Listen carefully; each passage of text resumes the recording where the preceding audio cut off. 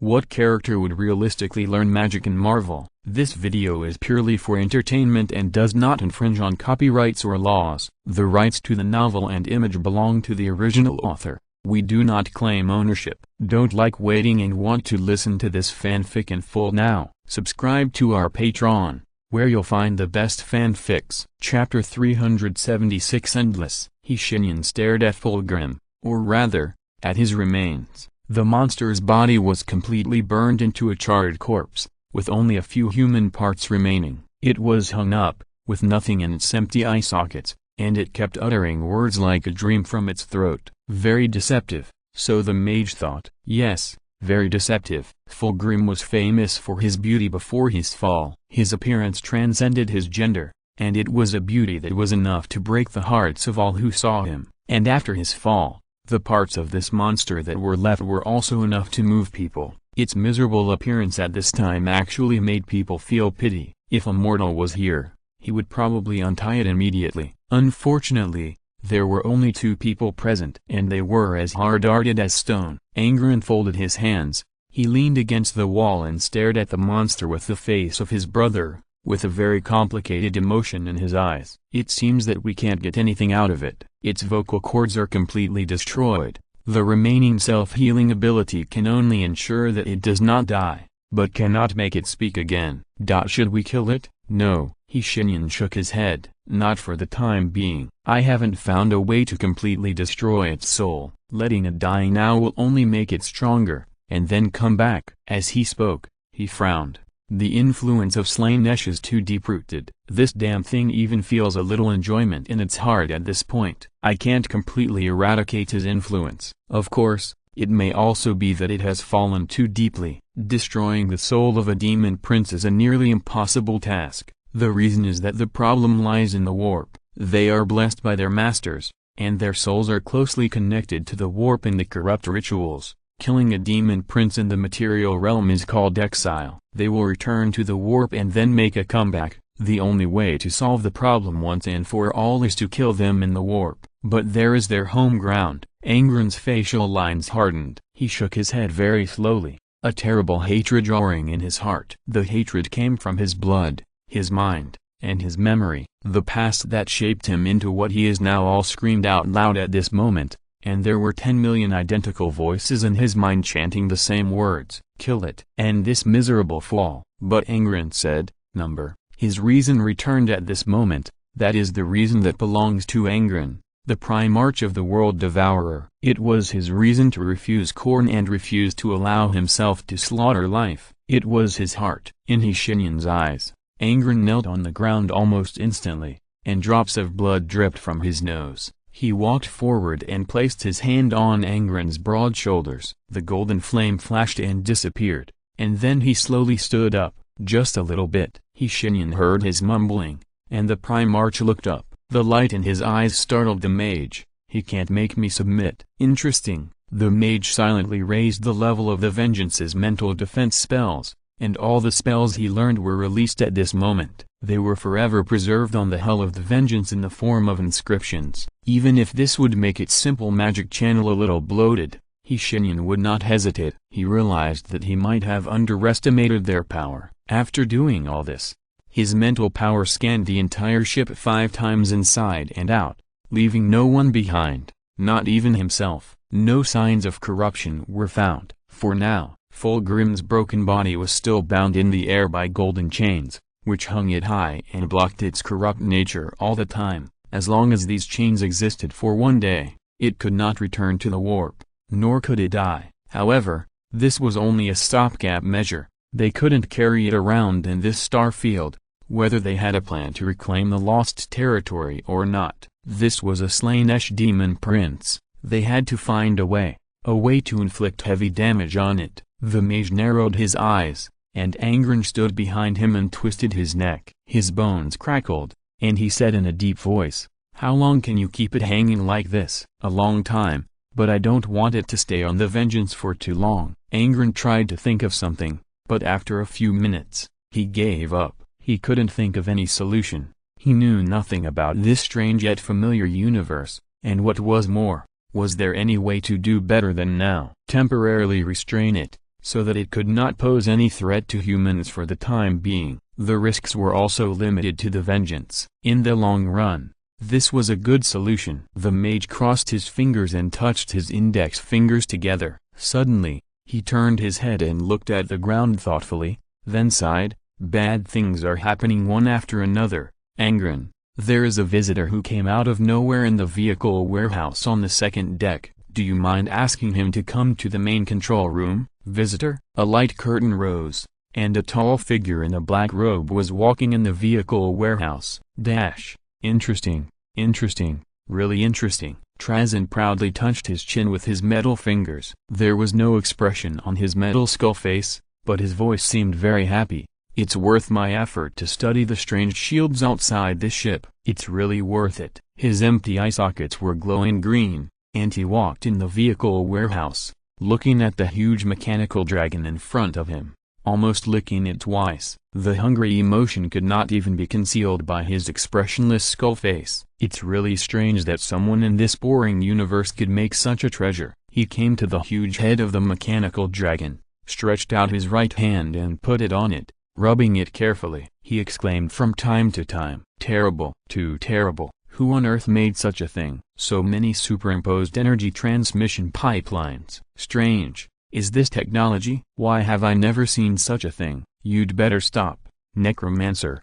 Otherwise I can't guarantee what I will do to you." A deep voice came from behind him. Transcend turned around without surprise, but the person who came surprised him. He expressed his surprise by raising his two hands and slapping his metal cheeks. Angren obviously didn't understand his behavior and interpreted it as a precursor to some kind of attack. He had dealt with several necromancer overlords and was very impressed by them. "You," hissed Transcend, took a breath. "Fabius cloned another one? Where did he get the uncontaminated gene seed?" "No, that's not right. This is not a ship that the Chaos Warband can have. Otherwise, that foolish girl with a pigtail would have led her men straight to Terra. TSK. Weird.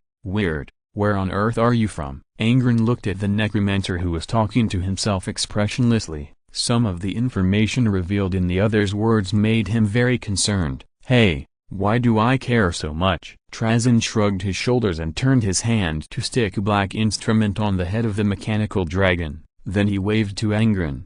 "Goodbye. Remember to stay alive. I will come to visit you again." After saying that, he pressed the black instrument, but this old friend who he trusted did not work normally as before. Transcend looked up and pressed it again, over and over again, and then over and over again. He held up a finger while pressing it, signaling Angren to wait a moment. Do you mind waiting for me for a moment?" "Stop your meaningless, laughable clumsiness. Someone wants to see you. Follow me." Angren clapped his hands expressionlessly, and a blue light enveloped him and Transcend. The space necromancer felt a slight sense of weightlessness, and the person in front of him surprised him. Oh my god, when did he give birth to a child himself? Shenyan took a deep breath. This quick reaction made Transcend realize something. While he was trying to be elegant, this tall metal skeleton that looked very scary could also appear gentle and humble. "Oh, no offense. It seems that I made a mistake in judgment. I am really sorry,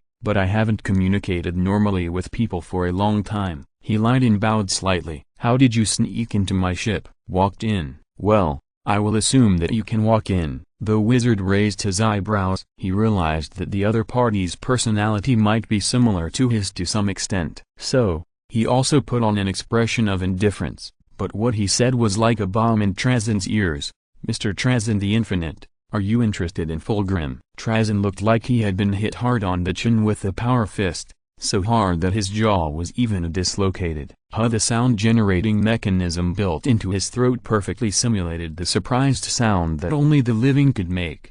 "You, who are you talking about?" "Fulgrim, of course, I mean the one after the fall." The wizard blinked at him. "How is it? Are you interested?" "Of course." Transcend appeared beside the wizard in the blink of an eye, so fast that Angren almost pulled out his axe to hit him, but he just took Shenyan's right hand affectionately, shaking it up and down, and his mercenary appearance was completely unimaginable. "Where is he now?" "No, I mean, what do you want?" His attitude was extremely enthusiastic. Anything is fine. You can pick any item from my collection." "Good sir, Please make this deal with me, otherwise, I will not be able to sleep at night. God knows how he said the 4 words cannot sleep at night. He did not need sleep at all. Shenyan pulled his hand out of his icy metal palm without leaving a trace, and then burned the micro-machine he placed on the back of his hand with flames. Taraxon's action paused for a moment, but Shenyan did not expose him. He put on an impeccable and perfect smile, extended his hand cordially, and wanted to pat Taraxon's shoulder, but because of the height difference between the two, he had to give up. Instead, he patted his waist. Shenyan smiled and said, "Don't worry, Mr. Taraxon, we can go and see the goods first. What do you think?" Okay.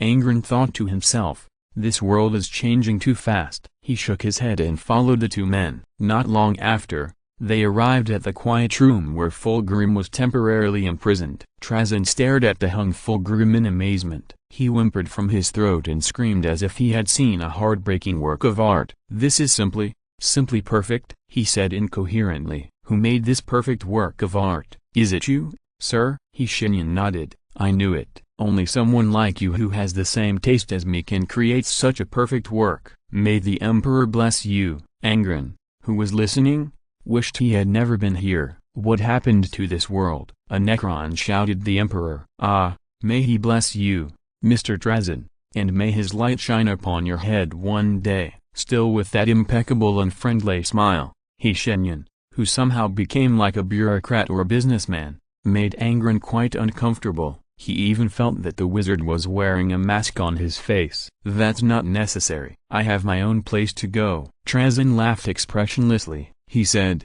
"Then, my good sir, how much do I have to pay to take this work of art away?" Shenyan raised his eyebrows slightly. "You don't want to inspect the goods?" "Ah, I'm not so old that I can't tell the authenticity of this work." Transcend raised a finger. "But I have only one request. I hope you can sell me the ropes that hang him, including the broken organs and blood on the ground." He opened his hands and shouted, "You know, a work of art cannot have any flaws, as expected of you, Mr. Transcend. The Emperor's description of you is not wrong at all. You are indeed a collector with taste." Shenyan smiled like those painters who were praised, and his attitude became enthusiastic. The 2 even began to address each other with honorifics. "So, what are you going to trade with me?" It was finally the highlight. Angren closed his eyes and kept reciting the motto of the Legion in his heart. In just 10 minutes, he had the urge to rush out several times. This scene was really uncomfortable. Transcend pondered for a while, and what he said made Angren open his eyes instantly. "How about a Fulgrim who has not fallen? What do you think?" "Explain the situation yesterday again. When I was writing about Fulgrim, I happened to have seen some pictures about him by climbing over the firewall, so I wrote a little bit of Slaanesh. Then it was reviewed for a long time. I was afraid that I couldn't catch up with today's update, so I changed it a little and published a new chapter. But VIP chapters cannot be deleted, and the title cannot be modified. So, helplessly, that chapter can only be left there. There are 3 updates today, and 1 more chapter is to compensate everyone. I'm very sorry." Chapter 377, Just a Mage. Shenyan raised his hand slightly to stop Angren from speaking. This kind of occasion was not suitable for him. He had to be very careful when dealing with such an old fox. He smiled faintly and shook his head as if he was very dissatisfied. "Not enough." "Not enough." "Yes, it is true." Transcend nodded seriously and said in agreement, "It is indeed not enough for such a masterpiece created by your own hands. Fulgrim who has not fallen is indeed not as brilliant as he is after his fall." He paced back and forth several times, with his hands behind his back, knocking his head anxiously. The sound of metal colliding was very harsh. "Well, how about this?" Transcend thought for a while,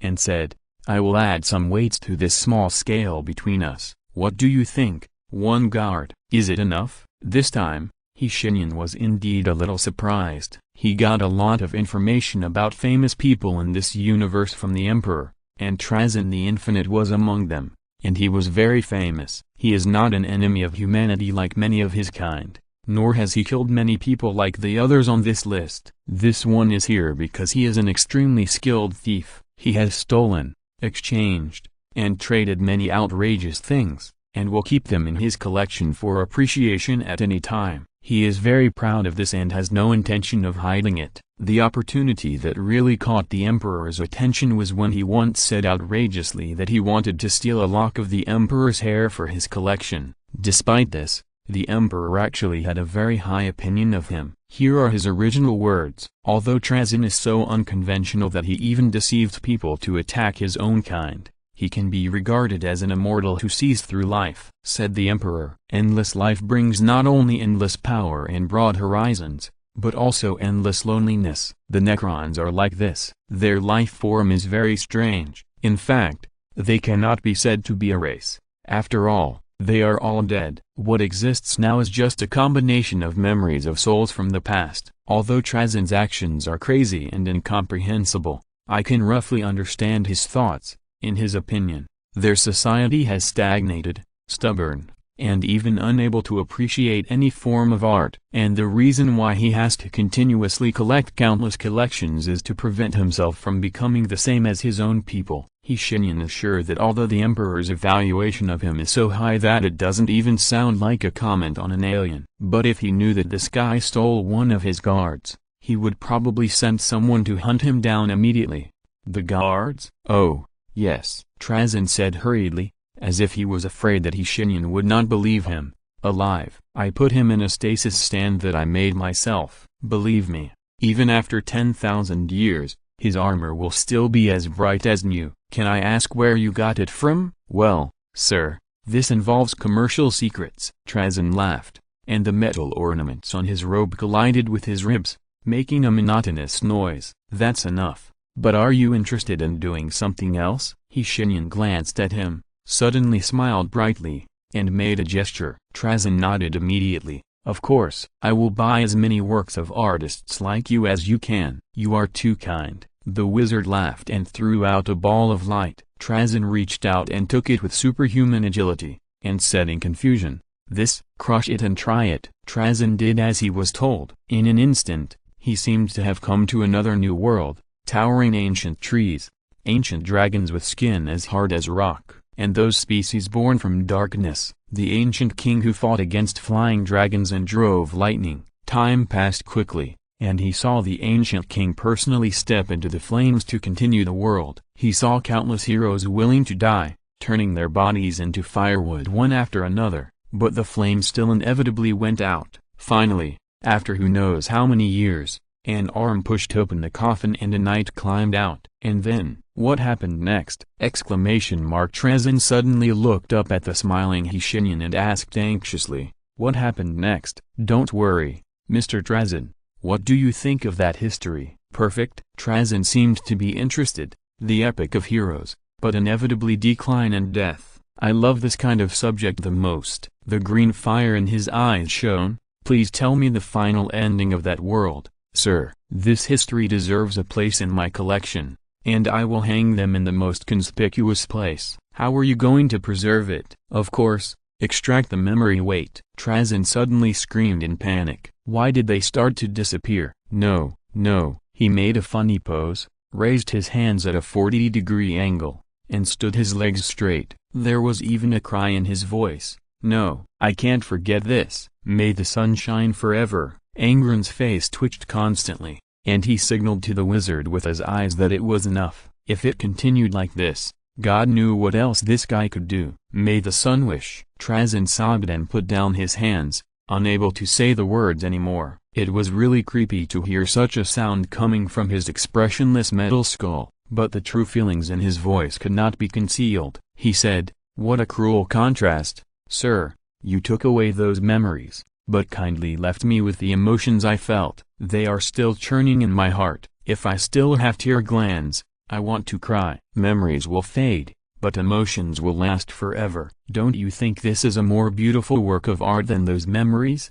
The wizard smiled and said, "The grief and sadness that come from nowhere are real and long-lasting in your heart. I don't know where it comes from, and I don't know where it goes. Every time I see it, it reminds you of this scene and makes you feel joy, anger, sorrow and happiness again. How about it, Mr. Transcend?" After uttering a syllable, Transcend stood there for some reason. He raised his hands and stared at the pair of metal palms with distinct joints. Suddenly he shook his head, and a smile could not be concealed from the synthesized voice. You have a very accurate grasp of my psychological state. It's just luck. What do you think this work of art is worth? To my kind, it's worthless. Transcend stopped smiling and looked so serious. But to me, it's priceless. You made me feel something that I thought I could never feel again. Sir, may I have the honor of knowing your name? Shenyan. Good name. The contradiction between the surname and the given name. Ah, it's really fascinating.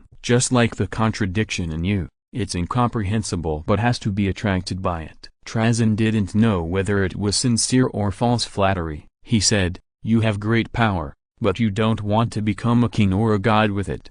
I guess this has a lot to do with your past experience. Well, let me guess. Stop the psychological profiling, Mr. Transcend. Should we continue to test each other, or stop to complete the transaction? Of course. Transcend nodded. You have added a very heavy weight, so I naturally have to express my gratitude. Let me think about it. He scratched his head and pondered for a while, then said, I have thought about it, but I can't find a collection that can compare with the melancholy you gave me. Well, why don't you come to my collection library and choose it yourself? Okay. Shenyan nodded with a normal expression. He even had the space to tell a cold joke. You are a gentleman. I guess you won't do such a thing as suddenly attacking me and putting me in a stasis state. Taraxin opened his chin and laughed twice in a dull and monotonous way. Of course not. You can rest assured that my reputation in this regard is guaranteed. The two looked at each other for a while, and then laughed at each other. Forget it, Mr. Taraxin. Shenyan blinked. Consider those emotions as gifts from Fulgrim, but I hope to see the uncorrupted Phoenix and the guards as soon as possible. Of course, I understand your desire. They will be brought to you in 72 hours at the latest. Then, I would like to ask you to stay on my ship for a few days. What do you think? I would be very sorry to refuse. Angren exhaled deeply. After the alien left, he suddenly relaxed. It's not that he has never made deals with aliens, nor has he never dealt with them, but for some reason, when facing this being called Transcend, Angren always felt a subtle disharmony, especially after he had a good chat with the wizard.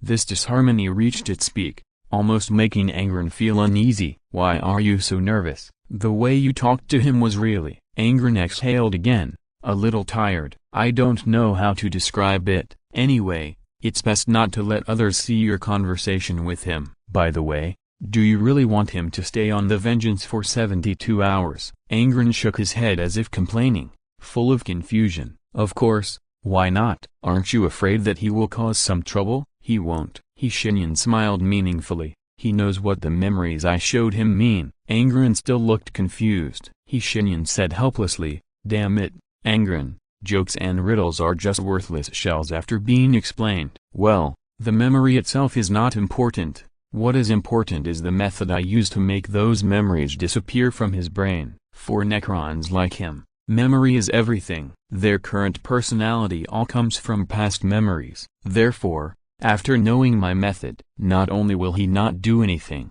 but he will also be very eager to end the deal quickly so that he can leave quickly. Angren narrowed his eyes. Does this mean? Yes, if I want, I can control the Necrons and even become their god, the wizard said calmly. Otherwise, why do you think he said that? But you won't, Angren said firmly at first, and then asked, really? Yes, I am not interested in becoming a bunch of ribs of gods. They are the enemies that humans will face sooner or later. But if you ask me, Shenyan raised his head, I actually saw myself in them. He was silent, and the atmosphere fell into silence after half of the words were carefully said. Long life, endless power. He has both. Time flows, years pass, and the stars continue to flow. Can he continue to be consistent? Shenyan has no answer. He remembered what Zisong said to him. At that time, the god of Hades had a very sure expression, as if he had seen the future. Sooner or later, you will lose all your humanity. He said it so sure that Shenyan had reason to believe that his speculation was based on countless examples.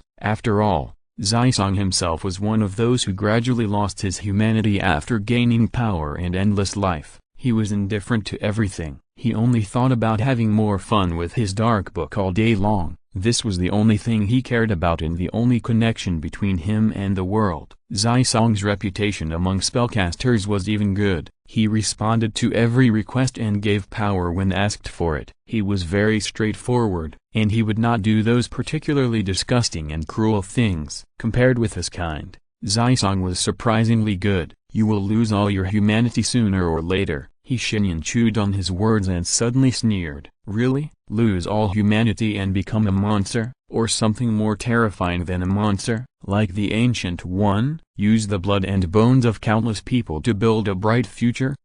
I never choose. When facing Leland Gaunt, I didn't let him take away the souls of the residents of those towns. When facing the angels, I didn't let them take the lives of Hogwarts and the whole world. I didn't use Ciri's life to exchange for an entire world. I didn't kill innocent people. I'm not a god, not a tyrant, not a killer. I'm just a wizard, a cross-border wizard with a bottom line. He opened his eyes, looked at Ingrid who was still waiting for the next step, and said softly, I have no interest in them at all. Ingrid could see that Shenyan was hiding something, but he didn't want to ask. Everyone has the right to keep their secrets. So he just nodded. So, can you explain to me how the uncorrupted Fulgrim came about?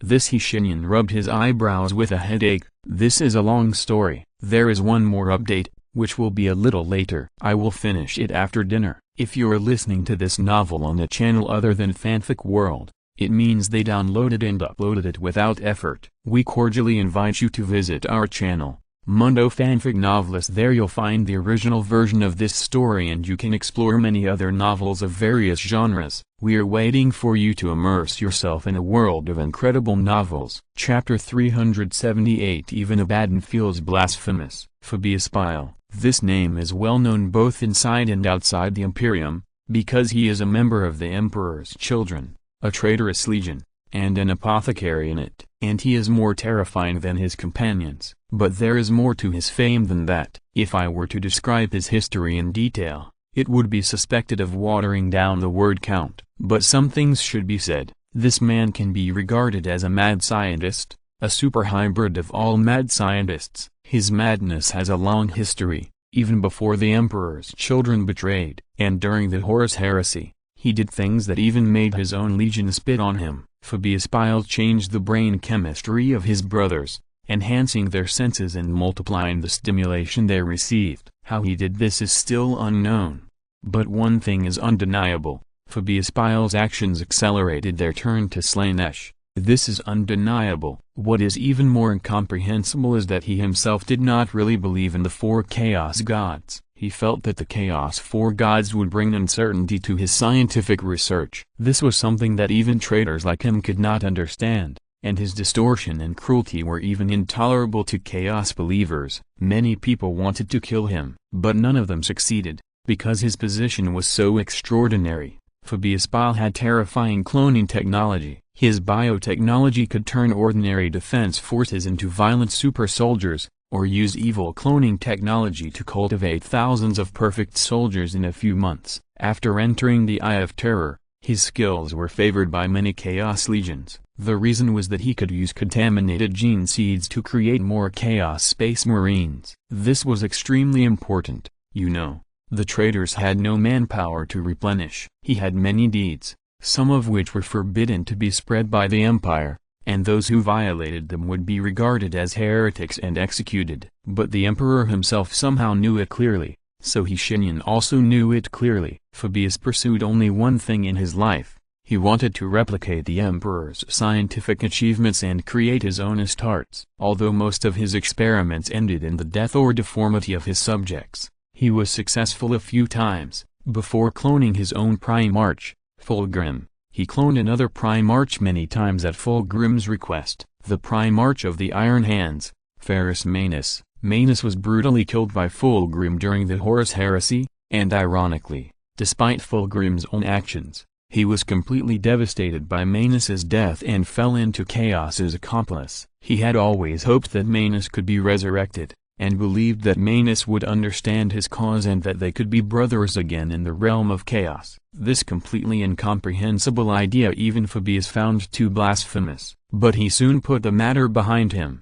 What a joke, cloning a Primarch! How could he refuse? After a long period of experimentation, he succeeded. According to the grapevine, when Fulgrim first saw the cloned Manus, he was overjoyed, but Manus did not feel the slightest bit of joy. Thanks to the memory inheritance of the Primarchs, he immediately understood his situation. Then he began to loudly curse Fulgrim. He used extremely fierce words to rebuke Fulgrim's shameful behavior, mocked his weakness and incompetence, and rejected his disgusting new body. Fulgrim, who was furious, immediately killed Manus. A dramatic scene came. He regretted it after killing him. Then he asked Fabius, who was watching, to try again. He believed that after this failure, he would be more careful with his words and would definitely make his brother change his mind. According to gossip, Fabius's thought at the time was, damn, the Primarch is really a psychopath. But he still did it, and no matter how many times Manus was resurrected,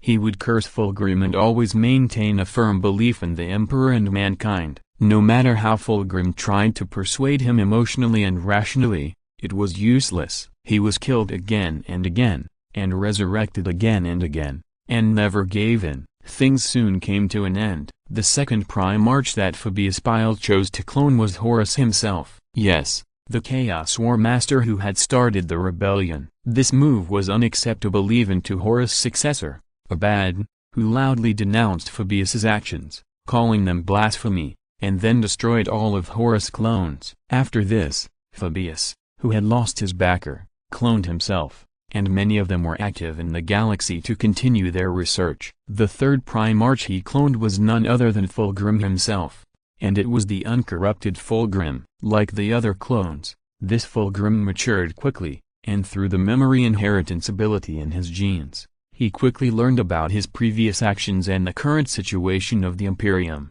Deeply regretful, he felt disgusted with his previous actions and vowed to kill the original and all other Chaos traitors. And there was another person present at the time, the Infinite One, Transcend. That's why he has such a collection. It's worth mentioning that at that time, many rebellious and corrupted members of the Emperor's children were almost about to follow Fulgrim's footsteps and return to the Empire. Unfortunately, when Fabius sold him to Transcend, their hope of redemption was once again shattered. Angron's expression was very strange. He sighed and said, "It seems that no matter which world he is in, Fabius Bile can't avoid the habit of eating shit. He is always a lowly scum." "What, is he the same in your world?" Angron's answer was a cold snort. He rubbed his face, not like a demigod, but more like an ordinary mortal, tired and uneasy. "Then, who can guarantee that this Fulgrim will not be as corrupted as his original body?" There was a golden light flashing in Shenyan's eyes,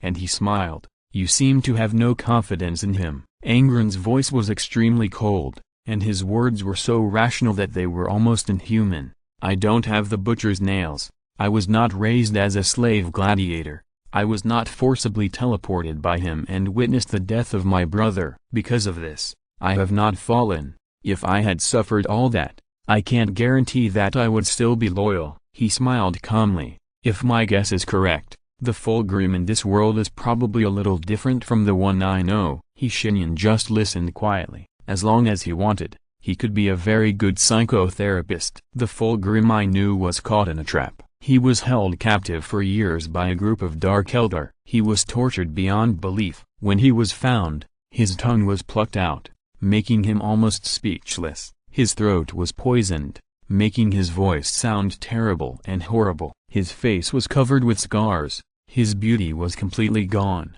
and he looked more terrible than anything. He was almost crippled, unable to stand on his own, but he still did not give in." Angron's voice was soft. Even then, he did not cry, until he asked his rescuer what had happened to his brother, and what had happened to the Imperium and humanity. When he heard the tragic reality, Fulgrim cried for the first time since he was captured and tortured. "So, the Fulgrim I knew and this Fulgrim are undoubtedly two completely different people. They have the same name and the same appearance. But at the core, they may be completely different. Frankly speaking, I don't think that with the example of corruption before him, this Fulgrim will stick to his faith and loyalty. He is a clone. The wizard leaned back in his chair and sighed. We'll see. Although Angren has Fulgrim's memories, he is probably only a baby. We still have time for him to grow into what he should be. What do you think? He smiled and said, we should probably believe in the weight of the oath spoken by a Primarch himself.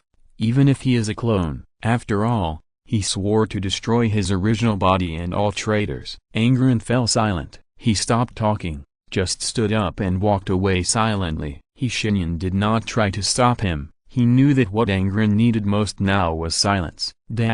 Transcend wanted to use the invisibility function of his black robe to take a good look around this terrifyingly large ship, but a voice came from above his head. No need to do that, Your Excellency the Endless. You have been obscured by illusions. Moreover, there are few people on the ship. You can walk around and I will give you hints. Ah, are you some kind of artificial intelligence? Negative, Your Excellency the Endless, the neutral voice said. I am the core of the array, responsible for controlling various parts of the hull. Core of the array? I'm sorry I can't explain this to you in detail. Was it the order from Mr. Shenyan? No, he said, Mr. Transcend will understand. Transcend almost wanted to smile, if he could. Alas, he sighed. The ancient dead stared at the unchanging dark scenery outside the window, looking at the asteroids, planets and fragments of the hull. They passed through his visual capture instrument and then quickly disappeared. Transcend didn't speak for a long time. He just stood there. The faint blue light shone on his black robe, and the cold metal body of the necromancer didn't shake at all. After an unknown amount of time, he spoke again.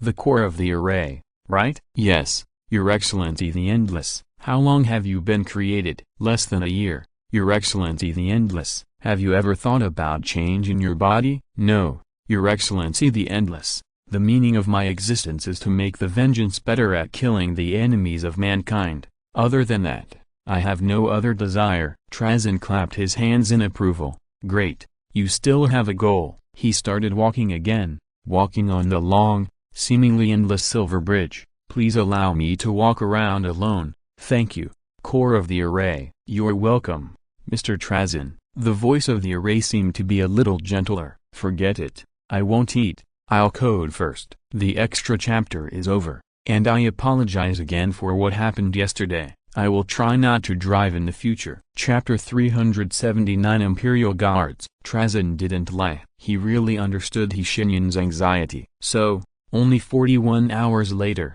the ship he used to transport the collection arrived near the Revenge. It was a small, inconspicuous boat, nothing special. From the outside, it was just the most common travel ship, but considering that its owner was transiting the precious goods transported inside, Angren still took great care of the ship that was about to connect with them. Unexpectedly, Shenyan told him, don't pay so much attention to that ship. What's in it? Is that just a decoy? Angren, the wizard shook his head and pointed to the ground. That ship is here to pick him up, and the things we need have been sent to the warehouse on the bottom floor by him. Angren narrowed his eyes. He said in a deep voice, is he demonstrating to us? Is this a hint? No, I left a back door for him to break through the defense formation and put the things in. Shenyan showed a somewhat strange smile. Sometimes, you have to give people some illusions to make them think they are in control of the situation. Of course, it is not ruled out that Transcend thinks so too. He shrugged.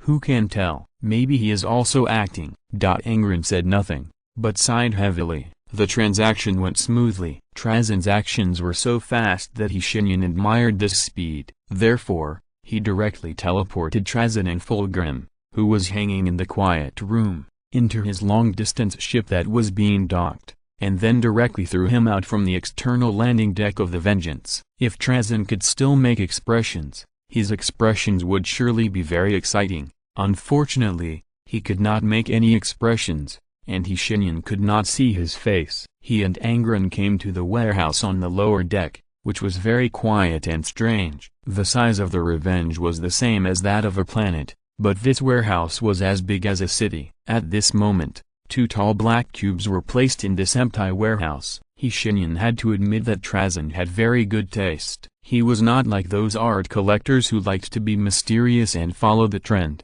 who fanatically and blindly pursued certain specific things. He was also not like those people who had no respect for art, who fiddled with them casually, such as the guy who tried to lick the Mona Lisa with his tongue. He was more interested in originality. What I mean is, he is a pervert. There is no doubt about that. Just take a look at the two stasis positions designed as cubes to understand. On the left was Fulgrim. His cube was engraved with his name, his life, and the short story of how Transcend got him in a line of high Gothic cursive. It looked like he wrote it himself. The writing style was humorous but solemn. It seemed that even if Transcend treated him as a collection, he still respected this clone. He still had the same expression as when he learned that he was sold to Transcend by Fabius, full of doubt and puzzlement. He looked like a child being scolded for something he didn't understand. His features were flawless, and he was wearing only a thin cloth on his tall and strong body. Compared to the man you know,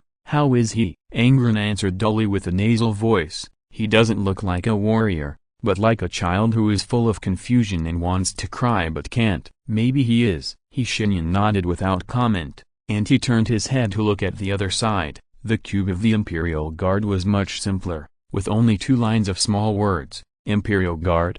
The name is too long to write. He should be a shield guard captain. Seeing this, Shenyan couldn't help but raise his eyebrows. The shield guard captain is not a rank that everyone can get. There are different ranks in the Imperial Guard, and the highest one is called the Grand Commander. He is only responsible to the Emperor himself, and the next level is the Tribune in the Tribune. They are usually composed of 10 veterans of the Custodians, who are responsible for providing advice to the Grand Commander and are second only to the Grand Commander and the Custodians. The next level down is the Captain of the Shield Guard. They are the most experienced and knowledgeable veterans of the Custodians. With this rank, there are also a series of complex honorary titles. His armor was very broken and had suffered extremely serious damage. The helmet was thrown at his feet, and it looked like it had been stepped on by something huge and had lost its original shape. His face looked very terrifying. Scars and burns, piercing wounds and blood all over his face. This custodian stared gloomily ahead, with no fluctuations in his expression. No one knew under what circumstances Transcend put him in this stasis. There was even some mud from the battlefield under his feet. Okay, it's time to get to work. Shenyan exhaled lightly, and said to Angren, I think we should rescue this guard first, and then explain the current situation to him. What do you think? I have no objection, but… Angren frowned hesitantly. Should I wear a mask or something? Don't be silly, Angren, Shenyan said weakly. You don't want to hide your true identity from him? What's the point? Angren said unhappily. At least it can save some of the explanation, right? Besides, can he believe our words? Even if it is the truth, you can't expect him to understand the current situation in a short time. I think it's better to be honest than to tell a white lie. What do you think? Lies are always lies, the wizard said slowly. After a moment, Angren nodded. Okay, this is my first time doing this. Should I burn incense and take a bath? I read in the religious texts of the Empire that this guard is considered a living saint. We should treat him with some piety. I am still the Primarch. Why don't you show such piety to me? Shenyan smiled,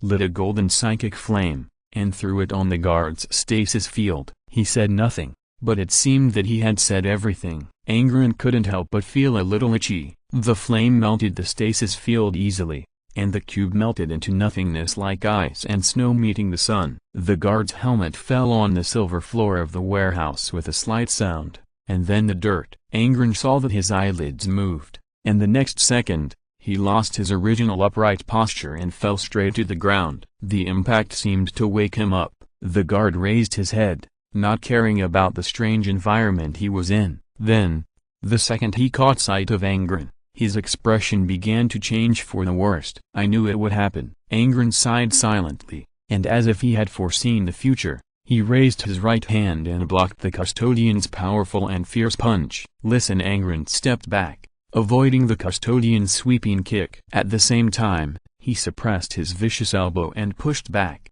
even with less force. It made the custodian stumble. "I don't want to fight you." Hearing his words, the custodian rushed forward with a roar, and said the first word since waking up: "Shut up, traitor!" He launched a series of fierce attacks, and any fighting technique created by humans could be seen in his punches and kicks. His speed and strength were superhuman among superhumans, but unfortunately, he was facing Angren. Primarchs are primarchs. They have transcended humanity. You are unworthy of his love, and you are unworthy of your descendants. You used their respect and love for you to force them to carry cruel instruments and torture them beyond recognition.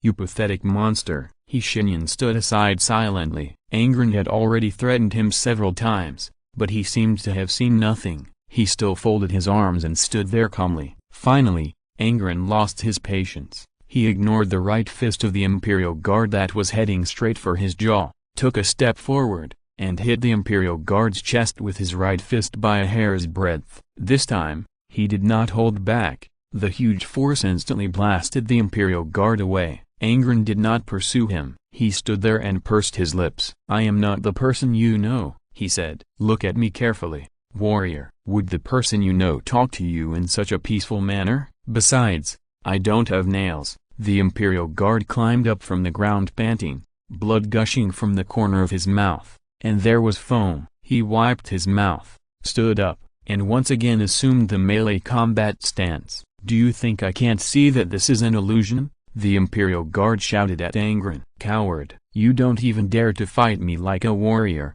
in the name of the Emperor." He began to recite the Emperor's prayer, as if he wanted to break through the illusion. Angren turned his head expressionlessly, looked at Shenyan, and said calmly, "Honestly, if you don't let him understand what's going on now, I might not be able to help but take real action." "Don't worry." Shenyan took a step forward, and the Imperial Guards didn't look at him at all. He deliberately restrained his presence. In the eyes of the Imperial Guards, he was just a weak mortal, but in the next second, he was not. A golden sun rose out of thin air. The blood of the Imperial Guards froze in an instant, but he knew that this was just his illusion. He had long been accustomed to this feeling. For countless years, whenever he saw the person he swore allegiance to, he would have this illusion, and this illusion could not be simulated by anyone with despicable witchcraft. Humans cannot look directly at the sun, so the guard lowered his terrifying face. He half knelt down,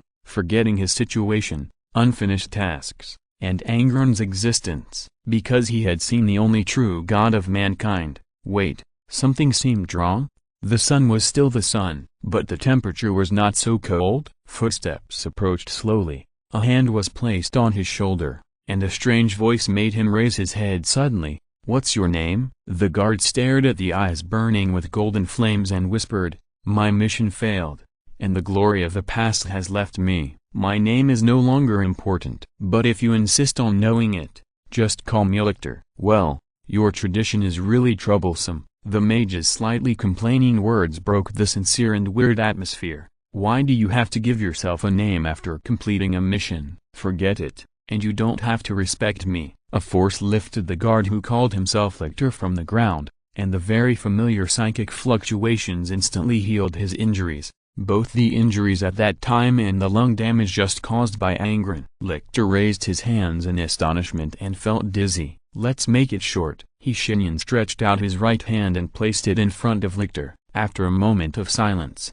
the Imperial Guard remembered this greeting gift from Terra in the ancient 2K era. He was even more confused. Who is this man? But Shenyan didn't give him the idea of explaining his identity. He pointed at Angren and said, "Let me make it clear in advance. This Angren is not the same person as the one you remember. They have the same name, but their experiences are completely different. However, now is not a good time to explain these things. In short, it is now the 41st Dark Millennium." He smiled and said, "Cadia was just blown up by a ban not long ago. A huge rift spanned the entire empire. Through this thing, the stability of the warp began to affect reality. We are now next to the Great Rift, and the situation is very bad. Can I know your identity?" Lictor was silent for a long time before he said hoarsely, "My identity is nothing special and needs to be kept secret." "Lictor." Shenyan waved his hand casually. "You don't have to talk to me with that attitude. I'm not him, and I don't need your loyalty. I don't have any direct relationship with him. Do you understand? Lictor didn't say anything, just nodded. Well, it seems you didn't listen. My name is Shenyan, and I'm a weak wizard. At present, the ship we are on is called the Vengeance. The crew consists of 18 Astartes, 2 Primarchs, and 1 Custodian. There are also 376 Astra Militarum and me. 2 Primarchs? Noticing his eyes, Shenyan smiled kindly and pointed to the cube display case behind him. Look, does that person look familiar? Lictor turned his head in the direction he pointed, and his expression was completely frozen. I originally wanted to code a free chapter to compensate for the previous incident,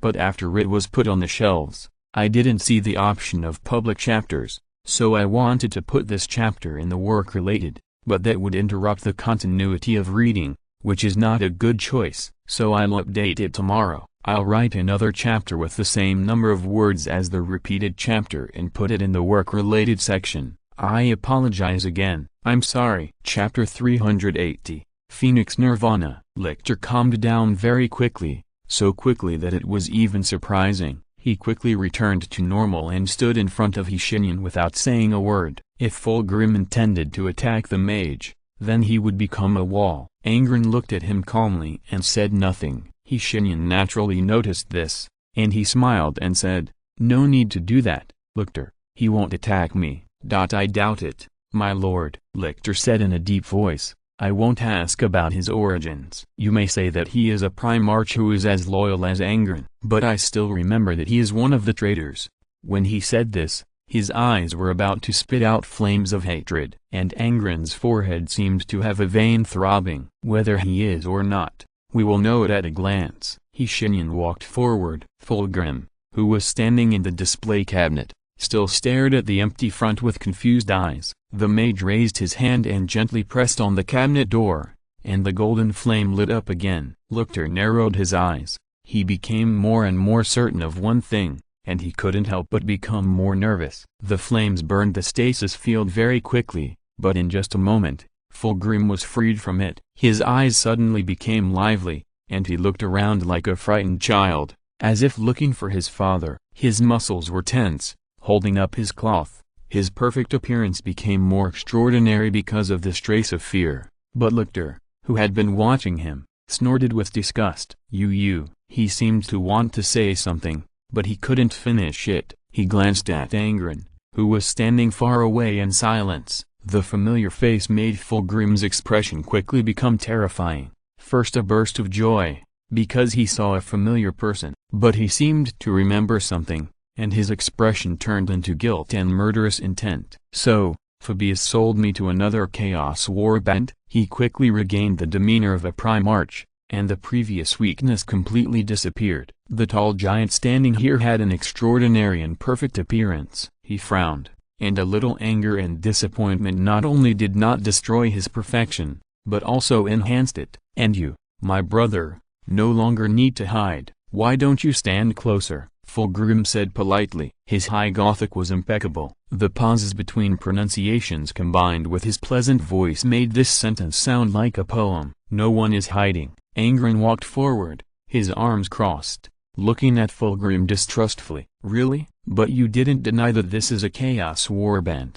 Fulgrim narrowed his eyes, and the deep murderous intent once again gathered on the face of this new cloned Primarch. It's good to see you again, brother. You look a little different from what I remember. But, I'm sorry, I can't tolerate the existence of traitors. You and these people must die. Angren glanced at Shenyan and saw that he had no intention of stopping him. So, Angren slowly smiled. He was very handsome, and his otherworldly charm also made Angren extraordinarily handsome. Unfortunately, his smile ruined everything. It looked more like the roar of a beast before launching an attack than a human's way of expressing goodwill. What do you plan to do after that? He stretched his neck and slowly approached Fulgrim. What do you want to do? Fulgrim, you are a traitor. I can't deny what I did, but I have a new life. Fulgrim said calmly. Not everyone has a second chance. I must turn everything around and make things right. A kind of brilliance rose on his face,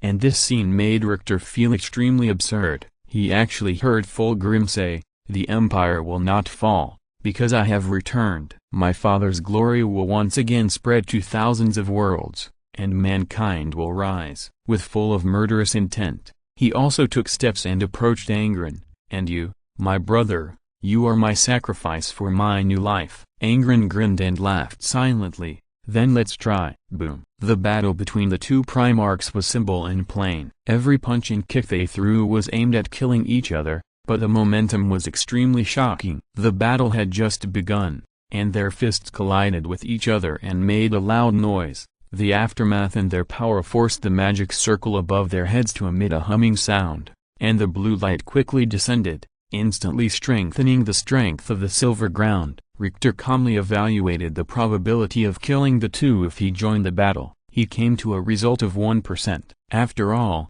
the Primarch is the Primarch. Fulgrim did not say a word after entering the battle, and he attacked silently. The attack was as terrifying as a stream of water, but Angren was getting happier as he fought. He laughed loudly, and he actually found a gap in Fulgrim's airtight combo. The huge hand that seemed to be made of steel grabbed his collar and threw him to the ground. "You think you can kill me with just this? Oh, you will see." Fulgrim gritted his teeth, and was dragged into the battle on the ground. It was extremely inelegant. He had not been trained for this. As a son of the Emperor, as a phoenix that was loved by everyone, Fulgrim had always been a symbol of perfection. Even on the battlefield, his manners were impeccable. He could kill many Xenos with just a swing of his sword, so why would he need to roll on the ground in such an embarrassing way? But Angren was different. He was a general and a warrior. He would practice, master, and use any means to win in battle. His purpose was very pure,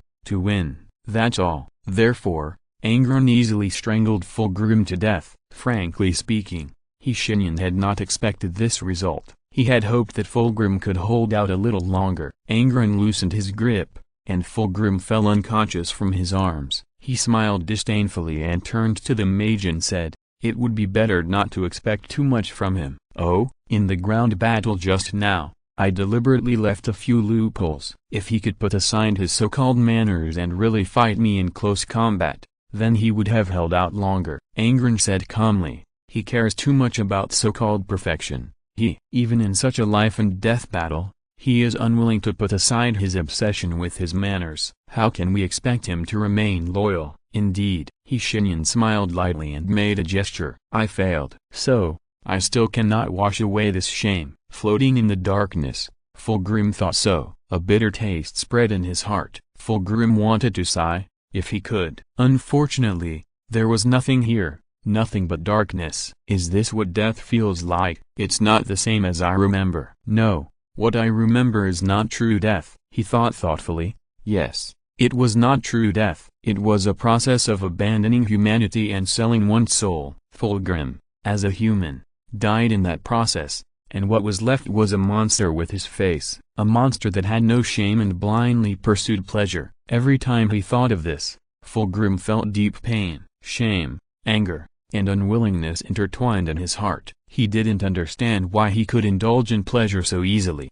and even bring the entire legion down with him. What did he let his descendants become? "This is all my fault." "Yes, this is all your fault," another voice said. There was a flash of light, and Fulgrim found that he had a body again. He stood on a cliff, and a man in a black robe stood beside him. He looked familiar to Fulgrim, yet strange. He turned his head, and where his face should be was a golden glow, like a surging ocean, or a burning flame. "Who are you?" Fulgrim asked. The man did not answer his question, but turned his head and raised his arm, causing golden ripples in the air. Mottled and tiny golden glows emanated from him, and Fulgrim noticed that his arm was also golden. "Look, Fulgrim, what are you looking at?" "Look at the Imperium today." A force forced him to turn his head and open his eyes wide. Fulgrim stared at the shattered Imperium. His eyes at this moment traversed countless star regions, and in an instant he saw millions of planets. They were all different,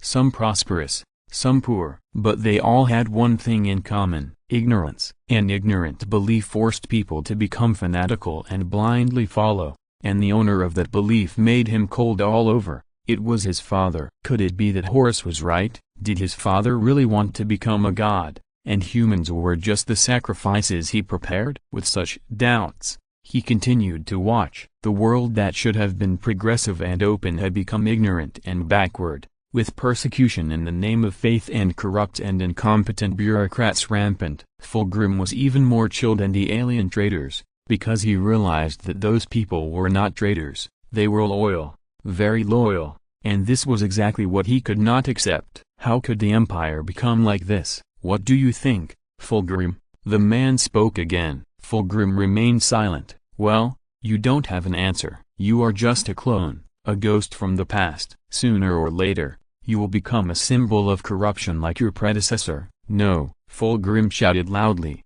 and at this moment, all the pursuit of perfection and the deliberate maintenance of manners were gone. Only the most blazing anger and the most determined rejection remained. He stared at the man, his eyes wide open, his body trembling. No, what do you want to say? You are a traitor, Fulgrim. Look at the damage you and your offspring have done to the Empire. The man waved his hand again, and Fulgrim saw something new again. This time, he couldn't help but shed tears. He saw his offspring shouting his name loudly and setting off a wave of terror in the galaxy. They were still wearing purple power armor, but the purple was no longer noble as before. Instead, it became a symbol of morbidity. Their limbs were twisted and their faces were fanatical. They played with their own kind wantonly, and all kinds of horrors were created by their own hands, and they laughed very happily. The dual pleasure from the spirit and the flesh lured them into the deepest level of depravity, and the culprit, I am. Fulgrim stared at the scene in front of him in a daze, and he murmured. He saw himself, a twisted monster, half man, half snake, wielding 4 blades filled with poison. It shared pleasure and depravity with its brood. Together they called for their master with human blood, and craved more pleasure in the name of Slaanesh. The sight made him tremble. He looked up, his heart full of pain. He wanted to say something, but no words came out. Is this the perfection you seek, Fulgrim? Without waiting for Fulgrim to answer, he continued. Perfection does not exist, Emperor's child. It is a made-up term, a foolish illusion that is out of reach. Only fools like you can indulge in it. Fulgrim wanted to refute, but he didn't. Deep in his heart, he knew that the man was right. But you are not hopeless. The man's voice became softer, and he held out a hand burning with golden flames. He looked at Fulgrim and said slowly, "Come, Fulgrim, come and meet them." Fulgrim took the hand. His pupils dilated, and his muscles began to twitch. Even his bones began to vibrate, and Fulgrim could clearly feel that his organs were failing. His vision was getting darker and darker, and his heart began to beat slower and slower. A purple mist gradually obscured his vision. He began to feel joy, just like before. His brain began to become numb and slow in joy, and his thoughts became sticky. This familiar depravity, he sighed imperceptibly. Will I become a monster in the end? Can't I change anything? But, a voice of extreme pain screamed at his ears, "Save them, save them, save." Who? Them. Who are they? The voice turned into a roar, passing through the purple mist that almost enveloped him. The heart-shaking roar sounded in his ears, shaking his slowed brain. Them. Fulgrim's eyes widened. The mist was dispelled, and the golden light turned into flames and burned it all. A charming sigh sounded from the void, and Fulgrim felt his heart relax, as if a monster had loosened its evil claws. He looked up. 1,000 familiar faces emerged from the darkness, looking at him with expectant eyes, and he knew every one of them. Those familiar faces were either sad or desperate, and they all stared at Fulgrim. Fulgrim stared at them too. "Oh, my scion," he said with sorrow in his heart. "I do not deserve your love. I am a monster destined to fall." One of the thousands stepped out. His face was determined, his hair was long. Fulgrim recognized him instantly. It was Saul Tarvitz. He died on Istvan III, died at the hands of his own people, died at the hands of Lucius, who was as pleasure-seeking as he was, because he would not go along with his father. "Are you here to blame me, Saul?" Saul said,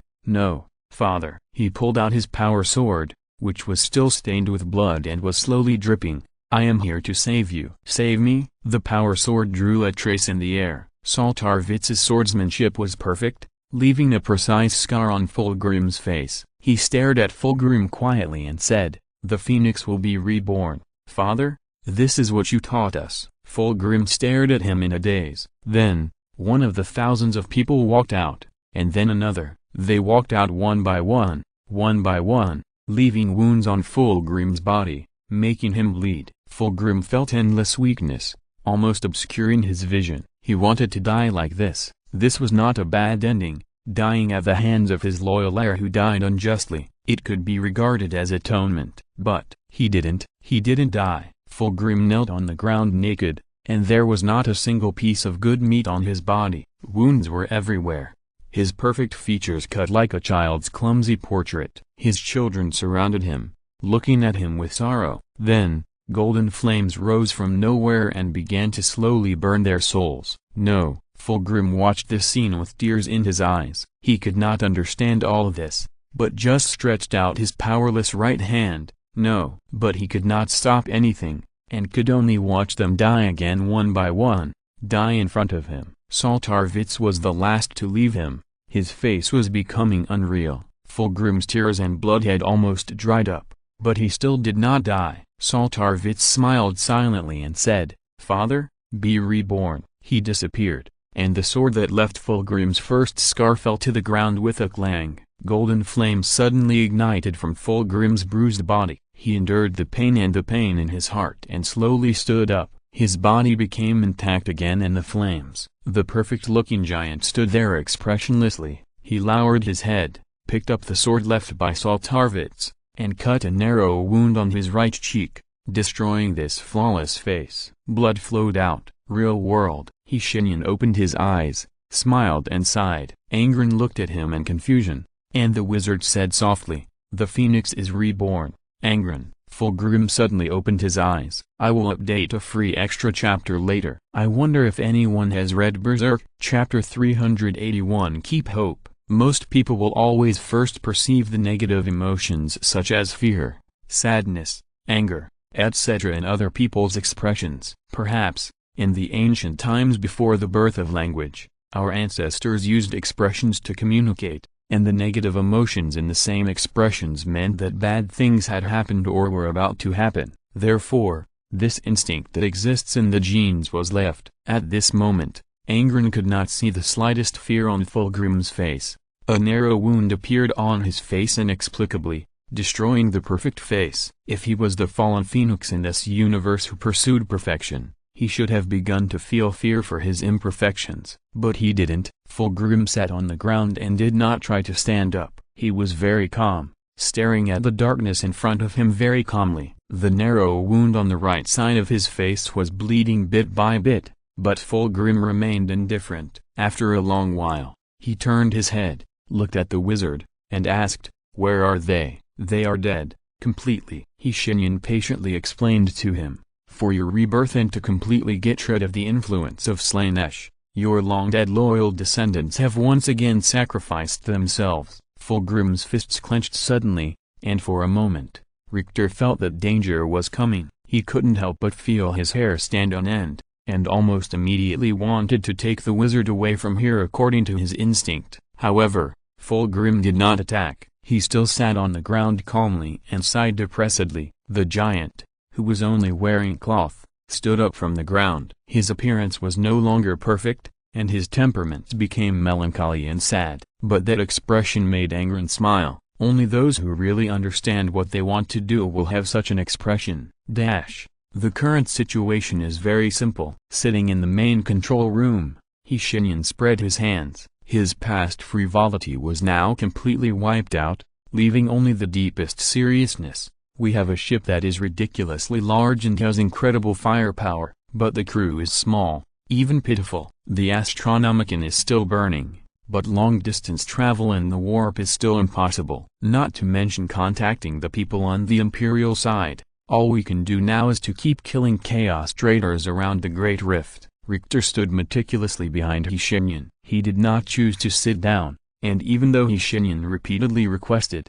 he firmly refused. He asked, "My lord, can you explain in detail what the Great Rift is?" Fulgrim also looked at him with an inquiring look. Fabius cloned him with a gene seed that had not been contaminated, so his memory only went up to before the fall of his original body, and he knew nothing about what happened after the fall. It's simple, Katia exploded, the wizard said. He reached out and pressed on the table, and the original map of the empire emerged from the table, existing in the air in the form of a light blue light curtain. Shenyan pointed to an area in the center and said, "This is where Katia is," and not long ago, it exploded. The aftermath caused the situation we see now. The map began to change. The galaxy was divided, and the entire empire was divided into two. The huge purple-black rift cut the empire across like a scar. We don't know why the destruction of Katia has such serious consequences. But we can be sure of one thing. Astropathic communication and warp navigation are unusable because of the existence of this thing. And what's worse is that because of its existence, the evil things in the warp can affect reality at will. Fulgrim and Lictor's expressions became solemn in an instant, and they both knew what this meant. That is to say, the material realm is no longer stable. Those demons that once needed sacrificial rituals to travel through the world we know can now use this place as their backyard. If you think this is not bad enough, it's okay, Shenyan smiled. There are still countless chaos warbands and corrupted mortal auxiliary armies around us, and even many planets are controlled by them. Are there any resistance forces around us? It is impossible that everyone is corrupted by chaos. There must be some people resisting. Fulgrim frowned and asked while thinking. Yes, and there are many. Shenyan's answer was beyond the expectations of everyone present. Angron was the most surprised. The wizard had never told him about this. What's wrong with you? Angron couldn't help asking. Why didn't you tell me earlier? Do you really want to hear my explanation? Shenyan leaned back in his chair, his expression somewhat intriguing. Let me tell you first. This may make you feel a little embarrassed. Don't keep us in suspense. Hurry up. Why do you always look like a riddle man? Angron urged impatiently. Let's talk business. Fulgrim glanced at this strange brother and couldn't help but laugh. You are still so impatient. My brother. Who is your brother? Angron didn't even bother to look at him, and made an insulting gesture to Fulgrim. Don't think you are not a sissy just because you have a scar on your face. Fulgrim's face turned pale at a speed visible to the naked eye. Richter said nothing. The interaction between the two Primarchs was a torture for him. The shield captain wished that he didn't have eyes and ears, so that he wouldn't have to see their appearance that was no different from mortals. In his heart, they should be the most majestic demigods, always rational. However, this was just a luxury. Okay.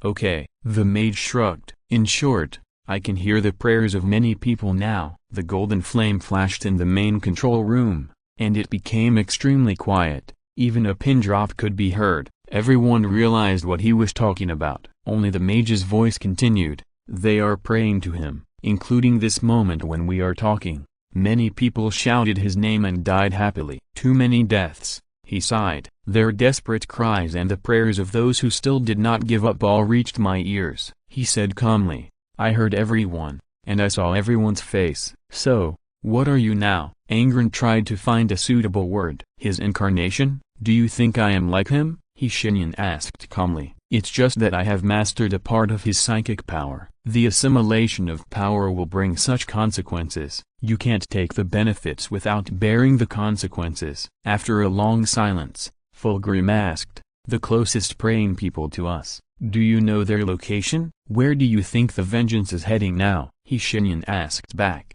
and then stood up from the chair. His expression became a little gloomy, and he said, but I don't know if we can catch up. The vengeance is already moving at full speed. He sat back in the chair, as if thinking about something. His brows were frowning more and more, and the air in the main control room even became a little sticky. It was enough to make a guard like Richter feel that his breathing was restricted. The air seemed to have turned into a viscous fluid, making his lungs no longer function smoothly. Fulgrim had the same feeling, but he could see more than Richter. In Fulgrim's vision, the light around the mage gradually dimmed. Then, the wall disappeared. He sat in the dark and disordered galaxy. The flames rose from his body and gradually spread to half of the starry sky. The flames ignited them, but did not burn the entire universe. On the contrary, after the flames went out, the universe became much brighter. Shenyan suddenly said, well, I have a way to get us to that planet quickly. He pointed to a dim star near the great rift on the map and took a deep breath. "What are you going to do?" Angren asked. "We can't travel through the warp now, but I have another idea." Shenyan stood up. "I can send it over." Fulgrim's eyes widened. "You want, what?" The vengeance, which was so stable that no vibration could be detected even at full speed, was hit violently at this time.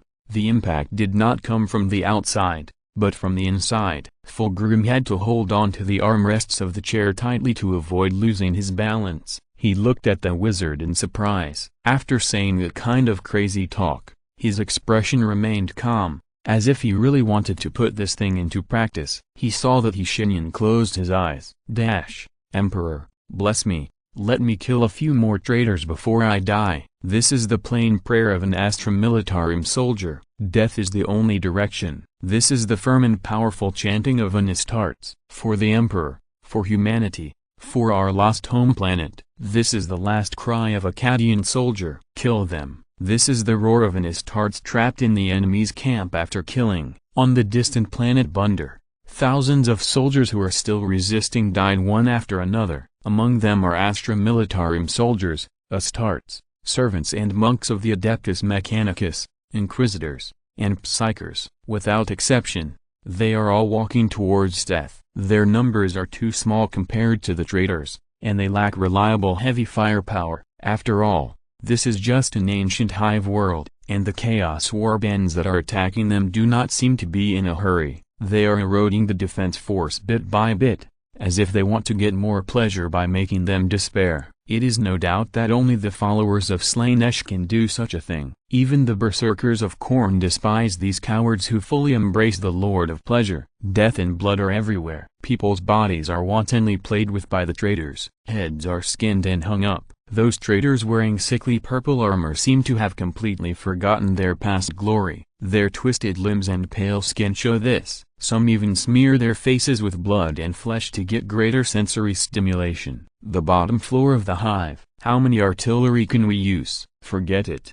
Don't worry about it. Move all the artillery to the bottom floor. Inform the priests of the Mechanicus and let them prepare those forbidden technologies. We can't care so much. An Astartes without a helmet looked calmly at the thinker computer in front of him, and the human brain that was preserved in it gave an answer through rapid calculation. "My lord, the order has been given. We still have 47 artillery pieces left. Do you need to manually control their transfer process?" "No. No need. Move the artillery to the bottom layer and aim at the weak points of the bottom layer. In addition, mobilize any remaining melta explosives or other similar things and place them all at the weak points." The 3 golden service nails on Astartes' head were shining, and his face was gloomy. "We will use our lives to lure as many traitors as possible to arrive here. Once you detect that something is wrong, immediately fire the artillery and detonate all the melta explosives. Do you understand?" The thinker computer gave a cold and ruthless affirmation. "As you wish, my lord." The helmet he placed aside began to vibrate, and Astarte quickly picked it up and put it to his ear. An anxious voice came from the communication channel. "The second nest has been breached, Commander. Notify everyone to retreat to the bottom layer." He glanced at the real-time map on the thinker's computer, squinted his eyes, and said, "In addition, Lar, you take 5 battle brothers to cover the rear. At least let the mechanical priests return to the bottom layer. I still need them to debug the artillery and secure their explosives." "Received the order. No mechanical priest will die before me before I die. May the blood on your sword never dry." Astartes said an ancient blessing, and a smile appeared on his face, fleeting and full of blood. Just as he was about to put on his helmet to personally cover the mechanical priests back to the bottom layer, he heard a voice that seemed to come from a very far away place. "Listen, what is this?" Could it be that those chaos traitors have summoned demons? Mental influence ability? Damn! His mind raced, and he immediately rushed to the thinker's computer and planned to issue an order to let all the Astra Militarum stop at the second layer. As mortals, they could not resist the corruption of the demons. It was tragic, but it was reality. If the demons were really summoned, then they must all die on the second level of the hive. However, that voice sounded so angry. Cold anger, pure rationality. The Astartes' eyes gradually became dazed, and his soul gradually separated from his body. The strong sense of weightlessness made him panic for the first time, but the next second, he felt unprecedented peace of mind. He was in the vast sea of stars, and a ball of golden flame was burning violently on the planet Bunder, right in front of him. He turned his head and found that there were people around him. There were Astra Militarum, Astartes, civilians who were not dead yet, and mechanical priests. There were even brainless servitors, and even the thinker computer made with human brains was among them. They were all floating in the sea of stars. What happened? He didn't ask, because the ball of fire gradually took shape. A man walked out of it, and his face could not be seen clearly. His face was covered by the flames, and people could only hear his angry roar. Keep resisting, people of the Empire. Who are you? Tens of thousands of voices asked this question, and there were many more questions. The man did not answer, he just stretched out a hand. The next second, the sea of stars began to shake, the stars shifted, and golden spots of light emerged from his outstretched hand. It seemed to be endless. They formed a huge bridge that spanned the entire galaxy. Astarte felt a thorn in his back. He turned around and looked. Bunder planet actually began to move. The huge hive planet seemed to have wings, or someone was pushing it from behind. It was pushed all the way to the golden flame bridge, and the man's face became clearer and clearer. Astarte opened his eyes wide, trying to see his face clearly. At this moment, he returned to the real world, but his voice was still echoing in his ears. Support will arrive soon. Keep hope, keep resisting. Tomorrow's update: kill all the traitors on this planet in one go. In addition, this planet really exists in the Indomitable Crusade, but it is already a death world, full of traitors. So Gilliman killed all the traitors on it and blew it up. Chapter 382, Battle of Bunder, Vengeance, First Bridge. The fully armed Third Company of the Crimson Blades had all arrived. They stood silently, waiting for orders. The upgraded armor gave them great confidence. In the previous boarding operations, the upgraded armor had proved its reliability. Not only did it have greater power, better defense, and faster speed, but it could even block some of the enemy's evil sorcery for them, which was crucial. The Third Company did not have a think tank, which was fine at ordinary times. If the enemy had psychers, then the battle would become extremely disadvantageous to them. But now it was different. Angren appeared from the corner,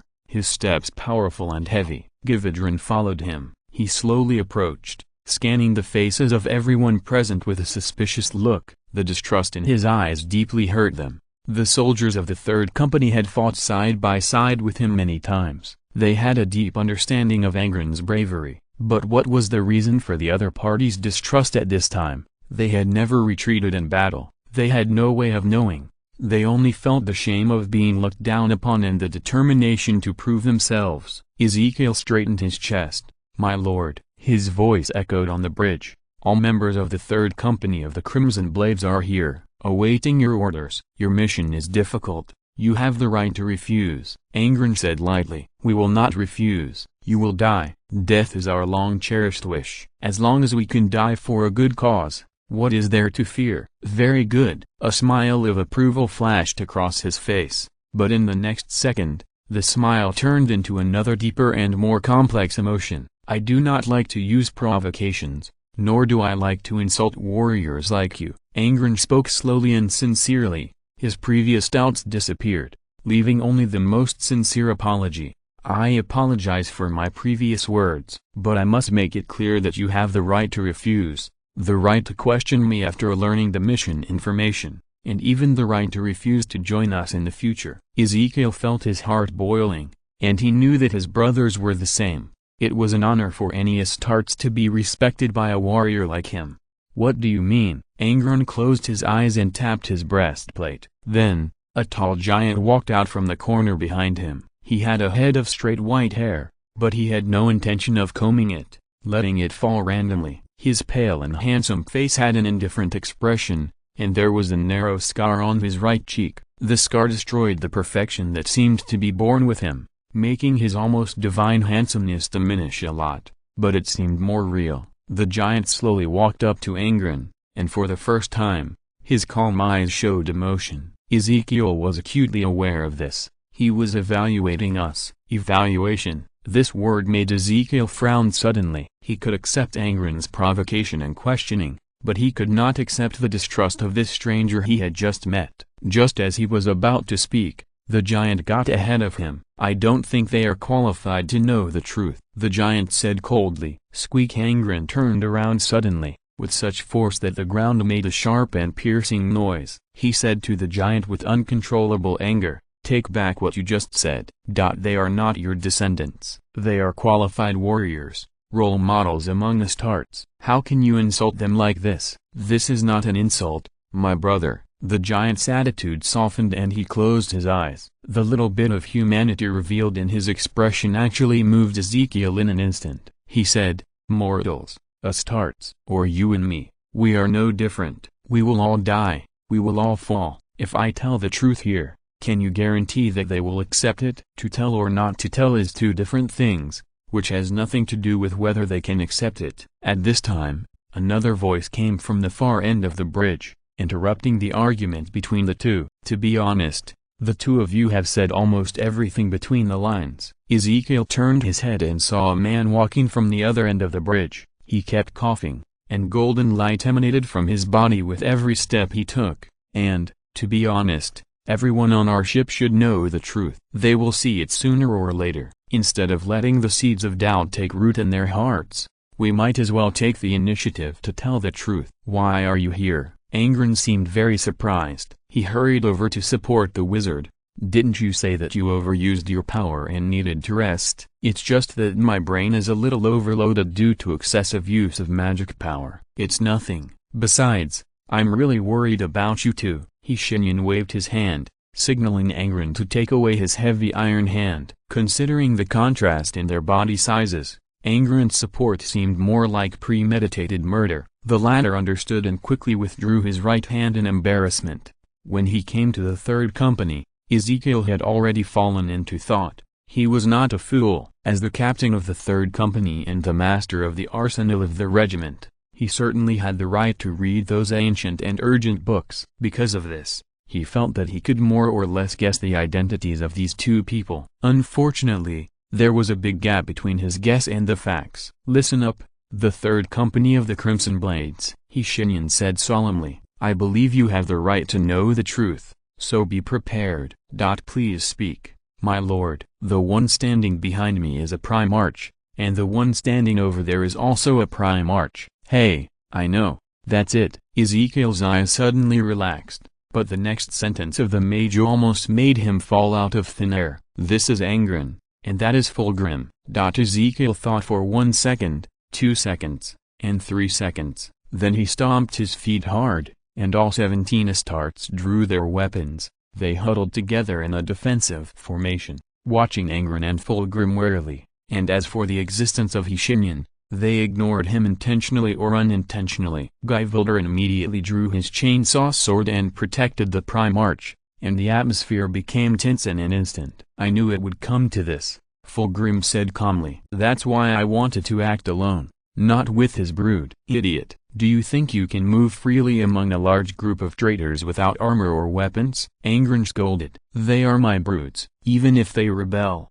I am the only one who can kill them," Fulgrim said to himself, unaware that the implication of his words was becoming somewhat dangerous. "Oh, then you are so noble. What if your brood is killing people? You want to make the victims kneel down and pray for your arrival?" Fulgrim paused. "I never said such a thing." "That's what you mean, you damn idiot. Why didn't I save you from that collection of ribs?" Angren taunted mercilessly. "Take back your words." The mage sighed, covered his forehead, and roared, "You two idiots, can you shut up? For the Emperor's sake." A golden shadow flashed past him. The huge sense of oppression that came from nowhere made the two of them shut up instantly, and also made the third company of the Crimson Blade sluggish. The scene became extremely quiet for a while. Ezekiel put his hand on his breastplate. The feather from Sanguinius was hidden in the interlayer. His muttering broke the awkward silence. "Emperor, no, I mean," he looked at Shenyan carefully. You are."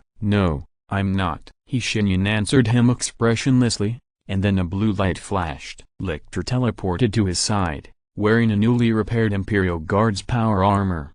This time, Shenyan fell silent. Ezekiel's expression had changed to "I completely understand, so that's it, that explains it. It completely explains it." Lictor silently gave up the idea of speaking, realizing that he might not have come at the right time. The wizard sighed heavily again. "In the main control room, we can discuss my identity later," Ezekiel said cautiously. "But, that's what you said before, I still don't know your name." "Listen, Ezekiel, your mission is very dangerous. I need you to use decapitation tactics to break in from the sky." According to the scan of the Revenge, there is a huge sacrificial pit on the surface of the Hive City, and there is a very strong energy reaction there. I can't teleport you directly to him, so you must break in layer by layer. Shenyan took the approach of changing the subject, and it worked. Ezekiel instantly entered a state of combat readiness. He frowned and stared at the light blue light curtain, thinking.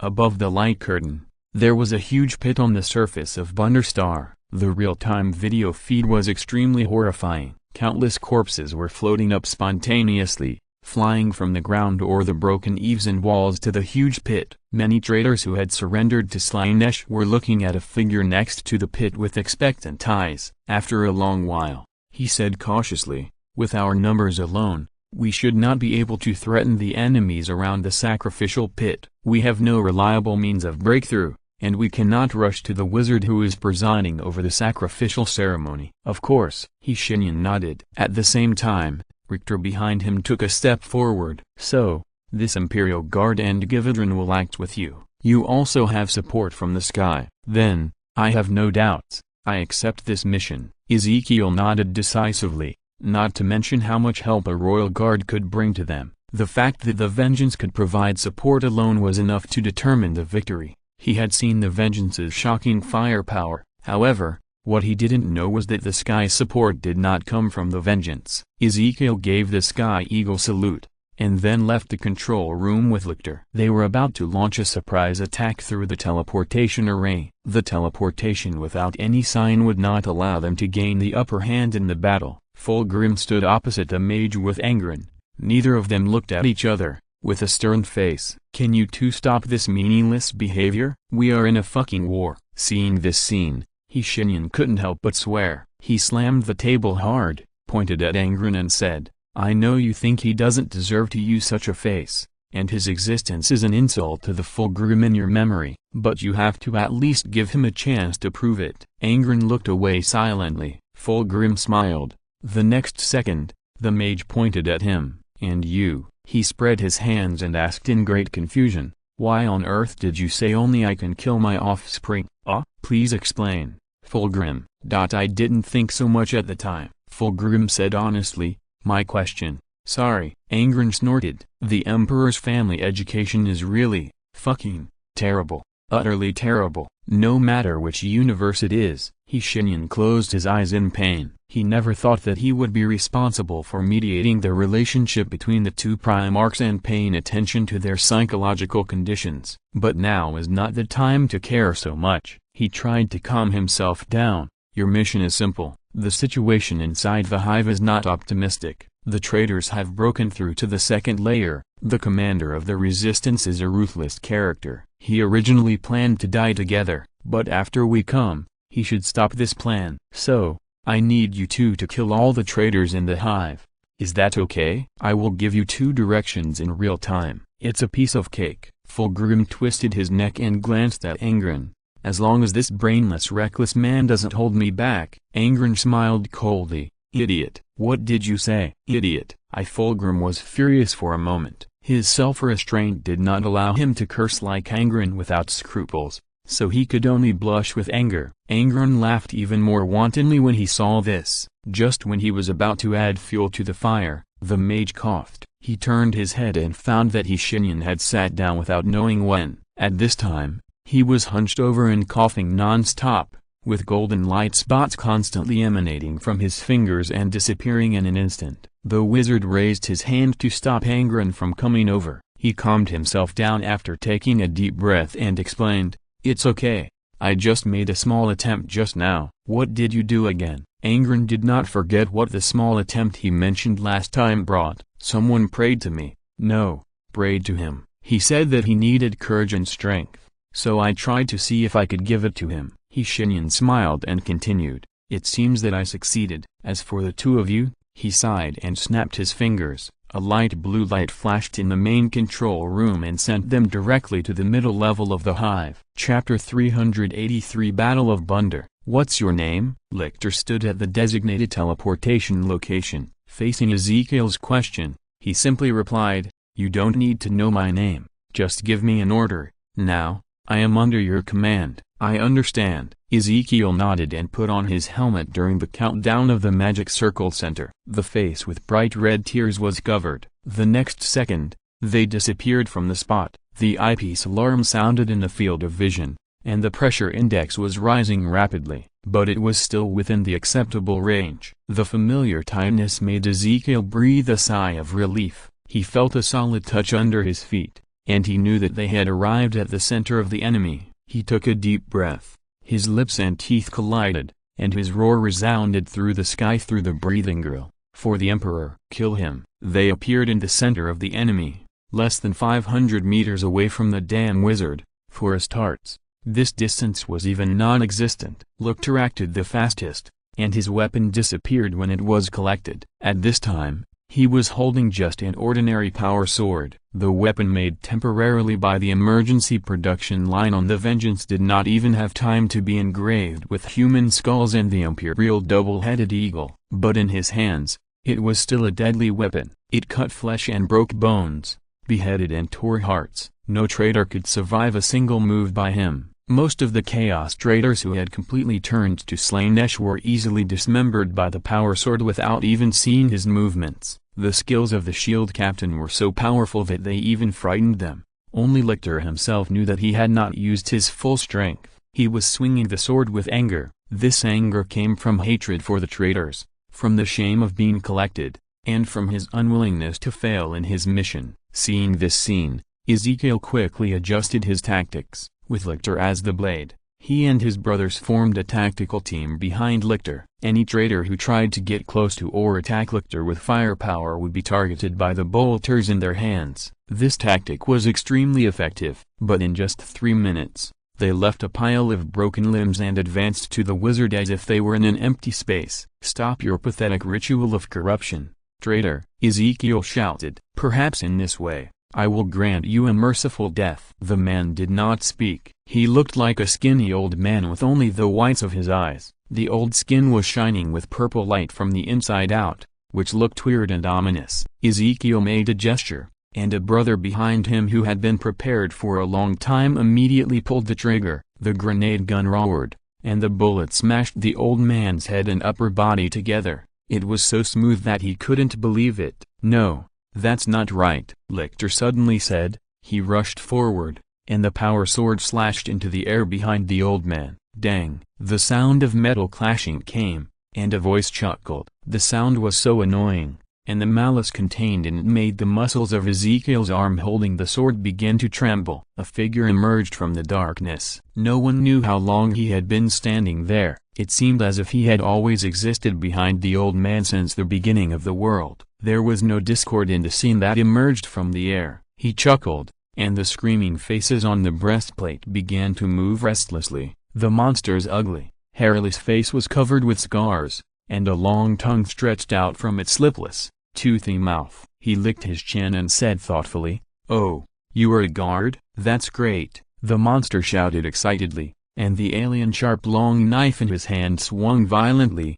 changing its moves in the air at a tricky angle, forcing Richter to retreat a little. He chuckled, "You will definitely become one of my best collections, dear. Let's have a fight? How about it?" At the same time, his left hand twisted. The flesh-colored tentacles were mixed with the sharp metal color of blades, and in an instant they changed into a terrifying alien tentacle. Lictor said nothing. The shield captain knew that any words would make them happy when dealing with such traitors. Only silence is the highest contempt. He clenched the power sword, stopped the third company that wanted to help him, and pointed to the sky with his backhand. Ezekiel immediately understood. It was time to call for air support. Just as he wanted to contact the Revenge through the communication channel immediately, Givadorn stopped him. "Don't do it," he said. "I know that thing," he said solemnly. "That is immortal Lucius. We can't kill him." "What?" Givadorn repeated. "We can't kill him. This bastard has died many times,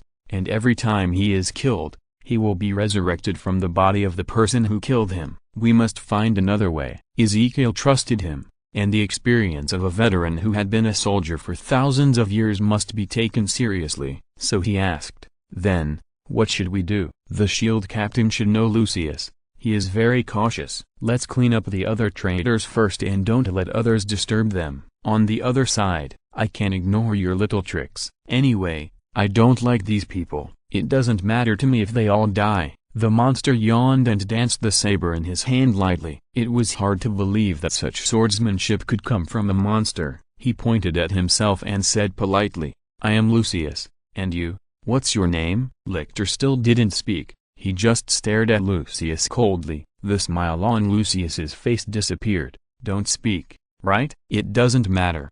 When you and I merge into one, you will tell me everything sooner or later." Dear, dang, the swords collided again, and Lictor's steps were as steady as a rock. Lucius' ugly and terrifying appearance and his endless blasphemous words did not affect him at all. He swung the sword, and then swung the sword again, perfectly blocked every attack of Lucius. If it were an ordinary weapon, the power sword in his hand would have cut the opponent into two pieces along with the sword, but the saber was obviously blessed by Slaanesh. Apart from the strange purple light on it, the saber would sometimes suddenly disappear into the air. This caused a lot of trouble for Richter, but he could still hold on. The smell of burning human bodies was pungent and unpleasant. Fulgrim stood in the empty square with his bare hands. This should have been a fountain square inches the rich area, but now the fountain was gushing blood. The sculptures were also replaced by civilians who were skinned and fixed with steel bars. The road was full of blood and minced meat,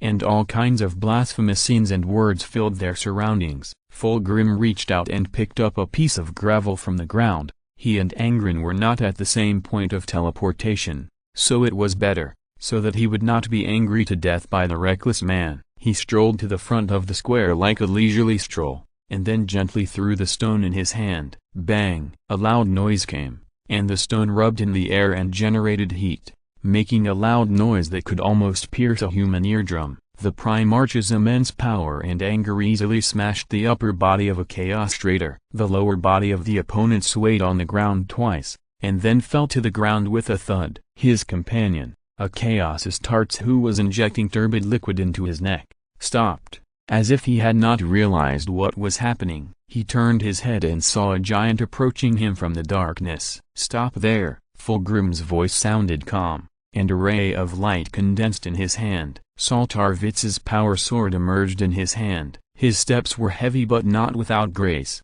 When he completely emerged from the darkness, the Slaanesh traitor fell into a stagnation. His voice sounded as if someone had blocked his throat with something, which was consistent with what they usually did. Fulgrim stared at him. He did not swing his sword or speak. He just stood there, quietly looking at his traitorous son. The other's ugly and scarred face kept trembling, and the flesh trembled. Fulgrim could see that he wanted to close his eyes, but he couldn't, because he had cut off his eyelids long ago. Clang! The traitor suddenly loosened his grip, and threw the thorn-wrapped sword on the ground. The pain that he had relied on to survive and the potion that could turn pain into pleasure in his hand no longer mattered, and his whole body began to tremble. In the eye sockets that could not close, the bloodshot eyeballs trembled restlessly. Fulgrim still stood there calmly. Primarch. He fell to the ground, and his tear glands that had long since failed began to sting wildly. Bursts of blood flowed from his eyes, and finally, he lowered his head. "I am sorry, Primarch." "Rest in peace." Fulgrim closed his eyes and swung the blade. He heard a sigh of satisfaction, not from the anticipation of the ultimate thrill of death, but from the quietness after all this was finally relieved. The phoenix passed by his dead children, and no one knew what he was thinking. Behind him, golden flames began to spread. He showed up. He showed up, a technical priest repeated in a mystical way. He didn't even use his favorite binary language, but just kept repeating this sentence. Most of his companions did the same. which made the commander extremely annoyed. He grabbed the other's collar, and his pupils turned golden without knowing when. "Stop what you are doing, Father Ligotinos. We are not out of danger yet." "Oh?" Father Ligotinos came back to his senses, and a red light flashed in his modified mechanical eyes. He nodded. "I understand, Commander Insil. What do you need us to do?" "Originally, I wanted you to place high-power explosives, but now it is not necessary," Insil said. "We must go to the bottom immediately. The soldiers are resisting stubbornly there. Just now, my people reported to me that many mortal soldiers suddenly possessed extraordinary powers, which greatly relieved the pressure on the front line. Therefore, I think this battle is still going to be fought. Where are your things? Are they ready?" "Of course." Father Ligotinos nodded slowly and rhythmically. His mechanical prosthesis moved very quickly on the ground, almost at the same speed as Insil, who was jogging.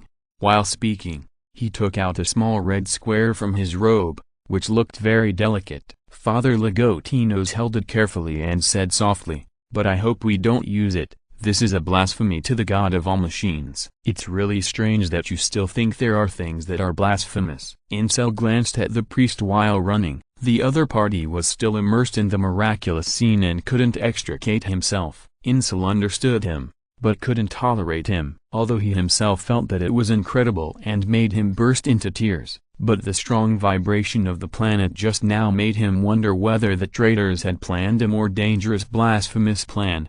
Those were the followers of Slaanesh, and these lunatics were the most despicable. For Insil, if he had to choose his opponent, he would rather fight 10 Khorne followers at the same time than fight one Slaanesh follower. At least, the berserkers who believe in Khorne are willing to fight you head-on and win with dignity. They quickly returned to the bottom floor, and the first thing that caught their eyes was a huge factory. Many Astartes were running between the walls, driving the servitors to reinforce the walls as a cover. One of them saw him coming and hurried over. "Commander, the battle line has stabilized," he said in disbelief. "Those Cadians are simply—" "Emperor, forgive me, but I have never seen such mortals in my life. They actually killed 3 traitors with 10 people." Insil glanced at the Imperial Inquisitor in the distance without leaving a trace. The other party seemed very tired and didn't care about what they were doing here. He immediately lowered his voice, stepped aside to make room for the servitors, and let them do their work. Then he said, "Be careful. The people of the Inquisition will definitely settle accounts with us later. We must protect these mortal soldiers." "What?" "But they also witnessed that scene with their own eyes. This is the Emperor's apparition." "That's true, but what if someone doesn't want it to be?" Insil's words made his subordinates narrow their eyes, and their hands were already on the chainsaw sword at their waist. Insil patted him and signaled him to relax. "The political struggle within the Empire is extremely cruel, and there are countless dark and unspeakable secrets. This behavior of the Inquisition is not surprising. You know, not all Inquisitors are loyal to the Inquisition." "What is the situation on the front line now?" "The front line is stable, and there seems to be a great riot behind the enemy. Just now, a team of soldiers evacuated from the surface said that they saw a huge flying dragon soaring in the sky." "Flying dragon?" Insil frowned, and after thinking fruitlessly, he decided to let it go for now. "If nothing unexpected happens, I will continue to add more tomorrow." After some work, the graduation certificate issue seems to have turned around, but a gift still needs to be given. Chapter 384, Battle of Bunder. Boom. Lightning surged from his axe, twisting wildly in the air. Several charred corpses were left on the ground in disturbing postures. Their twisted limbs after mutation were gone, but their bones still had different degrees of changes, which was the proof of their depravity. Even death could not bury the evidence of this depravity. Then, Angron turned around and slashed horizontally. The lightning axe passed through the air as its name suggested, and with a sizzling sound, its axe blade made of pure lightning easily chopped off the head of a Slaanesh traitor. There were still some traces of the Emperor's children on one of the opponent's shoulder armor, but it became bloody and corrupted at the key point. He raised the great axe, and the lightning from the axe blade passed through his armor, as if it had self-awareness to clean the blood on his armor, and his armor became brand new again. All of Angron's emotions were buried under his gloomy and solemn helmet, and only in the scarlet eyepiece could one see a trace of his anger. Starting from the second level, he had already killed his way through half of the hive. His footprints were dotted with corpses along the way. They died in different ways, but they had one thing in common. He walked in front with a huge axe on his shoulder, and the pungent smell of burning corpses came from the breathing grid. Angren stopped where he was, and sure enough, from across from him, Fulgrim was walking in the same manner. Unlike Angren, his simple cloth clothes were already covered with blood. The same was true for the power sword in his hand. Fulgrim's expression was still calm. He was so calm that he didn't say anything even when he noticed Angren's arrival. Shenyan's voice rang in their minds. "Yes, you have reunited." He sounded very weak. Angren thought so. "Then, we can go to the bottom of the hive now. I have blocked the internal communication of the traitors, and they don't know the situation in the rear yet. Of course, you kill them quickly." His voice was filled with murderous intent. "You don't need to worry about the enemies on the surface. There is a line of defense at the bottom of the hive. Break in from the back and end their lives." As his voice fell, a golden light formed a spot on the ground, guiding them where to go. With the hive now severely damaged, this kind of guidance can be said to be invaluable. There were burning ruins and corpses everywhere, and various collapsed buildings buried most of the roads. Without guidance, they might arrive later, which means that more soldiers will die in the battle, which Angren cannot allow. He understands sacrifice and its meaning, but he cannot tolerate such avoidable sacrifices. He strode forward, and Fulgrim followed silently. He looked back at the direction Angren came from, and a golden light flashed in his eyes. The flames ignited on his offspring. The phoenix closed his eyes. "Second company, prepare to fire." "Got it," the sergeant yelled in his ear. Anno clenched his rifle, leaned out of the metal cover, and pulled the trigger with his brothers. The laser beams that could not even scratch the armor of the Chaos Traitors became deadly and extremely dangerous. If they were directly hit by several beams, even the thick shoulder armor would be directly penetrated. The defense line formed by the mortals was simple but extremely solid. They relied on the standard laser guns and a few dozen plasma weapons in their hands to restrict many Chaos Astartes and even killed some of them. This was simply a miraculous record. Even they themselves could not explain what was going on. If it was in the past, without mechanized troops and heavy firepower support, these Chaos Traitors often only needed a few simple charges to tear through their defenses and kill everyone in them. Although he was reluctant to admit it, Anno knew very well that they were no match for these traitors. When he volunteered to go to the front line for defense, he was ready to die. But when he prayed to the Emperor, he saw a scene that he could not imagine at all. "Emperor," he silently chanted his name, and a courage rose from the bottom of his heart. Looking around, his brothers all had the same expression on their faces. The commissar was even more exaggerated. He leaned half of his body out of the bunker, shouting the name of the Emperor while shooting wildly. The bolt pistol in his hand had fired 47 bullets. Anno was counting. This was his little hobby, but he had never changed the bullet, and the maximum number of bullets in the bolt pistol was 12. There was no doubt that this was the blessing of the Emperor. At this moment, a voice came from their communication channel. "Soldiers, you have done a good job.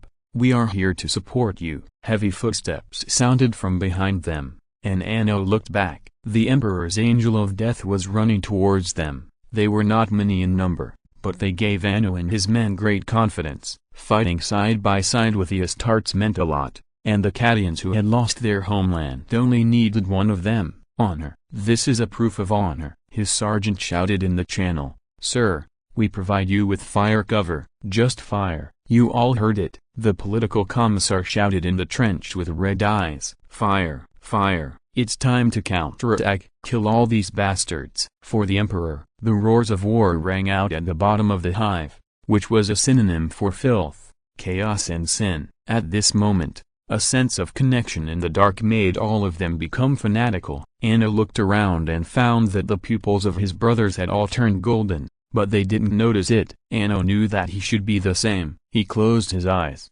and 2 lines of tears rolled down from his eyes, washing his face full of dirt and dried blood. Insel was also in the charge. Although his only remaining guard captain tried his best to persuade him not to take risks, as long as the chapter leader was still there, The chapter still had hope of revival, but Insul still insisted, and his words left the captain speechless. The purpose of our existence is to protect the people of the Empire. Now, they are in danger. If I don't stand up, what will happen to the reconstruction of the chapter? And now, the captain of the guard is beside him. Die, traitor! He angrily sawed open the chest of a traitor with a chainsaw sword, which was different from the power weapons, clean and neat. Death under a chainsaw sword is quite painful. Even these slain she-traitors sometimes can't stand it, and the one he killed suffered more. A golden light emerged from Insul's chainsaw sword. The light instantly filled the traitor's body and ignited him. A human-shaped torch fell to the ground.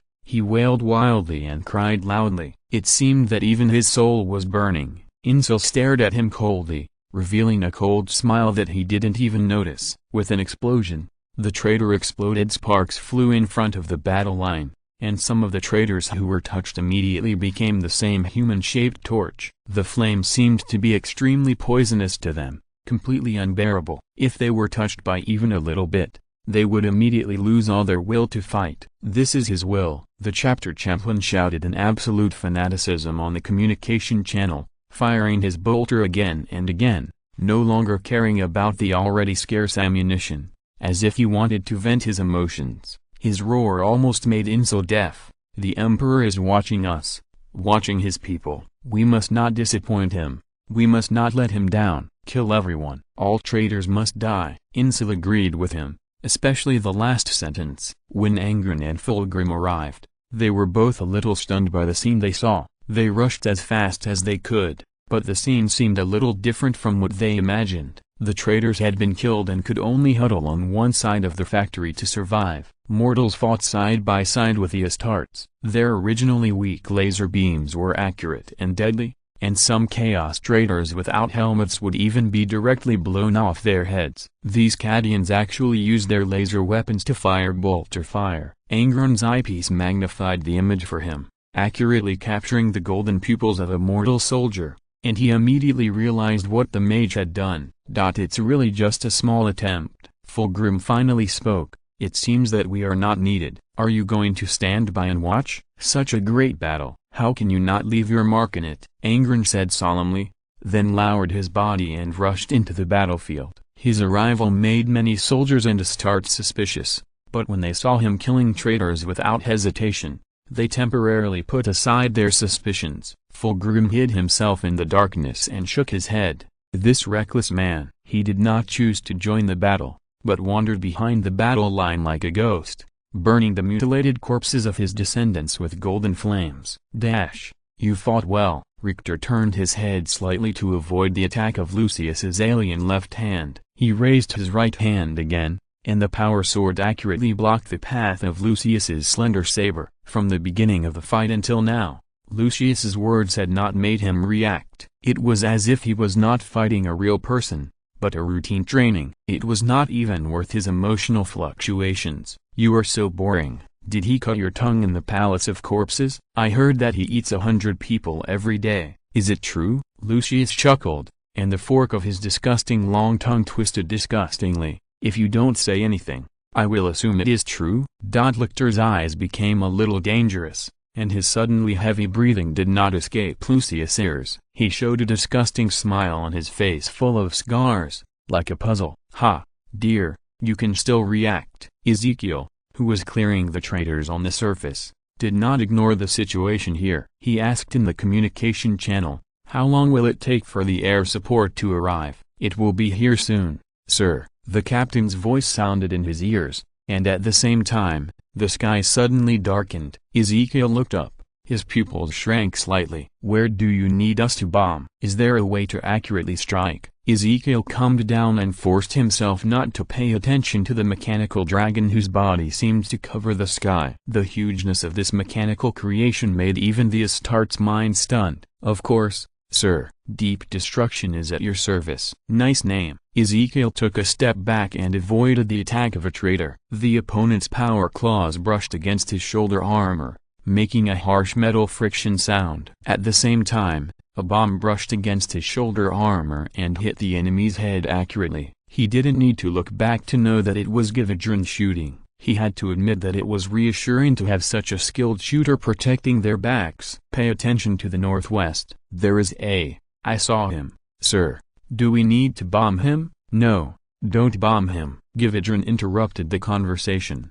His voice calm and steady, as if he was on a picnic. While he was talking, he blew up another traitor's head. Your spaceship? No. Flying dragon. Are there any non-lethal weapons on it, or restraints? You all heard it. Check. The captain shouted in the voice channel, and then said, excuse me, my guys are not very familiar with deep destruction yet. Please give us some time. No need.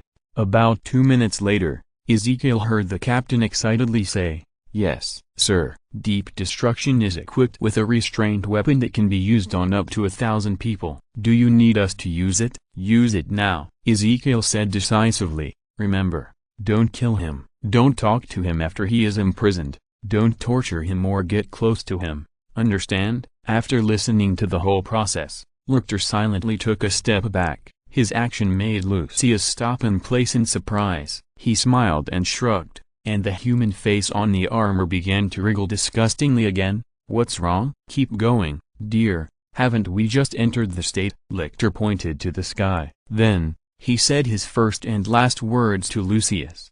Idiot, look at the top of your head. What? His tone was infinitely prolonged, and a dark beam of light fell from the sky, hitting Lucius accurately. In the beam, his body began to be fixed, and then cut bit by bit. No blood flowed, but his body was cut into countless thin slices. Lucius's ugly face showed an undisguised horror. He could even speak normally. Lecter even saw the tremor of his vocal cords. What is this? What did you do to me? Lecter took off his helmet, sneered at him, and said nothing. Only silence is the highest contempt. I am at school, and this chapter is coded on my mobile phone. If there are any typos, please point them out. There is only one update today. I am busy with the graduation certificate at school. I am sorry. There will be more updates tomorrow. If you are listening to this novel on a channel other than Fanfic World, it means they downloaded and uploaded it without effort. We cordially invite you to visit our channel,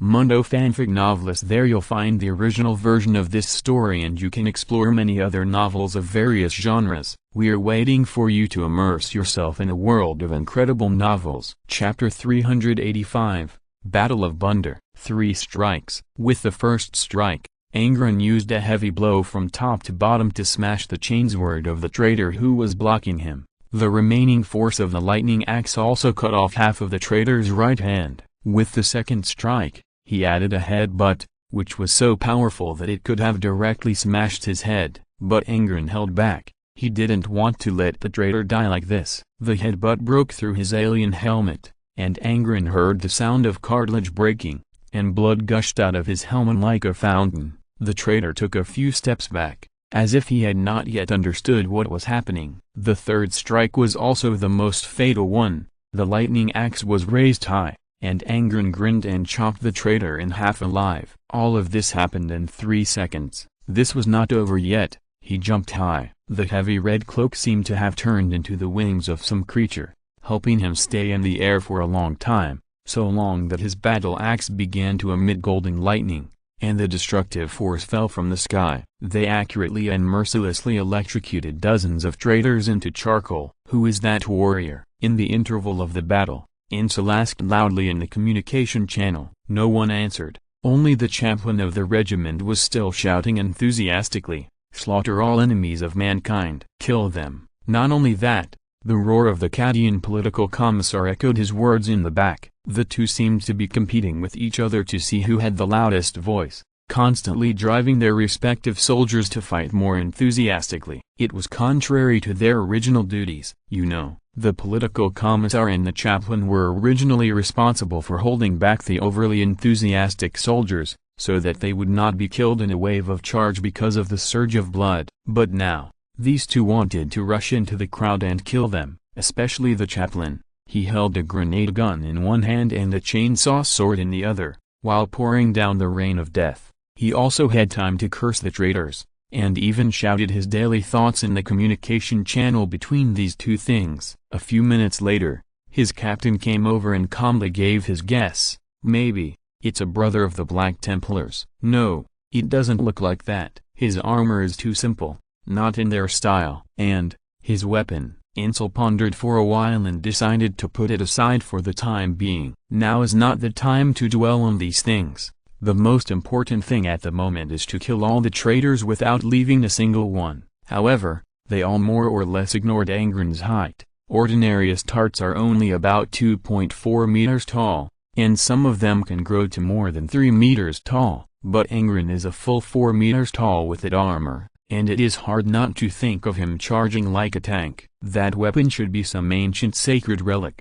It's really a terrible weapon. The captain's voice was full of amazement. The technological development within the Empire is not very satisfactory after 10,000 years of development, but the Astartes can still have the best of them, including some great weapons passed down from ancient history. They have many previous owners, each of whom is a great hero. Those who are qualified to possess such a weapon must not be unknown. His guess was almost right. It was indeed a sacred and terrible weapon, but not a relic. Keep fighting, Malish. The traitors still have room to breathe. Insel's voice was filled with obvious cruelty and determination. I will make the last bit of air in their lungs disappear, destroy their will and body, and strip them of their last hope of survival. I will obey your will, Chapter Master. Malish's voice, which became cold after being treated with the breathing grid, was accompanied by a cruel smile. At this moment, a Chaos Traitor jumped out from their side and tried to sneak attack them with the grenade in his hand. The bullet was very accurate and went straight to Insel's helmet eyepiece, but Malish's speed was unimaginable. He stood firmly beside the Chapter Master and blocked the despicable bullet with his shoulder armor. The kinetic energy of the grenade made the body of the guard captain shake.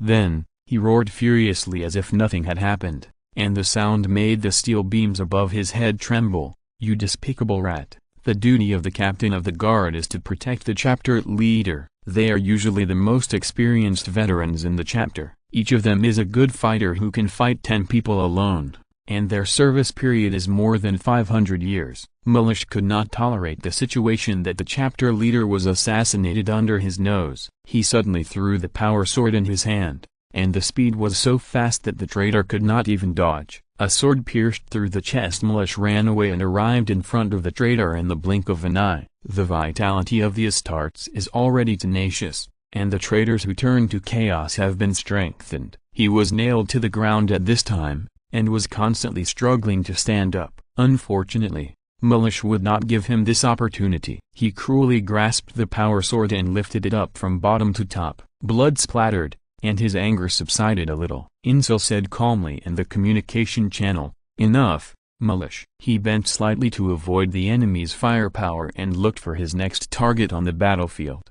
There is no need to be full of anger over their corpses. We can't become what the enemy wants us to be. Well said. A hoarse voice interrupted their conversation. Malish looked up and found that it was the strange warrior. The armor that seemed to be cast in one piece was covered with blood, but there was not a single scratch. He approached Insel with heavy steps, and Malish immediately returned to his chapter leader. Seeing this, the warrior stopped. His hoarse laughter came from the breathing grid. "Yes, you are competent, Your Excellency. It doesn't matter who I am," the warrior said lightly. "What matters is whether you and your warriors are willing to participate in another war. If that war is worth it, we will go." Insel replied calmly. The warrior laughed hoarsely again, and the laughter was like a low thunder. It was only then that Insel and his captain realized how tall this man was. He was even taller than them. They heard the warrior say, "I'm not asking questions, Chapter Master, and this is not a question of whether it's worth it or not. You are already in a war that will soon end." "No." The warrior denied his words,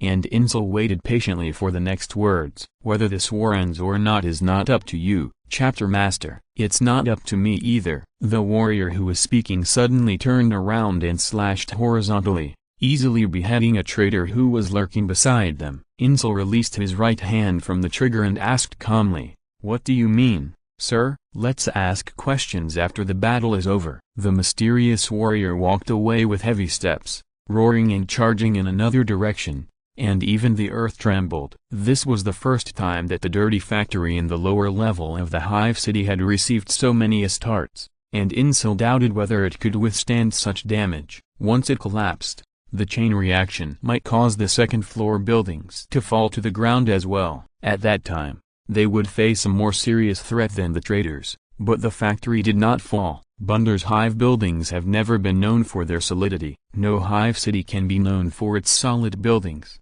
However, after withstanding such fierce fire attacks, explosions, Astartes charges and various battles, this old factory, which was chosen as the final battle site, still stood firm. Just like the people on Bunder, just like the people of the Empire, Insel closed his eyes and opened them again. His golden eyes seemed to burn with flames, and the chapter master exhaled softly. On his power armor that had been passed down from generation to generation, the Emperor's prayer on the right shoulder seemed to be emitting light, illuminating the dim factory interior. For the first time in his life, Insel took over the work of the chapter priest. He roared, "For the Emperor, you can choose when the war begins, but when it ends, it is hard to say." In the war that affected the galaxy, people can sacrifice their lives to influence the direction of the war, but they can never really choose how it ends. Just as Lucius felt at this moment, he never thought that he would end up like this. His intestines were about to turn green with regret at this moment. If he still had that thing, in the long-term torture of his body, he discarded most of the unnecessary organs, or transformed and tortured them to obtain a stronger stimulation experience. Some of them were eaten by Lucius himself at some point because of his morbid pursuit, and some were used by him for other things. You don't want to know what he did with those things. If I have to describe it, I can only use the word horrifying to describe his behavior. But, believe me, for the followers of Slaanesh, this is just a more common sensory stimulation among tens of millions of sensory stimulations. Lucius is now no different from a demon, and because of this, he can still survive in a twisted posture even though he lacked so many organs. Not only that, he can also persevere in spreading the temptation and darkness from his master in the galaxy. Unfortunately, his mission seems to end today. On the Deep Destruction, the interior style of the mechanical dragon is the same as that of the Vengeance, and it is also bright. Without those religious decoration styles, Lictor still has some difficulty adapting to it for a while, but this is not the purpose of his coming here in a small temporary cell on the bottom floor of the Deep Destruction. Lucius, the immortal Lucius, the champion of Slaanesh, the body snatcher, the monster that will be reborn in the body of the person who killed him every time he died. He was now hanging in the air in a way that ordinary people could never imagine. The black beams wrapped him tightly, and every inch of his flesh and blood was evenly divided and arranged in a regular manner. Lictor could even observe the strange traces between his mutated bones. The evil things in the subspace have left him with indelible traces. Even the depths of his bone marrow still retain his power. It is rare to be so deeply corrupted. If he had not truly fallen into chaos, he would not have been so infected. Lictor was more certain of his judgment. This was a born scum, and his fall was inevitable. Not like others following their genetic father. Some people fell because of blind obedience, but Lucius was not one of them. He was very noisy at first, and kept shouting some blasphemous words. It seemed that he wanted to provoke the shield captain to kill him. Lictor had to admit that he was tortured enough by the words of this bastard without any bottom line, so the shield captain took a compromise. He did not torture this pervert. After all, he enjoyed pain. So Lictor just inserted 2 knives between his vocal cords, so that he could not vibrate his vocal cords to make sounds, let alone speak. Lucius looked at the guard standing in front of him with resentful eyes, and his forked tongue kept flying in the air. Despite this, his body in sections made the scene look weird, terrifying and funny. Until a golden light lit up in the room, Lictor bowed his head slightly to show his respect. But Lucius' eyes widened. He seemed to sense something. A thunderous sound attacked his eardrums and collided wantonly in his brain. Then, he smelled the scent of sunlight. Lucius' memory was suddenly pulled back to when he was still immortal. At that time, he was not an Astartes, nor did he look like the monster he is now. At that time, he was just a noble boy on chemos. He had smelled this smell more than once, on his bed that had just been dried and made by the maid. But this time it was much more intense. Not the smell of burnt mites. It was the smell of his own body and even soul being burned. Lucius howled miserably, and the huge pain that exceeded his understanding of pain instantly knocked him down, knocking down a Slaanesh champion who was eager for pain. It even made him scream unacceptably, and in a trance, he saw a pair of eyes that seemed to be burning, golden, like two living suns. No, the thing called Lucius screamed the last time it existed in the world, and his flesh, evenly distributed in the air, was compressed in a burst of golden light. A teeth-grinding gurgling sound was heard,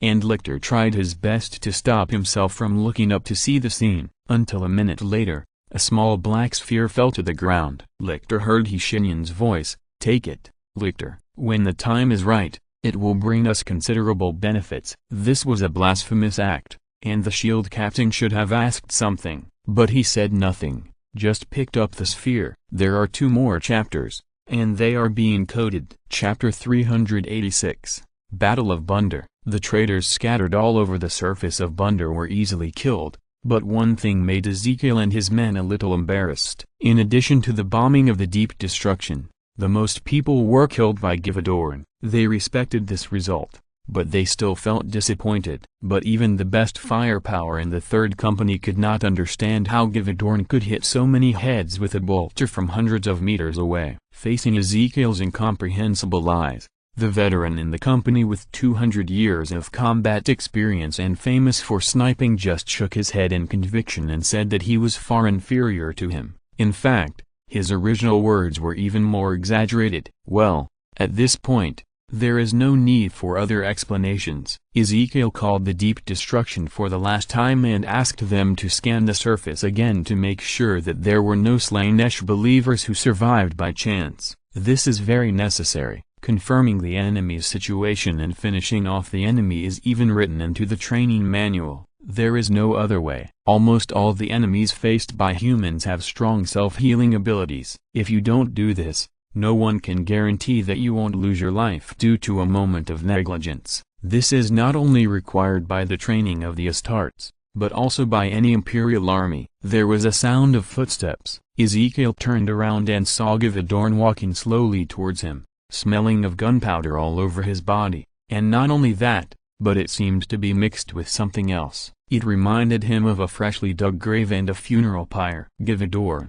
the captain of the first company of the World Devourers, who had never shown himself in this capacity, took off his old and mottled helmet. There was no emotion in his eyes, even after the victory. He casually found a stone to sit on the ground, and then began to maintain his weapon. He did it carefully, but also quickly, as if he was always ready for the next battle. He was not happy about the victory. Ezekiel thought inexplicably, and he coughed, and after attracting Givadorn's attention, Ezekiel said seriously but with concern, "Brother Givadorn, why are you still so cold?" Givadorn looked up at him, as if looking for the right words. After a long time, he squeezed out a dry sentence, "I just think it's unnecessary." "Unnecessary? This victory is only temporary," Givadorn said calmly and almost numbly. "Before we really achieve our goal, any so-called rest is false to me. Rest will only paralyze the mind and weaken the will. I must maintain this state, otherwise, I may waste a bomb in the next battle. I don't want to waste bullets. They are made for a common mission, just like us. We are the weapons of the Emperor and must kill efficiently and ruthlessly." Ezekiel frowned. Givadorn's state made him feel extremely uneasy. Astartes are usually mentally superior, but they will inevitably have weak moments. Corruption often begins at this time. Although he didn't think that Givadorn had the possibility of falling, out of concern, Ezekiel still reminded him, "But you must rest. Even machines will feel tired after running for too long. This is inevitable. My brother, you must keep in shape so that you can kill more enemies." Givadorn nodded without comment, and the captain's voice came from the communication channel, "Sir, it has been confirmed that there are no enemies on the surface." "Very good. Whereas Lord Lictor and the monster?" "In the lower cabin, sir.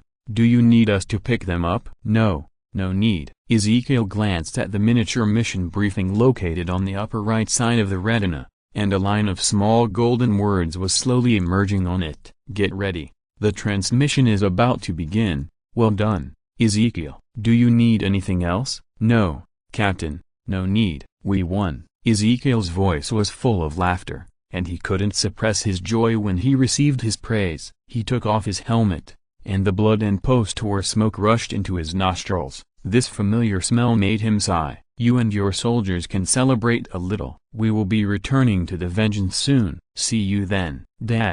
First of all, sir, I am very grateful for your coming forward, but I must know your identity, otherwise, the subsequent cooperation will be nonsense. Insel was not wearing a helmet. The 3 golden service studs on his left forehead gleamed, setting off his resolute face. Angren stood opposite him, with his arms folded across his chest, looking down at the group of Astartes who called themselves the Iron Snakes in a relatively relaxed posture. Their power armor was painted very simply, with the main body in silver, except for the shoulder armor which was white with red trim. The golden imperial sky eagle shone in front of the breastplate. A blue snake coiled around their left shoulder armor. Angren still wore a helmet, but his voice was no longer cold, and even a little soft. He turned off the synthesized sound function of the breathing grid. "I can't explain my identity to you for the time being." "Why?" Milish, his chief guard, stepped forward.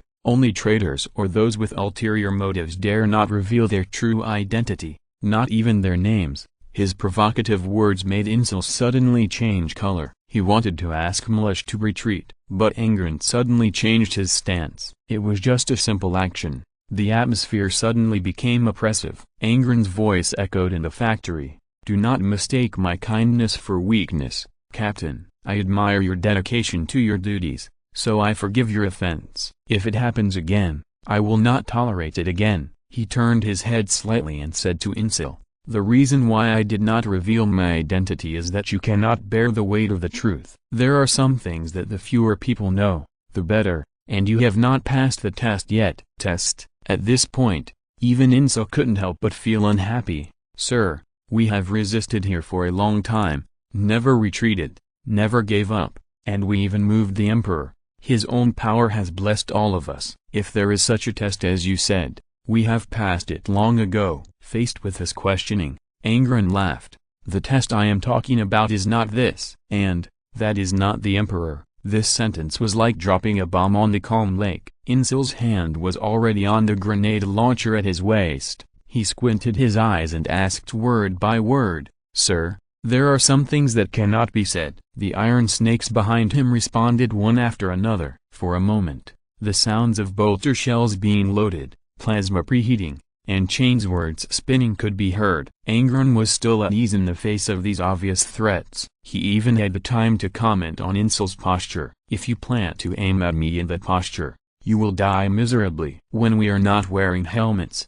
we still need to aim, so you'd better step forward and make sure I don't have a chance to dodge." So Insel really stepped forward and pressed his bolter against Angren's breastplate, pressing it against the Imperial Skyhawk. Angren looked down at him. Insel could not see any emotion through the scarlet eyepiece. He even felt a sense of absurdity. At such a close distance, a bolter fired directly, no matter what kind of armor it was, it would have a hole in it. Wasn't he afraid at all? "What are you thinking about?" Angren asked suddenly, and at the same time, he stretched out his right hand like lightning and snatched the bolter from Insel's hand. "Put down your guns. Stay away from him." The Iron Serpent's warriors suddenly became angry, but Insel raised a hand to signal them to be quiet. The chapter master pursed his lips tightly, and his gun was taken away by someone with bare hands at such a close distance. This was no longer considered a shame, and the other party was undoubtedly humiliating him nakedly. Insel was very sure that if he had any bad intentions, judging from the speed he showed, he would have been dead long ago. "Who are you? Let's go upstairs and talk." "What?" Angren repeated. "Let's go upstairs and talk." As soon as the voice fell, a blue light flashed. The remaining resistance forces all disappeared on the spot. Whether it was the Cadian army, the Adeptus Mechanicus or the Astartes, only one person was left. That was Fulgrim. He emerged from the darkness, wrapped in golden flames. The no longer perfect phoenix stroked the scar on his right cheek, and the bodies of his fallen descendants were slowly burning behind him. Fulgrim watched all this without sadness or joy. A sigh came. The sudden teleportation made Insel's nerves extremely tense, and his captain of the guards rushed directly to his side and protected him closely. The others were similar. They stood back to back, cautiously observing the surroundings in a defensive posture. Unexpectedly, there was no sign of corruption in the place where they were. On the contrary, this place was extremely bright. The soft white light illuminated the surroundings, and the silver corridor was paved with some smooth alloy, without any trace of splicing. It was very quiet here, and it seemed that there were not many people. Above their heads, a ball of blue fluorescence was buzzing. "Count the number of people," Insel ordered in an orderly manner, and he pushed away the warriors who surrounded him. He walked to the porthole and stared at the Milky Way outside the window. His pupils shrank slightly. He recognized the planet under his feet. It was Bunder. If what they experienced was not an illusion, such teleportation technology, the total number of 470 people in the entire regiment has been counted. "Captain," his first captain reported to him, and at the same time mentioned another thing.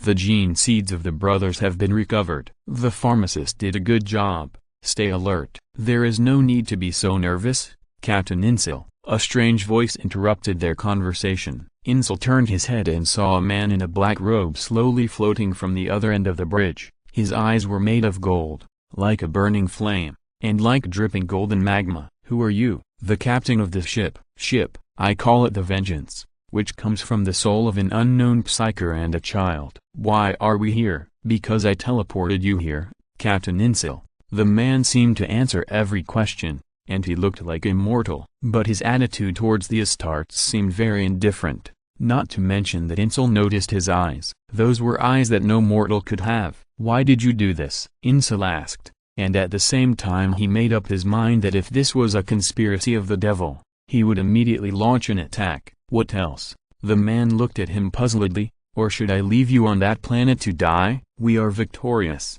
Chapter Master Insel. As I said, our support will arrive soon." Insel's eyes widened, and so did the other brothers in the chapter. They all remembered the voice of this man in the black robe. The voice of the chapter master trembled. You are, no matter what you are thinking, Chapter Master Insel." "I am not who you think," the man said calmly. "As for now, please be mentally prepared. I can't leave Bunder planet here. As a hive world, the things left inside are likely to allow the later traders to gain some help to them." "What are you going to do?" The man turned his head and looked at Bunder planet outside the porthole, and sighed softly. "I will destroy this planet." He snapped his fingers. The soft blue light above their heads suddenly turned into an unsettling red, flickering and emitting a sharp high-frequency sound. The Astartes of the Iron Serpent felt a pressure coming, as if their eardrums were being attacked by some kind of sound wave, and even their brains began to shake. A mechanical voice sounded above their heads. "The composite magic cannon has been charged.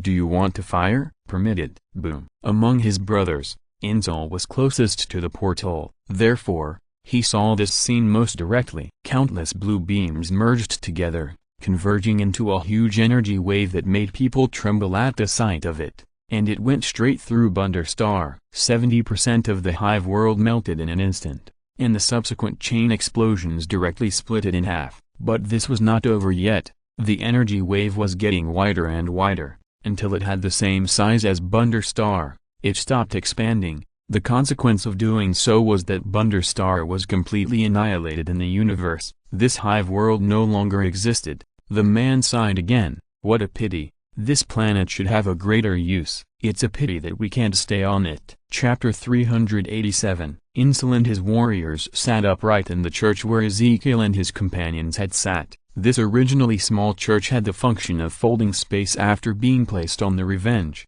and it was far from a problem to accommodate 470 people. They sat upright, and even tried to keep their breathing frequency steady, for fear of disturbing the man on the bulletin board. However, he was not making a bulletin, nor was he praying to anyone. He was thinking. Golden light emanated from his body, drifting all the way to the stained glass window on the top of the church. The mottled light sprinkled on the man, reflecting him like a god. For Insel, he even wanted to remove the word like. Not long after, the man opened his eyes. He smiled apologetically at the Astartes. "I took care of some things and was a little delayed. I hope this didn't keep you waiting too long." "Wait," Insel was stuck. He raised his hand awkwardly, and then put it down. He wanted to imitate the Astartes models in ancient books and say some elegant and philosophical sentences, but he himself knew nothing about literature, so he had to take a big detour, which almost made Milish, who was sitting next to him, anxious to death. "It's worth it, sir." "What am I talking about?" "Don't call me sir, I've said it once." "I'm not the person you think." The man nodded slightly. "I'm a mage, you can call me Shenyan." No one answered him, and the Astartes looked at each other. Seeing this, Shenyan frowned. "Is there any problem?" "No, sir, there is no problem. It's just that calling you by your name is too blasphemous." Insel said cautiously. "I knew it would be like this." Shenyan curled his lips and looked at every face in the audience. Their helmets were taken off by the people themselves and placed neatly on their left knees. Some of them were handsome, and some of them were covered with scars. 470 Astartes all looked at him expectantly. He knew what they were expecting, a definitive answer. Every Astartes brother might have expected this answer. But Shenyan would not give them the answer they wanted. His heart was as cold as stone. So he opened his mouth, ready to tell the truth. At this moment, the stained glass shattered. The sunlight that should not have existed on the Vengeance was now fully added to him, and the soft, powerful golden light that only needed to be seen covered his face. A pair of huge golden wings made of pure psychic energy condensed behind him. There were hymns in the air, tens of millions of voices chanting the Emperor's name with joy, and more golden light fell from the sky. Insel stared at this scene in a daze, tears dripping from his eyes. His brothers did the same. These Astartes brothers bowed their noble heads devoutly and shed tears silently. He heard the only remaining priest in the regiment muttering to himself. His voice was filled with strong joy, but also with a crying tone. "My lord." The wizard did not speak. He just looked up at the broken stained glass spire. "Is this what you want? This identity can save you from many verbal arguments. I think it is necessary." "Indeed, but I don't want to impersonate your identity." "You won't. I have sent out an order from Terra that you will become the new living saint, if I remember correctly. This requires the joint approval of the Inquisition and the Imperial Church. They are not qualified to approve your achievements. Go and do what you want to do." "I need to rest." "Be careful of danger. They are very interested in you." "I know." Shenyan lowered his head, and the golden light filled the entire church. He flapped his pair of glorious wings and left only one sentence. "Serve me for the time being, warriors of the Iron Snakes. The Empire needs you." What a joke. Bardos II, the new pope of the Empire, roared and smashed a wine glass that was recognized as a holy relic at the servitor who was delivering the message. The poor unconscious creature was smashed to pieces by Bardos's enhanced limbs, and fell to the ground, his life or death unknown. Soon, he was dragged away by two other mechanical servants. Bardos II's voice was extremely sharp. "His Majesty the Emperor has awakened, and announced a new living saint? Unheard of, unheard of. He has awakened, why doesn't he come to talk to his most devout believers, but announces such a ridiculous order? I don't believe it. I want to see the Emperor." A voice suddenly sounded in his room, cold and unquestionable. "You are not pious, Bardos II, otherwise, you would not have done so many evil things under the guise of faith, nor would you openly oppose Prime Minister Lev Tyran's reform clauses." Who is talking?" A giant walked out of the shadow, and the shadow did not originally exist in Bardos's room. It was his power that caused this shadow. "We can say that he is the master of the shadow." Bardos II's eyes swept over his sharp, bat-like helmet, and his attitude suddenly restrained a little. "How did you get to me? Why did you say that?" "This is a serious slander." "It seems that you have heard me," the giant replied coldly. "I never slander others." "You have indeed done these things." Bardos II, the Pope's fingers pressed frantically on his chair, trying to call on the armed forces of the state religion to rescue him from this dangerous situation. However, no matter how many times he pressed the button, no one came to push open the door of his room and take him away from the giant. "Don't waste your energy. Keep some dignity for yourself." The giant sighed gloomily. "Religion is indeed the most ignorant thing, and this empire actually needs worms like you to maintain stability." Bardos' expression changed when he heard this. The cowardly politician roared in anger, Take back your words. We believe in the Emperor. We are loyal to the Emperor. We are not the parasites you say. If the common people lack the fanatical belief in him, how can they survive the continuous malice? The Pope stood up from his chair, pushed all the gorgeous decorations and various sacred relics on his table to the ground, and pointed at the giant's nose and roared wildly, I believe in him. I am loyal to the Empire with all my heart. You are an executioner who came out of nowhere and slaughtered humans everywhere. I only kill those who deserve to die. But you are lucky. The giant gave him a gloomy smile. You were not there when I killed Bardos Lester. Otherwise I would have killed his son as well. You and your son are really deeply rooted in the state church. Bardos too? Prepare to die. A moment later, the Imperial Regent, Robert Gilliman, walked into the room. Even he was surprised by the luxury of the state church. There are precious relics everywhere, some of which even possess extremely powerful powers, and this power is definitely not something that Bardos II and his father can inspire. They could have been given to those who really need them to bring stability to more humans. Thinking of this, Gilliman couldn't help but snort with anger. The giant still stood in the room. He retracted his arm and Bardos II was swallowed by the shadow. Gilliman frowned at this scene and said, You remind me of a brother of mine.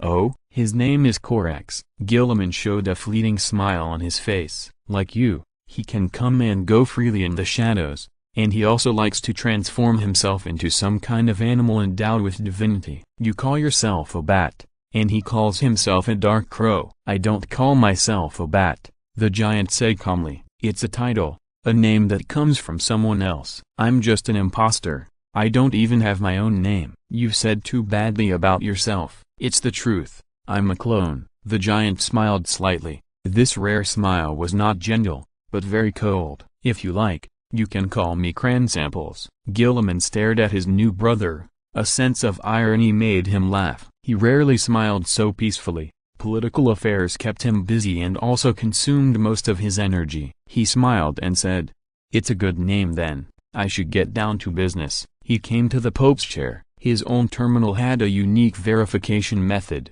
and Cransamples had already disabled it. Needless to say, the method. Gilliman quickly issued a new notice with his fingers that did not fit the size of the terminal, a declaration about the new living saint.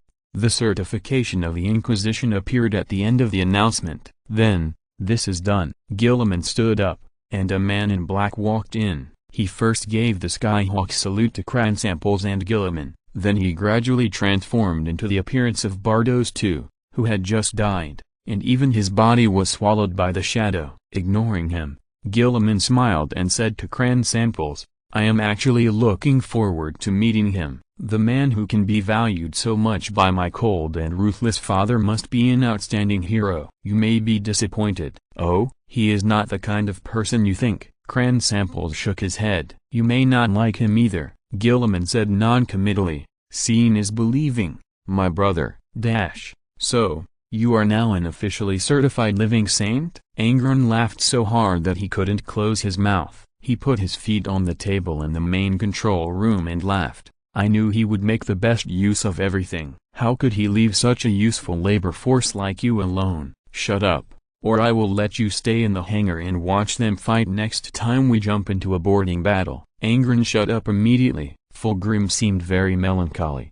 Unlike Angron, who was heartless, Phoenix had been silent since returning from Bunder, always holding Saltarvitz's sword. However, mocking Angron was still something he had to do. Fulgrim said lightly, Some idiots just don't know how to read people's faces. Do you feel comfortable burning your own offspring? Fulgrim's eyes twitched. He stood up suddenly, pointing Saltarvitz's sword at Angron. Say one more word. I swear to him. I swear to all my dead offspring. If you say one more word, I will fight you to the death immediately. Shenyan looked at the two of them calmly, and did not say anything to stop them. Angron stared into Fulgrim's eyes, and after feeling the suppressed grief and anger in his eyes, the Primarch of the World Devourer put away all his deliberate malice and sarcasm, and apologized sincerely. I was wrong, Fulgrim. I apologize to you.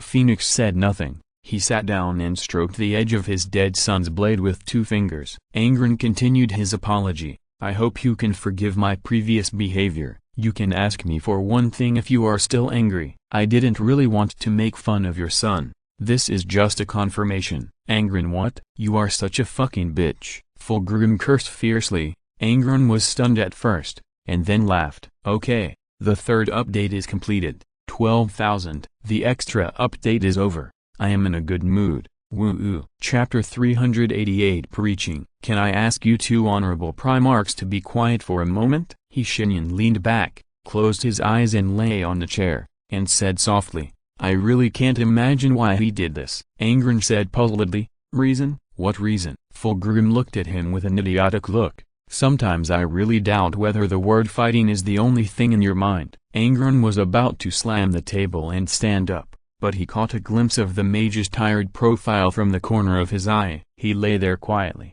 as if he had fallen asleep, so he closed his mouth and just threw Fulgrim a disdainful look. At the same time, he made a gesture. Fulgrim stood up with a sneer and walked out of the main control room with Angren. Listening to their receding footsteps, Shenyan could guess what they were going to do with his toad. Childish, but it was better this way. He could finally think quietly, and no longer had to endure these two guys who would compete with each other to see who had the foulest mouth when they got together. What the Emperor had just done was more than just an official endorsement for him. If he had really only done this, the mage would not have thought it was a big deal. But he did not hesitate to use his psychic power to cross the warp and most of the galaxy. Could it be that it was just to give Shenyan a good name? Obviously, it was more than that. Combined with his words to be careful, Shenyan opened his eyes, and his pupils had turned pure gold. Anyone who dared to look directly into those eyes would be burned by the flames in them. If you were not an evil creature in the warp,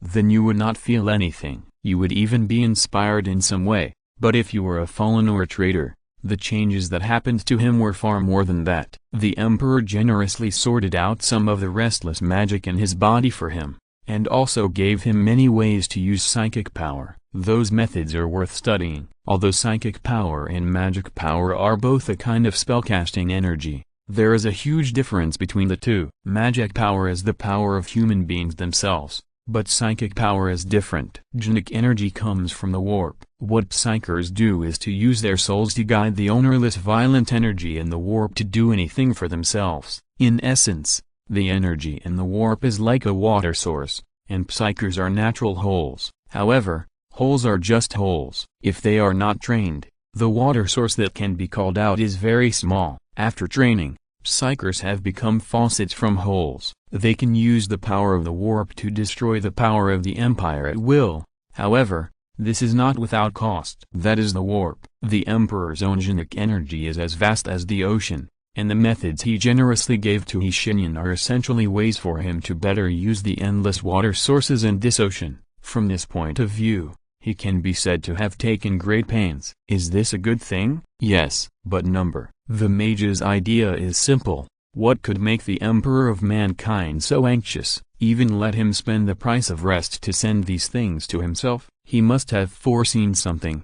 No matter what he saw, the picture must be extremely bad. Shenyan's fingers bounced up and down on the table, and then a burst of blue light enveloped him.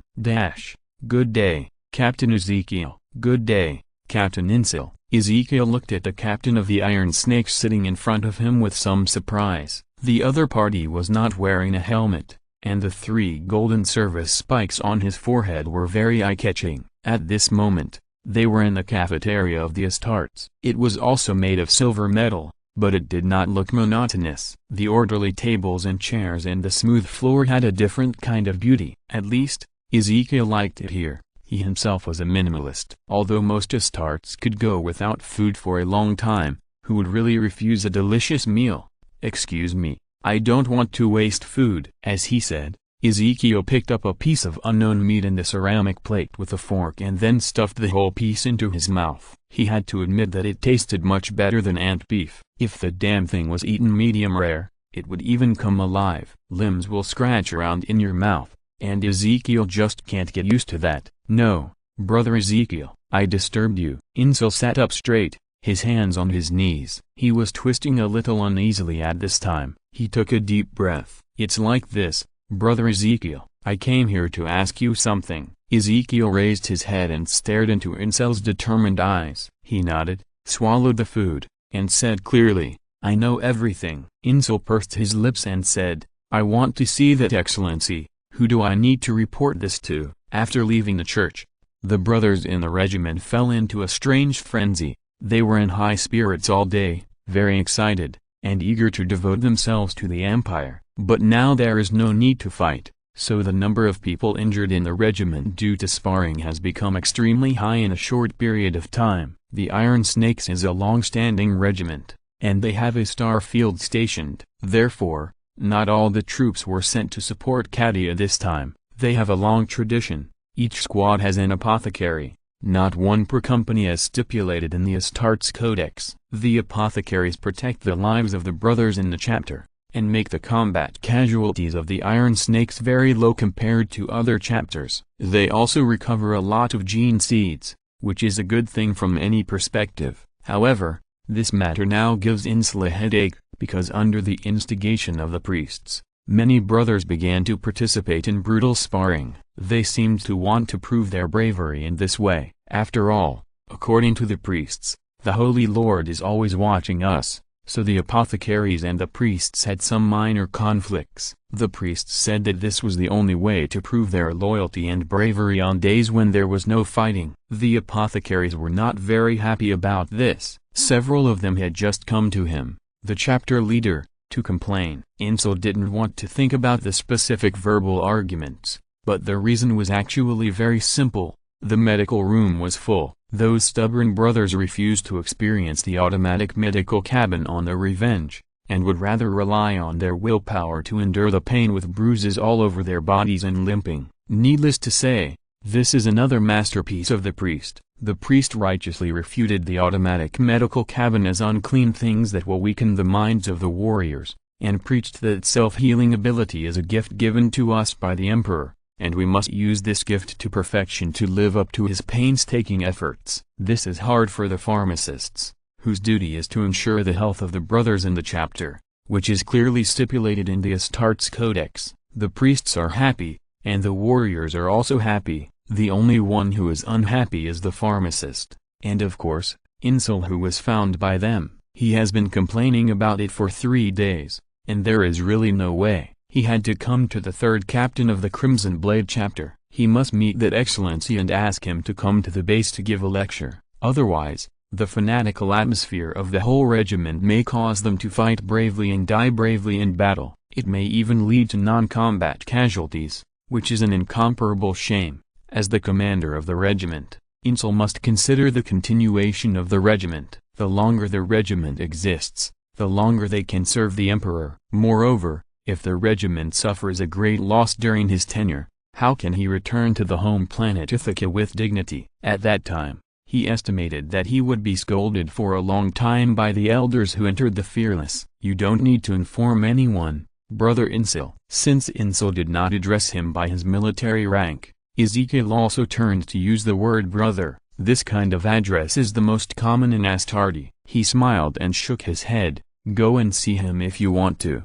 That Excellency doesn't care about these things. How can you be like this? His attitude shocked Insel. After all, he is Ezekiel looked at his appearance and couldn't help but chuckle. Insel's appearance reminded him of himself not long ago. Yes, he is a living saint, Brother Insel, but you don't have to be like this. To be honest, that Excellency will not like this. The Battle of Bunderstar has been over for half a month, and they are now rushing to another star system. Ezekiel used to be so uneasy, but since a conversation, he understood that Excellency is definitely not the kind of person who demands everything. On the contrary, he is very easygoing. Forgive me, I am not laughing at you, Brother Insel. It's just that your appearance reminds me of my previous self. Ezekiel smiled and said, he is in the main control room, on the first deck. You just need to tell the central magic circle above your head where you want to go, and it will lead you. So simple? Insel said in disbelief. No, I mean me. Do I need to make any preparations? Just pay attention to one thing. Don't kneel down to him as a statue of God. That Excellency doesn't like this. I understand, thank you. Brother Ezekiel. Insil solemnly performed a sky eagle salute. Come to our base when you have time. I'll treat you to a drink. It's just a small matter. Ezekiel watched him go away. Turn left ahead and walk 200 meters to reach your destination. The voice of the magic circle center sounded in Insil's ears. At this moment, he seemed extremely nervous. This kind of emotion is rare for Astartes, and it is almost impossible for him, a veteran who has fought in the Dark Galaxy for more than 300 years. But Insil was very nervous and he couldn't calm himself down. Two strong hearts beat non-stop in his chest, and the sound even echoed on the bridge, as if it was some kind of omen that made people uneasy. The distance of 200 meters passed in a flash, and Insil raised his hand and paused in the air again. He wanted to knock on the door, but he didn't know how hard to use. But to his embarrassment, his hand had just approached the door, and it opened by itself. A voice said, "Come in." Insil walked into the main control room stiffly, wearing an extremely solemn black robe. This was made by several technical sergeants in the regiment who asked for materials overnight after hearing that he was going to meet the captain. The Lord in the church was sitting in the main control room, looking at him with some surprise. "Oh, it's you, Captain Insil. What do you want to talk to me about?" "Me, sir." The first second he saw the pair of golden eyes, he completely forgot all the plans and drafts he had prepared. Insil couldn't help but start to curse his own stupidity in his heart. "You are representing the face of the brothers in the whole regiment at this time. How can you be so out of control?" Facing his embarrassment, Shenyan laughed. "Don't be so reserved. You are an Astartes monk with outstanding achievements, and a captain of the regiment. Why do you have to talk to me in this way? After all, you represent him." "No, I am me, and he is him." Shenyan raised his eyebrows. "Just talk to me normally. You came to visit me because of something, right? Is there something on the Revenge that goes against your ancient traditions?" "Yes, I didn't think it through." "It's okay, just tell me. I will make adjustments for you." "No, no, no." Insil shook his head quickly. "No, absolutely not. I just want to ask you." He glanced at Shenyan cautiously and said, "Can you go to our base? Many brothers in the regiment are in a frenzy. I think if you can give a lecture, the situation should be much better."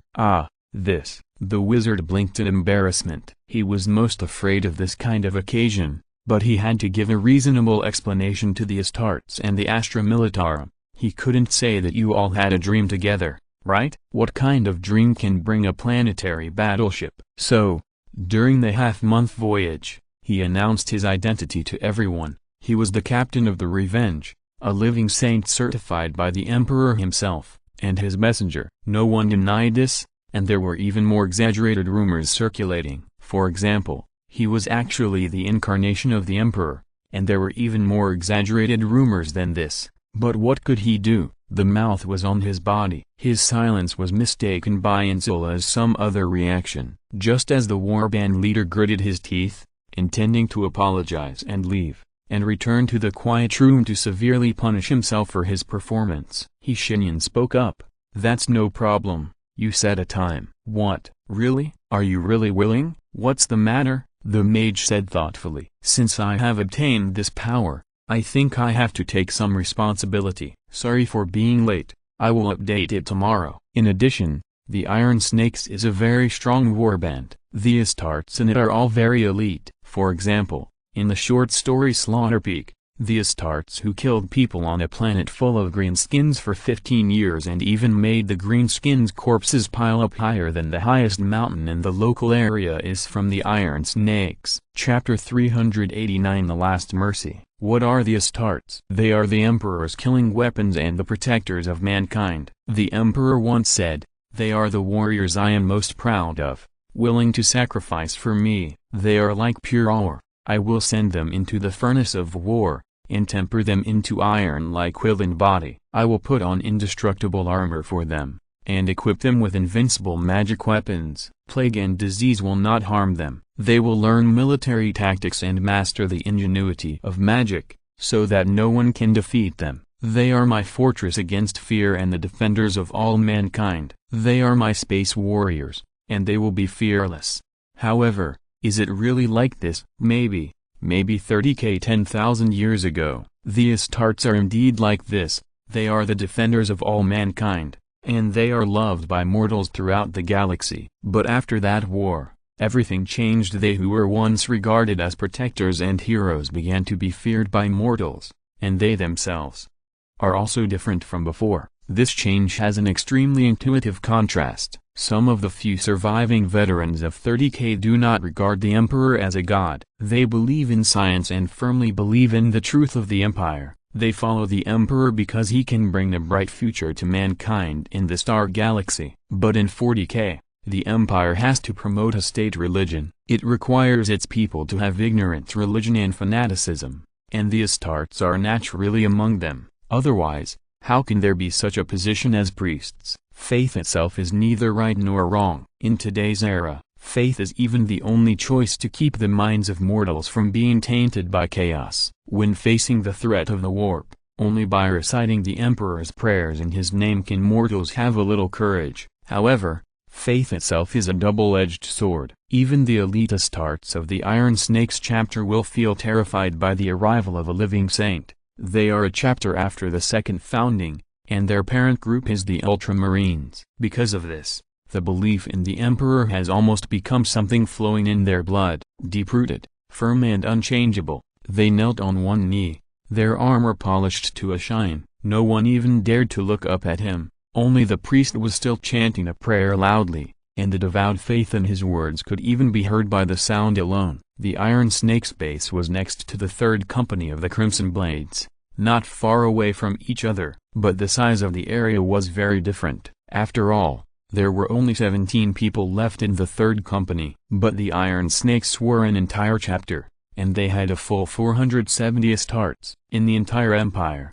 this was not a negligible number. The empire had such a vast territory, but only less than 1 million Astartes. It sounded like a lot, but looking at the entire galaxy, it was just a drop in the bucket. Half a month was not enough for the Iron Snakes to make the transformation they wanted. The base still maintained the original appearance designed by Shenyan. The smooth silver metal floor and the white walls were made of a mild sound-absorbing material. The ceiling had the Empire's double-headed eagle logo, and even a small part of the glass dome was made. The sunlight simulated by the magic array and some precious green plants fell on the dome. After photosynthesis, they would produce a special fragrance. This fragrance would gradually spread to the entire Iron Snakes through the ventilation system, allowing them to sleep more smoothly and their mental state to stabilize. The latter did not seem to work. He found through mental perception that most of the Iron Snake's warriors present were more or less injured. "Please stand up,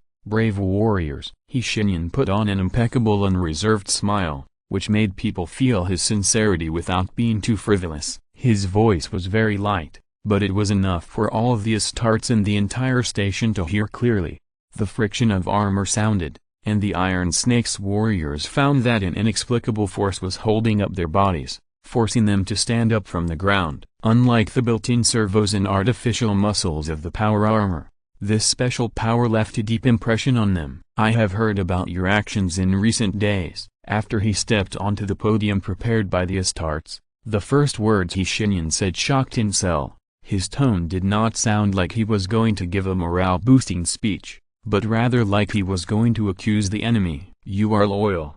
There is no doubt about that. No one can deny that. You and a group of Cadians resisted the traitors on a hive world for 13 days, which is an amazing achievement. I feel sincerely sad for those who died heroically in the process, but I must also express my respect for them. Without your sacrifice, the Empire can't do anything," he said solemnly. "But I must point out this, no matter who came up with this idea, fighting each other to the point of breaking each other's bones and bleeding internal organs is not a behavior worth promoting. On the contrary, it is stupid." The priest's face turned pale. "You are loyal. Loyalty itself is a reward, not an emotion that can be deepened through subsequent means. Who can say that you are not loyal? Tell me, has anyone ever said this?" "I will go to him in person and ask him what gave him the courage to make an entire chapter of Astartes think that his loyalty is not enough." His questioning voice echoed throughout the entire station. The priest looked ashamed and about to faint. At this time, The one who supported him was actually a pharmacist who had argued with him many times. Yes, the Empire advocates sacrifice, and sacrifice is the cornerstone of the Empire. But we do not advocate sacrifice without reason. Your lives are the currency of the Emperor and must be used well. If I hadn't come, would you have continued this stupid behavior until someone in the chapter died because of it? Died at the hands of your own brothers? The atmosphere became extremely dull for a while, and no one spoke or breathed even slightly. There was only silence in the entire hall of the station, the purest silence. After a moment, the priest stood up. He took off his helmet, revealing a weather-beaten face. Then he pulled out the tactical dagger from his waist and used it to scratch the pattern on his helmet that represented the regiment. The sound of metal friction was so harsh. The priest said in a hoarse voice, "Sir, I incited my brothers to do this stupid behavior. I don't think I deserve to stay among my brothers anymore." Shenyan looked at him sternly, and then he slowly shook his head. "No, go back to the team, priest. You did make a mistake, but the way of punishment is decided by me. Do you have any questions?" The priest stuttered. Of course he knew what this meant, so his eyes soon turned red. "I have no problem, sir." "Very good." At this moment, the priest was sure that he saw a smile. "Your punishment is simple, priest. Your punishment is to fight for him until the end of your life. I want you to become the deepest nightmare of heretics and traitors, and spread death and blood on each of their heads. You must make them wail and suffer, die in endless regret." His eyes suddenly lit up, and the pure golden sacred light lit up again, and soon filled the entire hall of the residence. Golden wings condensed behind him, and his voice became like thunder. "Do you have any objections, priest?" "No, sir, I accept my punishment." The priest lowered his head and said so.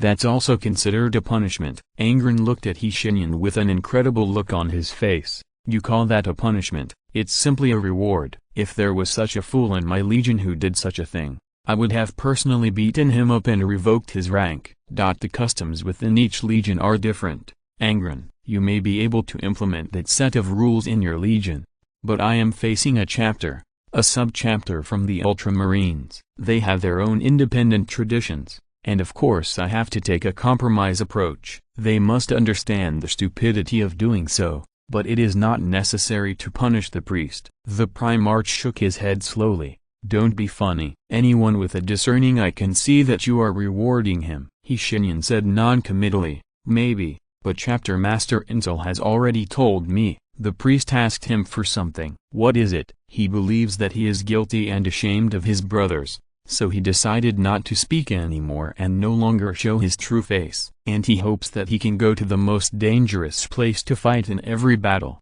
using the blood and death of the enemy to wash away his sins." Angren's face, which was as hard as a knife and an axe, actually smiled. "Not bad, not bad." Shenyan glanced at him, then lowered his head and began to simulate psychic spells. There were two miniature psychic spells condensing between his fingers, one of which was a psychic lightning chain, and the other was a simple psychic storm. Although the size was greatly reduced by the wizard, it still had dangerous power. In this gap, he seemed to ask casually, "So, who won the battle between you and Fulgrim?" "What battle?" Angren asked in confusion. The wizard looked up at him, as if he was looking at a talking stone. After a moment, he shook his head. "Why are you shaking your head?" "Because you lost," Shenyan said firmly. Angren's face twitched. "I didn't lose. Your reaction and your suspicious silence just now have let me know the truth." Angren, "Well, I did lose, but I was letting him down. After all, I really shouldn't have used the matter of his offspring to test him." "If you insist on saying that, I'm not against your words, but I think it's definitely not that simple." Angren, Shenyan had a strange smile on his face, and he raised his head again. This time, even the psychic simulation was withdrawn. Lightning and storms were annihilated between his fingers, making two light snaps. He chuckled and said, "You are guilty." This time, Angren was silent for a very long time. "I admit that I did go too far this time," Angren said. "I just feel the same way." "Just like him," he sighed. "In this universe, there is a traitorous me. Most of my descendants are also traitors. I don't know how to face them, Just kill them? Even Fulgrim will collect their bodies. What should I do? You can imitate Fulgrim. No, that's too weak. Angron closed his eyes. Although they are traitors, they are also warriors. I will not burn their bodies with fire. They will lie on the battlefield. In this way, everyone can know that they died in battle. The wind and sand will blow their bodies, and the flesh and blood will be gone. The bones will lie in the ruins. Every time the breeze blows over their empty ribs, this will be the last sound they leave to the world. This is also the last kindness I leave to them. Angron said slowly, everything has two sides. Angron, I don't know if you have heard this sentence, but it is true. Shenyan took out a glass bottle from his arms, and a golden fragment was circling in it. He tapped the glass bottle thoughtfully, and then told a story. I was obsessed with interstellar travel for a while, Angron. In my universe, he said leisurely, most people know their destination when they travel, but I don't. Because I prefer a special way of traveling, I will throw myself into an acceleration array and let the array launch me out. The laws of physics and luck will determine my destination. Once, I was launched near a strange planet. Angron listened quietly. That planet is made up of blue and black, and there are no other planets around it. It floats alone in the universe, running silently. I didn't find any life on it, until 15 hours after I landed. Life was born. Imagine this picture. The blue is the ocean, and the black is the reef. There are no chunks of land, only these things. And 15 hours after I landed, the reefs began to glow. I thought it was a natural phenomenon at first, and then I found that it was indeed some kind of natural phenomenon, but it was rather special. The reefs turned into some light blue smoke under the scouring of the ocean, emitting a charming glow under the illumination of fluorescence. They floated in the air like smoke. I floated above the ocean, overlooking the scene, and I was shocked. It sounds like a very beautiful planet. So, those creatures are the birth of life? You witnessed the birth of a species? Shenyan looked at him and shook his head. No, I witnessed the death of a species. They rushed into the ocean with unprecedented hatred and anger. I felt cold all over because the silver smoke that covered the sky was rising from the ocean at this time, carrying their anger and continuing to rush towards the ocean. The smoke and the ocean blended with each other. I don't see any meaning in this behavior. I don't know where their hatred came from, but 15 hours later, the smoke condensed into reefs in the ocean again. Angron frowned and asked, what's the meaning of this story? It has no meaning. I just told you that there is such a thing. As I said, everything has two sides. Remember this. The wizard smiled mysteriously. There is one more update. Chapter 390. Forget everything.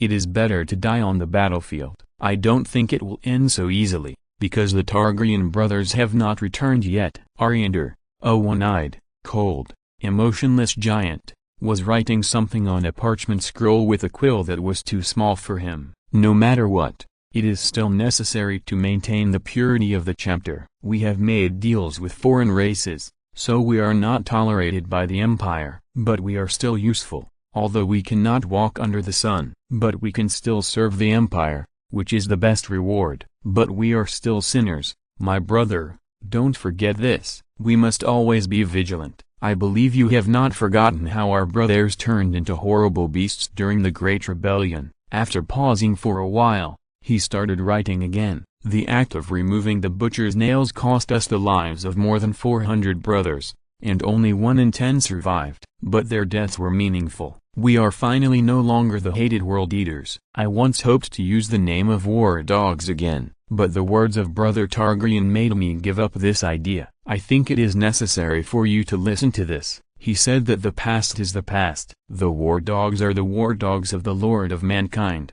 so let them sleep in history. Now we are no longer worthy of calling ourselves by such a name. I need your attention, brother. Although the butcher's nails have been removed, we will still be affected by the sequelae. The impact of that abominable and cruel technology on us may continue until death, but no matter what, the regiment has set off first. We are heading to the front of the Great Rift, and you must maintain the purity of the regiment. We can wait for the conscription. If you succeed in convincing the politicians to give us a conscription world, I hope you will be cautious. We are a group of losers with a shameful past. Pulling them in is tantamount to letting our new brothers bear the sins they don't need to bear. Anyway, May the Emperor bless you. I hope I can meet Angren this time.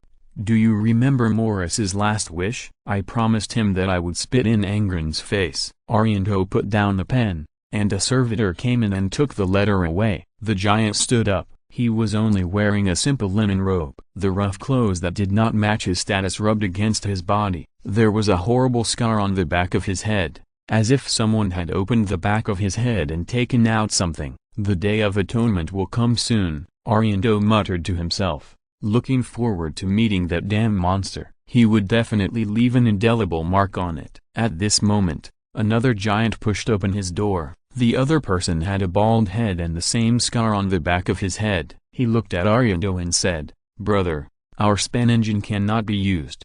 We discussed this 3 days ago. Technical Sergeant Zachary." Arianto looked at him with a headache. The Great Rift has occurred, so it will cause this reason. Not only the span engine, but also the astropathic communication cannot be used. Technical Sergeant Zachary was silent for a while, and said while touching his bald head, "My memory damage problem is getting worse and worse. I may forget my name one day. I apply to be transferred to the Death Company."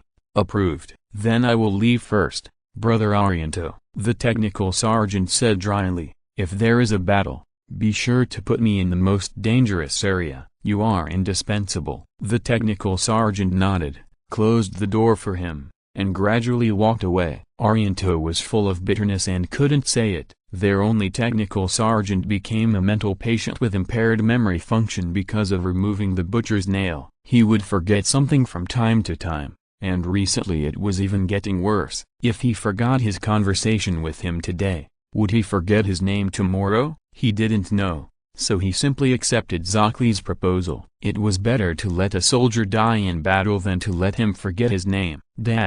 Orbital bombardment is very effective. The captain calmly commented on the results of the battle in front of him. In front of them, in front of the porthole of the second bridge, outside the window, the entire piece of broken planet debris showed what they had just done. After these days of training, he has been able to remain normal in the face of these high-powered weapons that he could never accept in the past. They are the Astra Militarum, responsible for ground attacks. In the past, only the most elite and the Imperial Navy could possess such weapons that could directly destroy a planet. He had to admit, damn, it was really cool to blow up a planet full of traitors. "Well done, Captain," a voice came from behind him, and the captain immediately recognized who it was. He turned around and greeted the Astartes with a smile. "It's not worth mentioning. Any soldier can do what we did after 3 days of training, Master Ezekiel." Ezekiel smiled. "I remember I said that you don't need to call me Master anymore.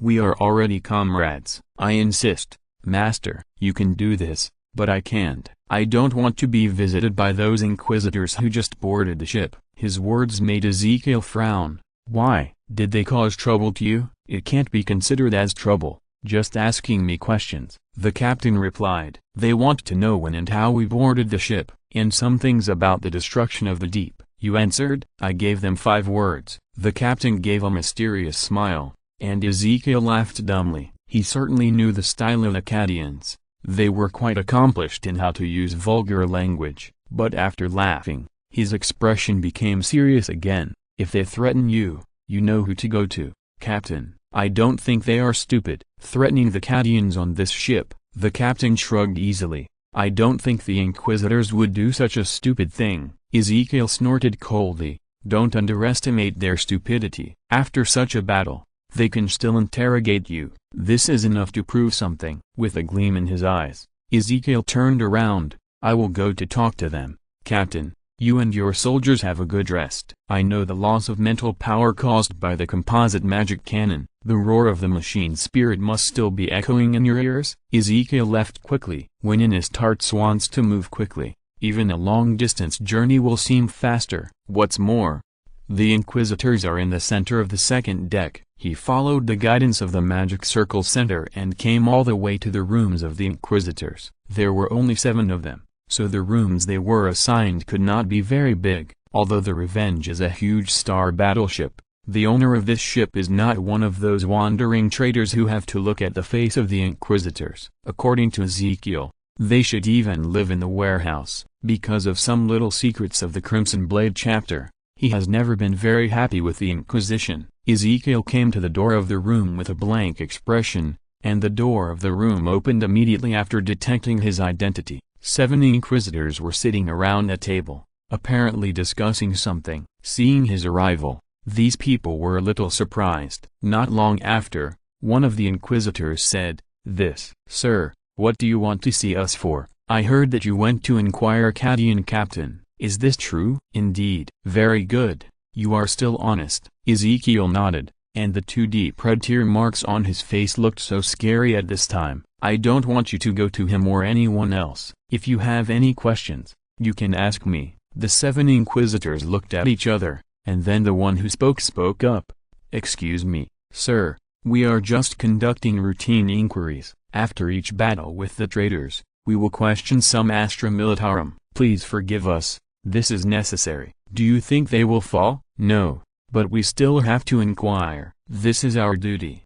"Duty?" Ezekiel smiled. "Your duty is to deal with the enemies of the Empire, not to disturb a meritorious soldier who has made much greater contributions to the Empire than you have."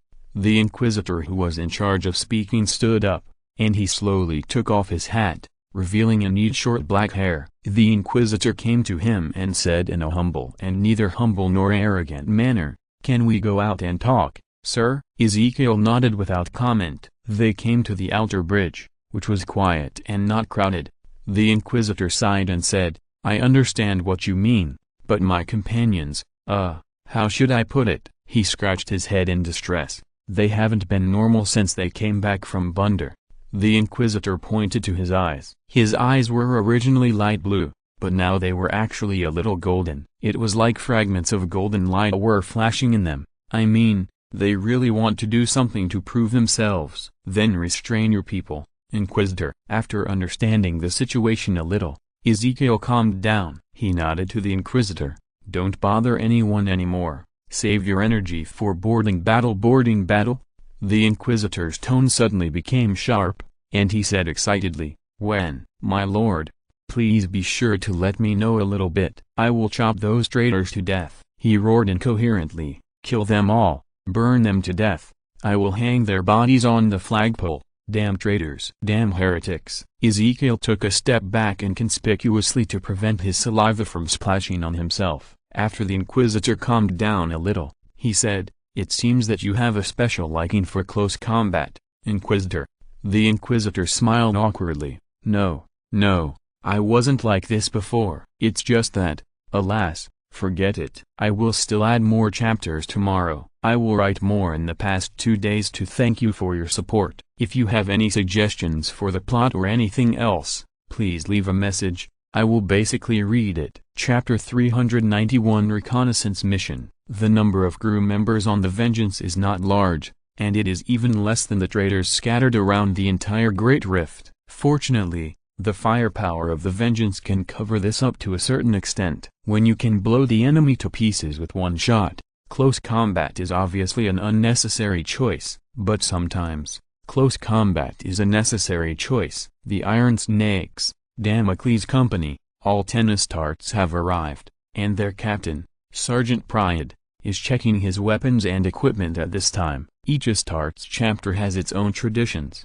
and the Iron Snakes chapter has a very special tradition. Instead of chain swords, they prefer to use a weapon called the Ocean Spear, which is a specialty of their home planet Ithaca. It can be used as a javelin or in close combat. The Iron Snakes Astartes are particularly good at using the Ocean Spear, and the reason is simple. When they were still recruits receiving training, they hunted the local indigenous creatures, a large sea monster, as part of their training program in Ithaca. As a combat spear that can be used at close range or at a distance, the Ocean Spear can provide a more powerful assistance in combat than the chain sword. Sergeant Pride. At this moment, their chapter master walked in. Insul held a power sword at his waist and said sternly, "I have a mission for you." The sergeant nodded silently and put on his helmet. There was a slight sound at the connection between the power armor and his helmet, and then the eyepiece suddenly lit up. He said in a voice that had become unusually cold after being processed, "Please go ahead, Chapter Master." Insul turned slightly, and a warrior in black armor walked in. His armor was mottled and the paint was peeling, looking old and out of repair. Even one shoulder armor was missing. He tucked the helmet under his armpit, walked into the door, and nodded to the members of the team. The chapter master introduced, "This is Elder Givadorn, a veteran of 10,000 years. He will act with you." "Excuse me, chapter master. I respect Elder Givadorn, but I don't understand. This is just an ordinary reconnaissance mission. We don't need his help." "That's the problem," Incel said with a serious face. 2 minutes ago, the order from the main control room was changed. You are not just going to carry out an ordinary reconnaissance mission. That's why Elder Givadorn came to help you. "Let me explain, Chapter Master Incel." Givadorn took a step forward. His facial muscles did not tremble at all, without any extra expressions or nonsense. To make a long story short, the Vengeance detected the existence of a suspected STC on that planet. STC, the abbreviation of Standard Construction Template. It is a complex analysis program, an ancient technology from the Dark Ages. The famous Lemonis tank is an STC, and its preciousness can even affect the future of the Empire. There is a simple example to illustrate its preciousness. Before 775.M41, an STC of a combat dagger was discovered by 2 Imperial Guard scouts. Compared with the original combat dagger, it was sharper, lighter, and harder. Because of this discovery, the 2 scouts were hailed as heroes, and each received a planet as a reward. This combat dagger was adopted by 30 Space Marine chapters. It was just a cold weapon dagger, but it could cause such a big change, even enough to make 2 scouts receive planets as rewards. The preciousness and importance of STC can be seen from it. Sergeant Priad's breathing immediately stagnated, and he asked, "Then why not send more troops to search?" "Because it's just suspected. This is the Great Rift." Sergeant Priad, "I don't think such a coincidence will happen in a galaxy full of traitors. It just happened to encounter a planet that blocked our route, and there was an STC on it." Another voice interrupted their conversation, and Sergeant Priad immediately lowered his head to show his respect. Others followed suit. Givadorn felt a surge of heat coming over him. He looked back and saw Shenyan walking over from the other end of the corridor. "Hello, Givadorn." "Sir." Givadorn lowered his head dryly. He was not very good at daily greetings. "You don't have to come in person," Incel said. "I think I need to meet with the soldiers who are carrying out the decapitation mission. What's more, some things will be better for me to talk about." Shenyan smiled and stretched out his right hand. The magic circle center immediately sensed his thoughts, and the bright blue light above his head split into a beam. Shining into the armed room, a light blue light curtain lit up. "Please look. This is the surface of this planet." Sergeant Priad raised his head and silently assessed the danger in his heart. But he was somewhat surprised to find that the surface green plants of this planet were not damaged and were incredibly intact. There are not many traces of civilization. The natives on this planet seem to like to blend in with nature. Their buildings are mostly made of wood and are all hidden in the green plants. What a beautiful scenery of nature. Speaking of beauty, Shenyan curled his lips. He shook his head and said, "However, according to the detection of the Revenge, there are no living people on the surface of this planet. To be precise,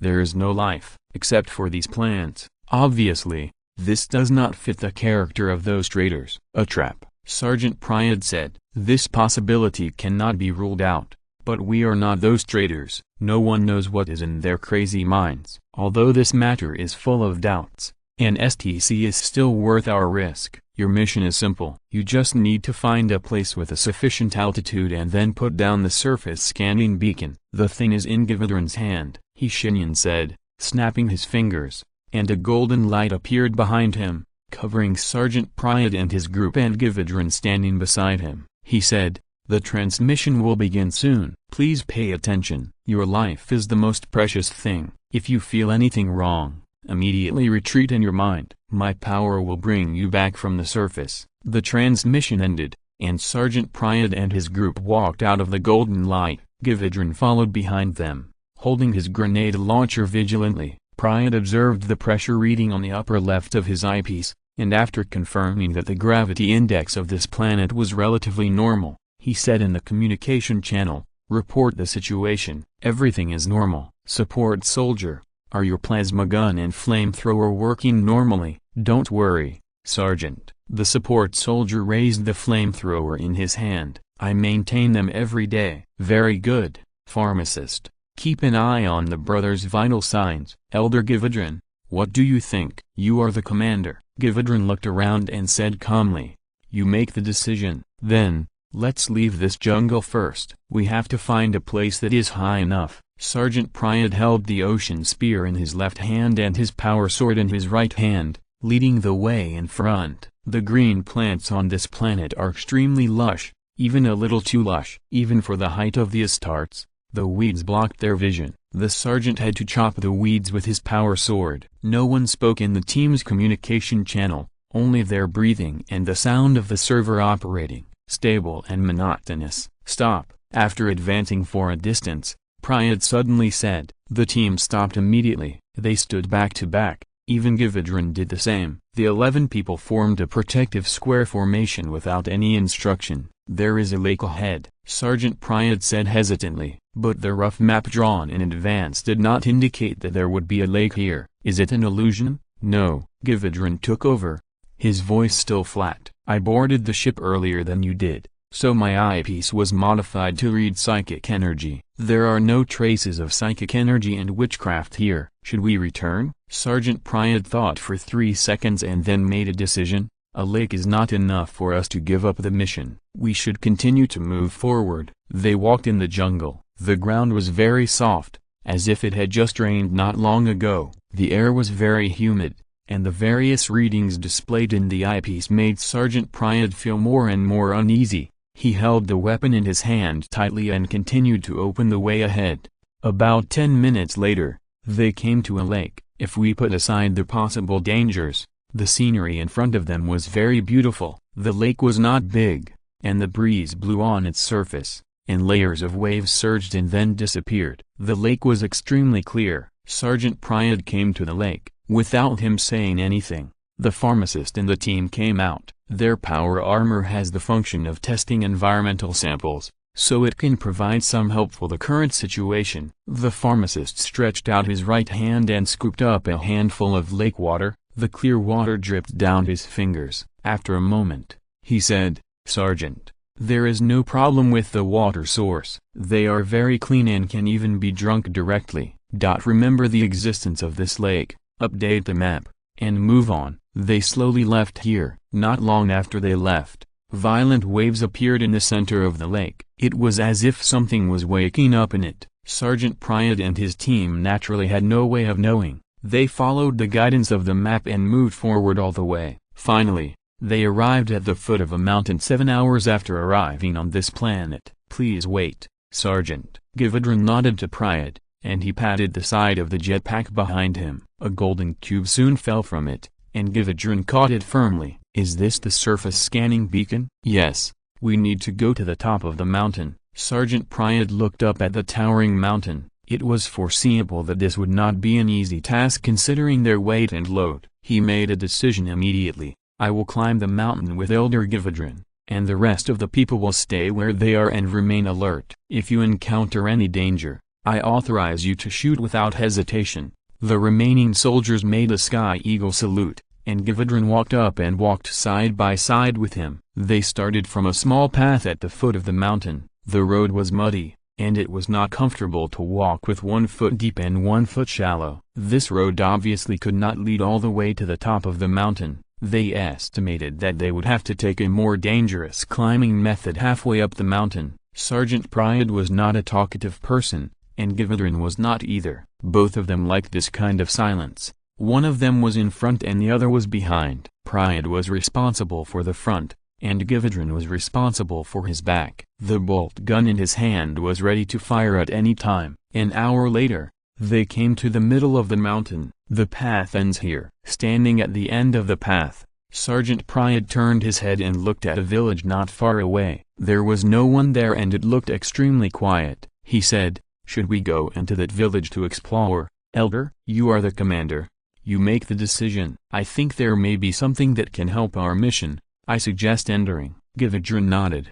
I will cover you. Come on. The village is not big, It is more like a small gathering place than a village. There are only a few scattered families living here. The houses are all made of wood, but they are very solid. Priad pushed open the door closest to him and found that there was no dust in the house. Elder Gividron, I am afraid we are in danger, Priad said seriously, but there was no response. He turned around, and there was no one behind him. At the same time, the day turned into night in an instant, as fast as a curtain being torn off. Behind him, the wooden door creaked and then slammed shut. The sergeant held his power sword tightly and remained silent. The pressure reading above the eyepiece suddenly rose, almost to an unbearable level. But Priad did not feel any increase in gravity, and his standing posture remained stable. This is Priad. I seem to be trapped in some kind of illusion. Please reply if you get it. He called on the communication channel, but no one answered. The sergeant gritted his teeth, realizing that his persistence in the mission might have put him in a very dangerous situation. If he died alone, it would be fine. But he brought a whole team and an elder with him. If they all died here, no, this must not happen. Sergeant Priad held the power sword and the ocean spear tightly, and he cautiously returned to the entrance of the village, trying to leave. What happened next was not beyond his expectations. As expected, the path had completely disappeared. What kind of power is it? Witchcraft? Jinx? Or is it some ancient demon at work? Priad didn't know the answer, and his thinking didn't last long. His left foot felt sticky, and the sergeant looked down and saw a skeletal hand covered in mud reaching out from the ground and firmly grasping his left foot. If you're listening to this novel on a channel other than Fanfic World, it means they downloaded and uploaded it without effort. We cordially invite you to visit our channel, Mundo Fanfic Novelist. There you'll find the original version of this story and you can explore many other novels of various genres. We are waiting for you to immerse yourself in a world of incredible novels. Chapter 392 Reconnaissance Mission. It was just a simple blink. Gividon felt a chill creep up his spine. It was only a second after Sergeant Priad disappeared, but he felt like a thorn in his back. In the blink of an eye, the warrior from the Iron Snakes disappeared without a trace, not to mention making any sound. If Gividon didn't know that his nails had been removed, he might have thought it was an illusion created by the butcher's nails. He immediately called the rest of the team members on the communication channel, but no one answered. At the same time, the sky seemed to be covered by an invisible hand, and the clear, cloudless sky turned into night. A few lonely stars hung in the sky, and Gividon forced himself to stay calm. He began to repeat the call on the communication channel once a minute,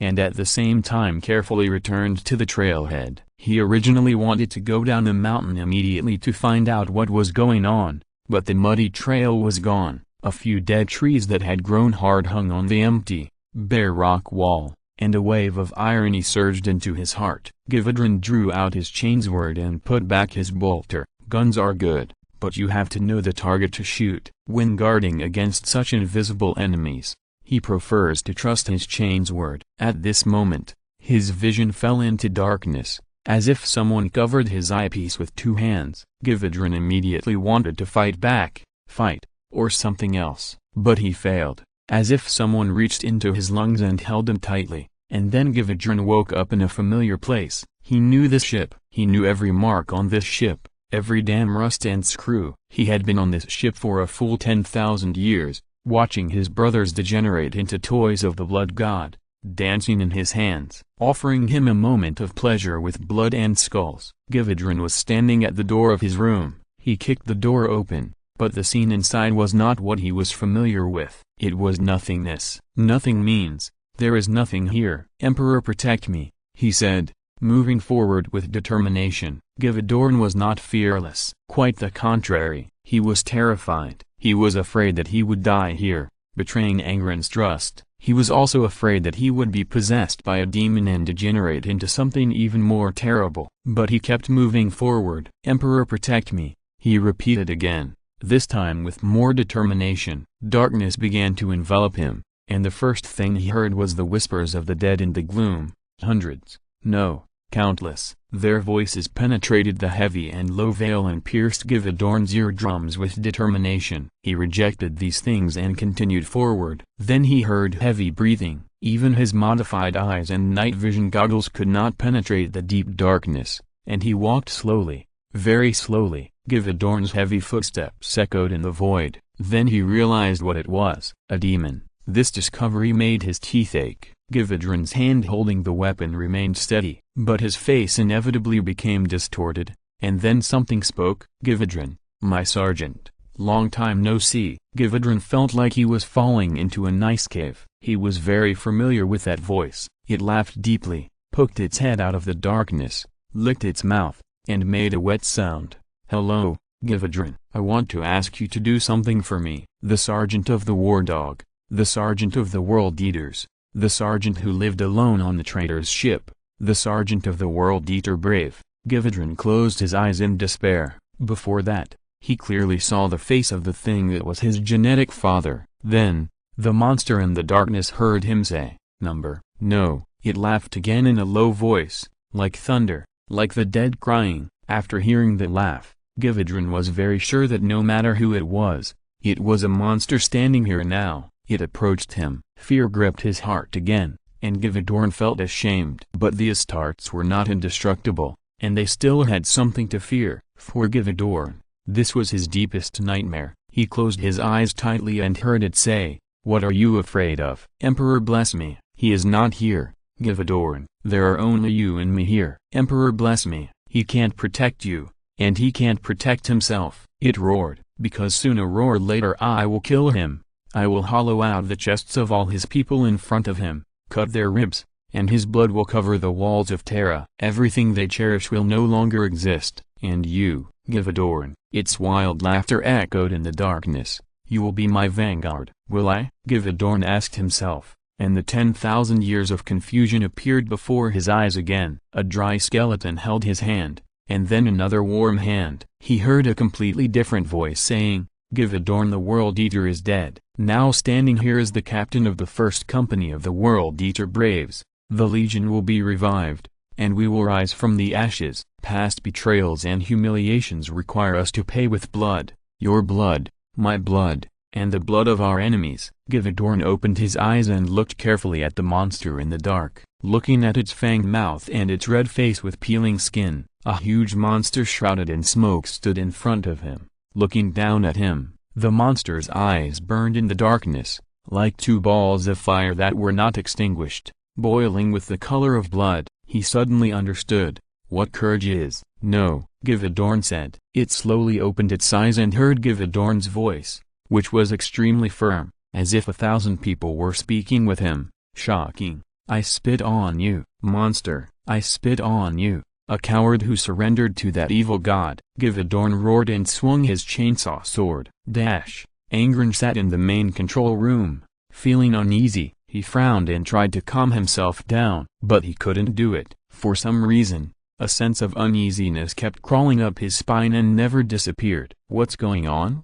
He frowned and muttered to himself. Suddenly, a horrible illusion appeared in front of him. It was the face of Givadorn. He was screaming in pain in the darkness, as if he was fighting something. The illusion lasted for about a second. After a second, Angren suddenly woke up. Shenyan looked at him with concern. Before he could speak, Angren held his hand and said anxiously, "Help me." The mage narrowed his eyes, and the golden light shone again. You dare to resist me? Resist your father? The monster roared and threw him to the ground. Just a cover made Givadorn vomit a large mouthful of blood mixed with internal organs in pain. The monster continued to roar angrily. Disobey your creator? You are not my father, nor my creator. Givadorn ignored the pain in his lower chest while speaking. He said slowly but clearly, "The man I knew is dead. You have his memories and wear his skin, but you are not him. You are a coward and a monster. You betrayed us and surrendered to him." The captain of the first company of the World Devourer laughed bitterly. "You are a slave." The monster trembled all over. It strode to Givadorn, who was lying on the ground, raised its huge claws and wanted to tear him apart completely. At this moment, a golden light pierced through the thick darkness. "Stay away from him." An angry voice roared into the dark space and hit the monster's head fiercely. Givadorn opened his eyes wide and looked at the back standing in front of him. Angren slowly clenched his hands, and a golden lightning condensed in his hands, slowly forming a lightning axe. The monster was stunned in disbelief. It stopped where it was. For a moment, Givadorn thought the demon's face seemed to be crying, but it was only for a moment. Every muscle fiber on the monster's exposed, skinless face began to tremble. What did he do? It roared and rushed over. The earth trembled, and the thick darkness turned into a deep red blood mist. The two balls of fire that had not been extinguished were completely burning at this time, and the scarlet light was extremely dazzling. Facing this terrifying attack, Angren just raised his hands calmly. Dang, he did nothing, Angren said in a contradictory tone, sounding both pity and anger. You have to ask yourself, what did you do? He swung the axe, forcing the monster to withdraw. At the same time, he smashed the axe blade hard on the ground, and lightning surged. I did what I should do. Every syllable of the monster contained an inextricable hatred. Do you want to know the truth? Here is the truth. It walked forward in the lightning, staring into Angren's eyes and letting him see his face clearly. Its skin and flesh were burned, emitting a pungent stench, but it didn't care, just roared. I'm dead. I died in New Syria. I died in the northern mountains of Dishia city, with my brothers. Since then, the man named Angren has been dead. Only a body is left. What do you know? Tell me. It waved its claws, forcing Angren to fight it head-on. The speed at that moment made Angren sure that he could not completely avoid it. I know a lot, Angren suddenly said in a calm tone. I know another thing.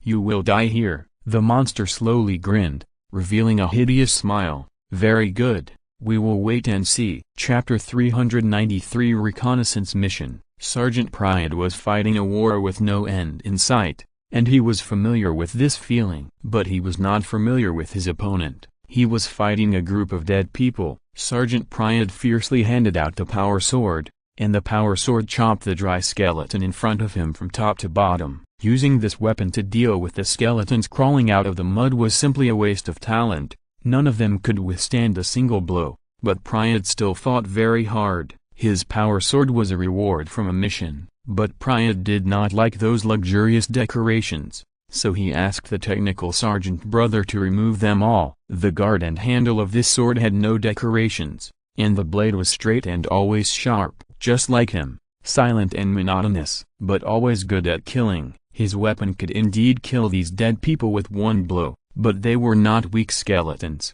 and the strength of these skeletons was amazing, even comparable to him. The sergeant had to be careful to deal with these dead people and try his best not to be surrounded. He knew very well what the consequences would be if he was surrounded by such a large number of powerful enemies. In the intervals between battles, he still did not forget to call his brothers on the communication channel. Although there was still no response, Sergeant Pride insisted on doing so, but the frequency was changed from once a minute to once every 2 minutes. For the starts, it was the easiest thing to do two things at the same time. He fought his way out of the small village, but these dead people were gathering more and more. They crawled out of the ground, drilled out of the rock walls, and even squeezed out of the cracks in the tree trunks, blocking Pride and blocking his way. Pride took a deep breath, and the breathing grid helped him better filter the air from the alien planet. The pressure index on his eyepiece was already blurred, rising or falling every moment, as if it had failed. But Pride did not feel any change, and the gravity was still normal. He swung his sword. A skeleton with flesh and blood still hanging between the ribs was cut in half by his power sword, and then his head was crushed. There was nothing in their empty eye sockets, and they didn't even make any sound. Only the strange sound of bones colliding with each other echoed, like some kind of desperate gasp. 10 minutes later, he finally reached the edge of the cliff with difficulty. The power backpack on his back opened automatically, and a climbing spike stretched out of it. He stabbed the thick black tubular object into the ground fiercely, and then a crack appeared at the head of the cylinder, and a long hard alloy rope was pulled out from it. It is usually unrealistic for Astartes to use cliff rappelling, but the chief technical sergeant of the Iron Snakes chapter is a brother who likes to innovate. This is even more obvious after he returned from the Mechanicus. The alloy rope held by Sergeant Pride is his masterpiece. Although the warriors only use it in rare cases, and often not for rappelling, but in any case, this thing is of great help at this time. Pride began to descend quickly in a standard rappelling posture. The built-in alloy rope has a maximum length of 700 meters and can be connected to the built-in server of his armor. The upper left corner of the eyepiece showed the remaining distance, and he soon returned to the ground, as expected. There was no one here. There was still no one answering the communication channel. Riyadh knew that he still had a way out. He could call that Lord, but he didn't want to do that. His mission was reconnaissance, and this mission was not yet completed. Riyadh thought for a while, and took this opportunity to check his power armor system. The eyepiece showed him and ensured that it was completely sealed. The data proved that he was not affected by those bad things, but he knew that this was temporary. He started climbing again, and the mission was the mission. If there was no way for him to get to the top of the mountain, then he would make a way out himself. The smell of blood was so strong that it seemed to drown people. Givadran felt that every breath of air he breathed into his lungs was made up of sticky blood. He didn't like this feeling, but he had to endure it. The breathing grill of the helmet was broken when it was thrown to the ground. In fact, after suffering such a blow from the front, Givadran was surprised that he was still alive. He knew what he had done. He had attacked a demonic Primarch. It was a death wish, but if it happened again, Givaldorn would do it again. In front of him, an epic battle was taking place, but unfortunately Givaldorn was the only spectator. "I'll hang your head on my shoulders," the monster roared and swung its claws, but the real killer came from the huge black wings behind it. Their sharp tips quickly attacked Angron at an impossible angle, and Angron was just a little bit away from being hit. Fortunately, he never let down his guard and even raised his 120,000 attention. Angron used his lightning axe to block the attack, and the lightning on it spread to the monster's body again. But it continued to attack despite the lightning, and its flesh continued to burn and heal in an extremely short time. But the way it was not beautiful. Flesh and blood fell from his body, corroding huge holes in the ground. Hissing. It was obvious that this was one of the countless rewards that the blood god had given it for its corruption, and it had only one purpose. He hoped that this monster would bring him more skulls. Angron snorted coldly when he saw this scene. He knew very well that there was no need to waste any more words with this monster. It was already hopeless. Angron had only one thing to give it: death. The demon's advantage was its strength and the claws that could never be blocked, while Angron's advantage was the lightning axe and flexibility that could cause it a lot of damage every time. He had the patience and confidence to dismember it bit by bit here, but the situation in the battle was not always equal. Just like at this moment, the demon seemed to have had enough fun. It laughed in a low voice, and its huge claws twisted and deformed. It turned into a hand suitable for holding a sword, but the process was not comfortable. Its bones even penetrated the flesh in the process, which looked particularly terrifying. Then, it raised its right hand and pulled out a black rune sword from the void. The handguard of the sword was made into the symbol of Khorne, and there was a hideous skull with a big mouth at the end of the handle. The blade was hideous and ominous, all black, but the runes glowed blood red. The light was so bright that it completely illuminated its body. Angron was able to see its face clearly. The things that used to be butcher's nails became thicker and were combed behind its head like its hair. However, the hair was decorated with tiny human bones. Its face, which was no longer human, was irregular and hideous, with a cracked chin and sharp bone spurs protruding. "Come on, my copy, isn't this the purpose of he creating you? You want to kill me, and I want to kill you too." The demon raised its head and spoke provocatively to Angron in the language of New Syria. It had expected to see some anger from Angron, but it failed. Angron was calm as if he didn't understand what it said at all. If he didn't respond in New Syria, "I am not your copy," he said. Then he took a step forward. "I won't be you either." The axe and the sword collided, and the collision of power was felt even by Givaldorn, who lay far away. The wrestling lasted for a while, and finally, Angron won. The lightning on the axe blade was too advantageous in close combat, and the demon had to adopt another strategy. Its self-healing was no longer able to keep up with the speed of the lightning ravaging its flesh. "Is it? You are in my face, using my voice, speaking the language of my homeland, and you say you have nothing to do with me?" The demon swung the sword with a grin, and the runes on the blade lit up and then went out, and the smell of blood became stronger. It hid half of its face under the blade and said in the unnatural whisper of corn believers, "A liar created another liar. I was fooled by him before, but I will not succumb again. Come, show me if you know the true meaning of honor." "Honor?" Angren smiled. "You are talking to me about glory? I am surprised that a monster like you who has surrendered to the evil god with all his heart and soul can utter these two words." The demon still covered his face with the sword. His seemingly endless anger calmed down temporarily, and his muscles that had been trembling all the time also stopped. The demon said quietly, "Of course I know what glory is, and more than that, I also know what courage is." He glanced at Gaivaldarin laying on the ground, and whispered with his mouth full of fine fangs, "He makes me proud, because he rejected you." "Yes." The demon laughed again. "That's why I am proud of him." It roared again, and the fleeting humanity seemed to be nothing more than Angren's illusion. The monster returned, with more terrible anger and thirst for blood than before. Angren could almost feel a pair of eyes staring at him in the darkness surround him, with undisguised desire and greed. "Good." Angren raised the great axe. "Come on." They fought again.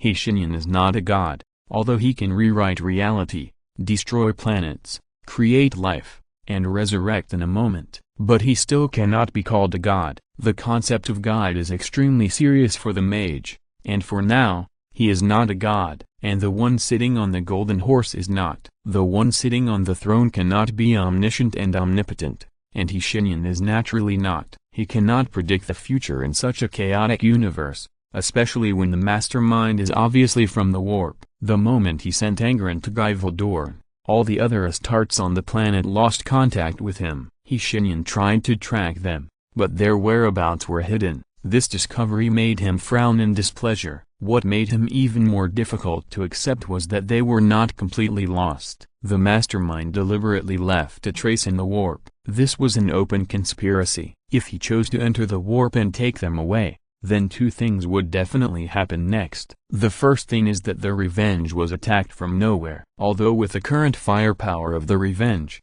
Shenyan doubted what they had to prepare to threaten this planetary battleship. The second thing is that he will definitely be blessed again. The mage narrowed his eyes, and the captain of the Insel warship beside him said in a deep voice, "You don't have to do this, sir. They are Astartes, and they have long whether they are aware of it is their business, Insel. But I arranged the mission, and I must be responsible for their lives." Shenyan interrupted him calmly. He said decisively, "No one will die today. Sacrifice is the norm, sir. You can cancel this mission. Just a suspected STC is not enough for you to risk your life." Insel persuaded earnestly. He was afraid that this living saint would go to that planet in person. Although it was cruel to say, in his heart, this ship and all of them combined were not as good as one of his fingers. "Who said I want to risk my life?" Shenyan laughed. At the same time, his pupils began to burn, and the golden light was like a substance that penetrated the vengeance and formed a huge light in the outer vacuum. The incredibly huge magic and psychic energy mixed together, and slammed into the subspace through the great rift. A scar on the material realm. Array center. "Let everyone get ready. We are going to play big." Shenyan gritted his teeth and said, "What are you going to do?" "I want to." He raised his head, and the golden light shone through his skin. His bones and internal organs were clearly visible under this light. Insel trembled and forced himself to calm down. He knew that he was witnessing a miracle. "Drag the traitors." His voice was becoming more and more distant, as if it came from a distant galaxy. Unbelievable things happened with his next words. "Drag them out of their nest." Boom. It is a fact that the vacuum cannot transmit sound, but Insel heard a huge explosion. Then, the light dimmed, and Shenyan sat back in his chair as if nothing had happened. He panted and said, "Prepare for battle." "Insel, they want me to enter the warp?" He sneered and said, "I don't care which of the four bastards did it. They either hand over their people or watch them being killed by us one by one. The followers of Khorne will be blasted into slag with long-range firepower, the followers of Nurgle will be blasted with special purification bombs, and the followers of Slaanesh will be dealt with separately. They will not feel any pleasure. As for the followers of Tsinj, you don't have to worry about that. They want war. The war has begun." Insel turned his head to look at the portal. The originally empty universe is now crowded with traitor ships. The two hearts of the chapter leader began to beat, and he knew that this would be a battle of unprecedented scale. More updates tomorrow. Unexpected, Super Big Mix. Chapter 394 Reconnaissance Mission. What is that? Is it a ship? It's too big. A blood-red giant stared at the giant in the universe. He was wearing a power armor with gold edges and skull decorations, and it was full of corns marks, except for his right hand. His right hand was bare, revealing his strong arm. There was a heavy chain tied at his wrist. The heavy breathing of the giant seemed to be a proof of some impending disaster. He did not wear his hideous helmet, revealing a scarred face. Don't think about finding an inch of good skin on this face. Various scars covered the entire face, only the eyes were still clear. My lord, a trembling traitor mortal soldier stood 5 meters away from him, and then spoke with difficulty. He wanted to inform the giant of something, but it was difficult for him to do so, because just approaching the giant almost scared him to death. However, the madman who was rumored to have no mind and was only focused on killing did not take off his head afterwards. Instead, he turned his head and stared at him with a quiet, but not impatient look, as if waiting for his next words. The navigator said that we somehow returned to the material world, near the Cadian system. The giant retracted his gaze and waved his hand, indicating that he could leave. At the same time, veins suddenly popped up in his thick neck, forcing him to start twisting his head slightly. The thick butcher's nail behind his head, which was like a cable passing through his skull and out of his skin, began to tremble uncomfortably. The soldier took a few steps back uneasily, and the giant sighed gloomily from his throat.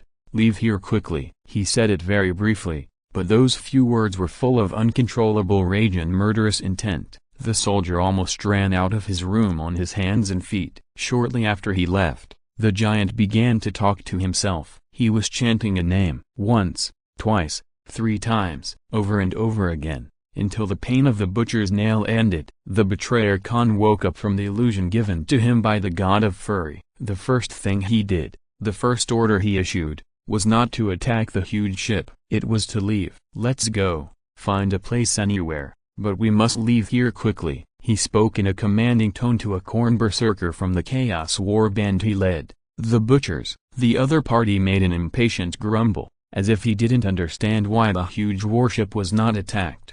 Karn did not explain, nor did he expect his men to understand. In their minds, which had been poisoned to the point of being completely unconscious, a ship of this size often meant many enemies to be slaughtered. Karn just looked at him and repeated his words again. This time, his order was carried out. It turned out that his order was correct. Just a few minutes after they sailed away quickly instead of attacking like other Chaos War bands, countless blue lights lit up on the side of the behemoth facing them. The scene reminded Karn of a meteor shower. However, this was a meteor shower that would only bring destruction. "My lord, Abaddon's flagship has sent us a communication," a berserker came over and said, his face twitching nervously. That was one of the many after-effects of the butcher's nail. Khan looked back at him and then turned his head to stare at the porthole again. It seemed that Abaddon's communication was not important to him at all. After a moment, he said a short sentence, "Let him eat shit."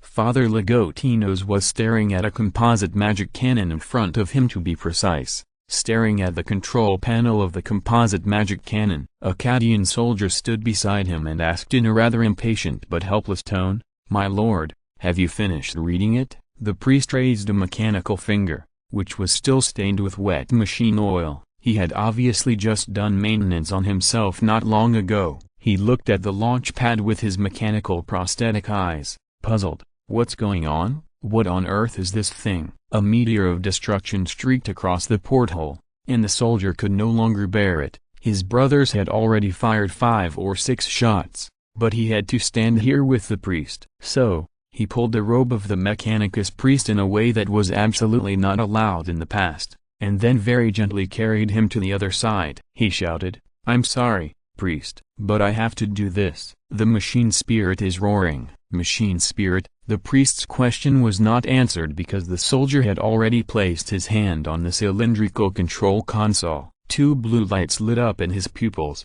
and the priest watched the control console begin to deform. and then lit up with the same blue light as the soldier's pupils. Then, there was a loud bang. Heat came from the ground, and then quickly disappeared. Just like a local cruiser hit by the blue light, the priest looked at the magnificent scene. He quickly chanted the name of Om Messiah, and at the same time saved the scene permanently in his processor to ensure that he would never forget it. The scene was really beautiful. The blue beam carried an unquestionable destructive force, but its color also carried a bit of purity that only belonged to humans. The beam flashed and disappeared, and the cruiser, which was 1,000,000 kilometers away, was broken into 2 pieces. The chain explosion caused the destruction of a nearby destroyer. Seeing this scene, even with Ligotinos's low artistic talent, he wanted to draw a picture on the spot. After doing all this, the soldier relaxed. He let go of his hand and explained to the priest,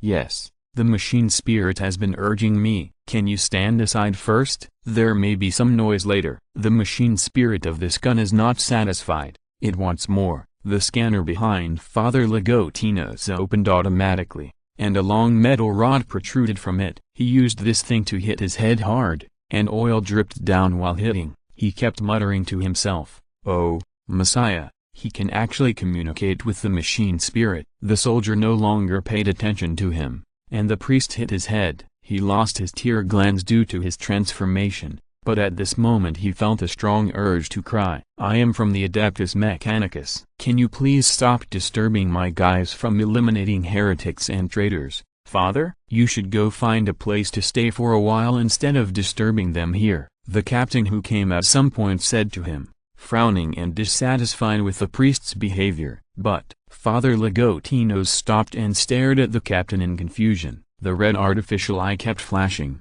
"How did you do this? Why can your soldiers communicate with the machine spirits?" "Don't care so much, Father. Why don't you ask that Excellency? He will definitely know. After all, he designed it." The captain waved his hand perfunctorily. "Besides, as long as I can wipe out those bastards, I don't care how I do it." The priest uttered a series of words at a very fast speed from the voice box in his throat. It was obscure and difficult to understand. The captain only heard 2 words clearly. One was unmotivated fool and the other was arrogant idiot. Faced with this kind of offense, the captain just shrugged his shoulders. He had long been accustomed to these weird guys. Trying to find one of them who could communicate normally was like looking for a needle in a haystack. But he didn't care, because the business had nothing to do with them. He raised his head and asked the magic circle center above his head, "What is the result of the first company?" A blue light flashed, and the magic circle center answered him an extremely accurate number without emotion. "The first company has destroyed 135 local ships. Are we first?" "According to the search, in the Cadian regiment, your first company is temporarily ranked first with an advantage of 18 ships. The captain smacked his lips and tried hard to make a boring expression, but he failed, smiling with wrinkles all over his face. "That's good, that's good." Then, he pulled the communicator on his chest and shouted loudly in the communication channel, "Aim before shooting. Remember this, aim before shooting. That Lord didn't design such a deadly weapon for you to play with. Remember this, whoever destroys the most enemy ships, I will give him a plasma pistol." His words caused a cheer in the communication channel, but soon returned to silence. The machine spirits are never satisfied. They urged the Cadians to kill more traitors, and the Cadians are the same. They have lost their homeland, but they have not lost their courage and blood. This great opportunity for revenge is in front of them. How can they not cherish it? In the main control room, Ezekiel, Lictor, and Insel were staring at the projection on the table. Shenyan leaned back in his chair with his back to them, saying that they were allowed to discuss freely. As a member of the Imperial Guard, Lictor, he didn't know much about the Imperial Navy and such ship battles. He was a captain of the Shield Guard Company, and it was obvious from his position. He specialized in close combat. But he was not so stupid that he could not see how much advantage they were enjoying. In the past, battles between these ships were extremely cumbersome. Not only did they require constant communication and a group of qualified and reliable generals who obeyed the deployment, but they also needed some destroyers used to escort cruisers and battleships to launch anti-missile weapons for interception. Otherwise, the enemy's missiles and torpedoes would instantly cause great damage to the slow-moving large flagships. Fortunately, due to the existence of void shields, long-range firepower was never fatal. In the end, it was often necessary to jump into the battle to win. This is why the Empire is so fond of close combat. There is no way. Torpedoes are useless, but not now. The Vengeance is incredibly large. It is not a ship of any known model, and it cannot be dealt with by any existing tactics. Its firepower and defense methods are also beyond the psychological expectations of the traitors. The missiles and torpedoes they launched could only be destroyed by the composite magic cannon on the way they were launched. Occasionally, a few lucky ones would break through the line of fire, but their final fate was not much better. They were only captured by the magic shield around the Revenge and transformed into complete magic by the material transformation array within a few seconds to power the composite magic cannon. Lictor felt a strange feeling in his heart. Victory was predictable and extremely easy. This made him feel uncomfortable. The same was true for Ezekiel and Insel on the side, especially Ezekiel. From the beginning of the battle to now, his expression has always remained very subtle. After all, the scale of the Crimson Blade chapter is not large. When has he seen such a scene?